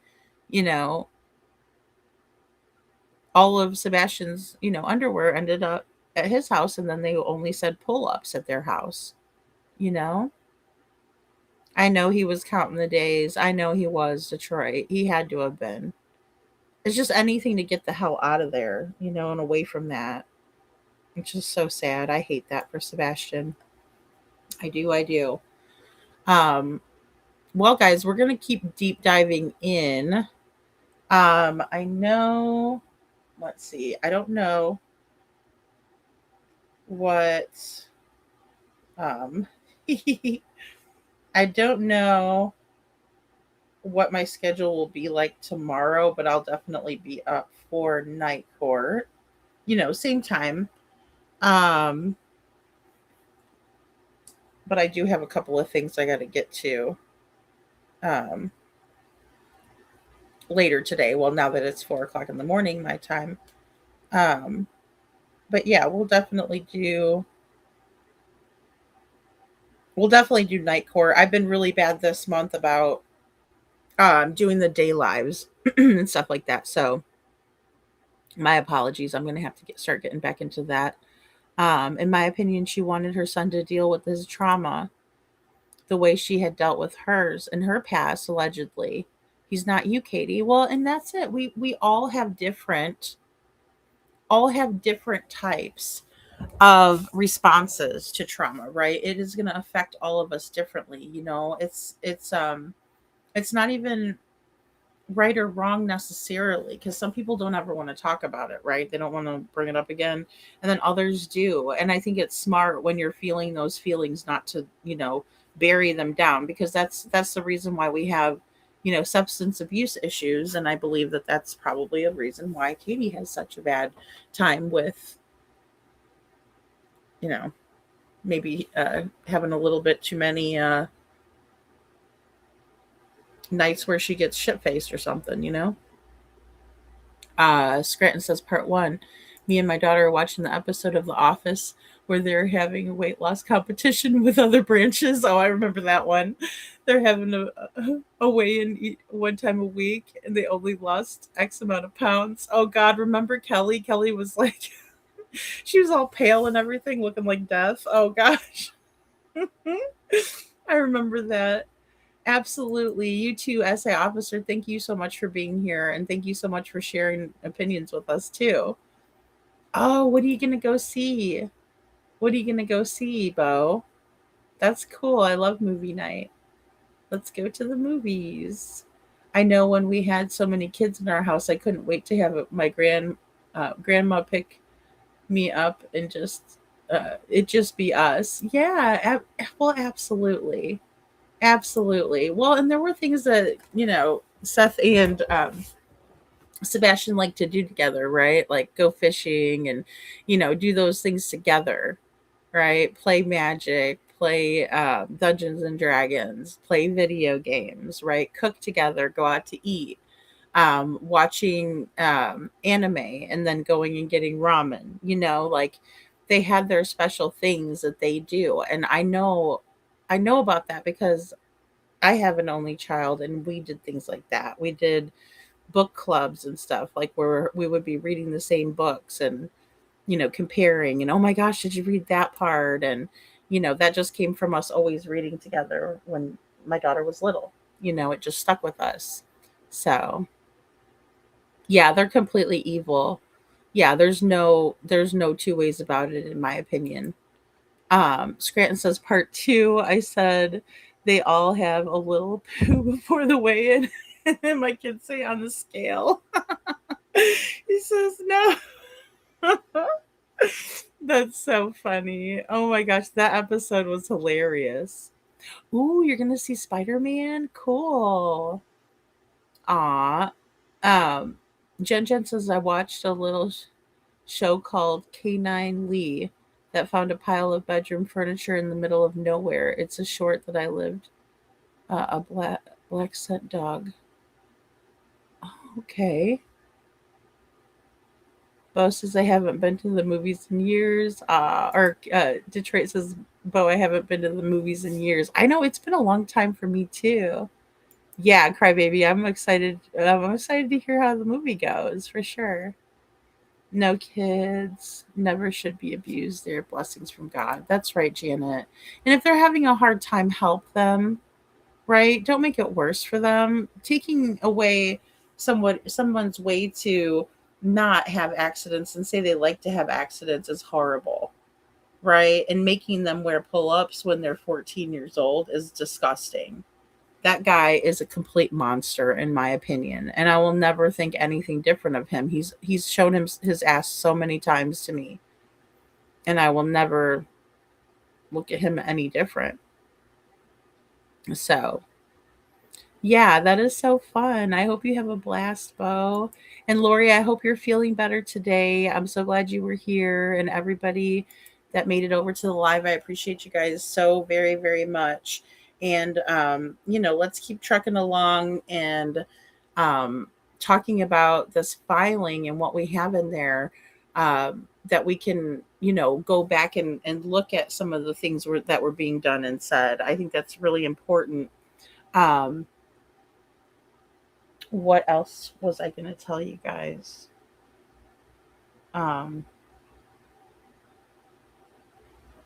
Yeah, we need to go back and re-examine some of this stuff. And it is pathetic. It is pathetic. Ooh, yeah, berry jam. Oh, that's so cool. That is so cool. My daughter is a huge Marvel fan. We have to go to everyone of the first night it comes out. That is so cool. Bo, that's another thing my daughter and I used to do. Well, especially like when the Hunger Games movies came out and stuff like that. But we like doing movies for sure. The furniture looked quite new. Oh, okay. Yeah, send it to me, Jen, if it's on YouTube. Last movie I saw was Obsession. It's on Netflix or Prime now. Okay, Obsession. All right. I do not have Netflix. I do not have Netflix at the moment. I kind of go between some of them, but I don't have any of the streamings right now. Bo said I saw the trailer. It's scary. It sounds scary. Obsession sounds scary. I wish some smart person in LE would follow your channel. They would learn a lot about the inconsistencies. Yeah, I mean, I'm hoping that even some of these clips can be, you know, I mean, look, it's their words, you know? So thank you so much, Little Miss Sharon. Yeah, I mean, they need to look at what they were saying and, you know, the time frames and stuff and how many times they've lied about it, you know, and then Chris being like, well, I'm going to be honest with you, you know, and then proceed to lie. I mean, I think that holds a lot of weight. I'm sure the jury would like to hear some of that, you know, in my opinion. So, but either way, well, I love you guys all so very, very much. And I so appreciate all of you guys being here. And, well, thank you, my PTSD. I just saw the notification that you sent me a Cash App. That was really sweet of you. Thank you so much for that. That is so very much appreciated. Well, so good to be with you guys. And like I said, we'll have another good show for you guys planned tomorrow night. And, you know, stay safe out there. And I will see you all next time.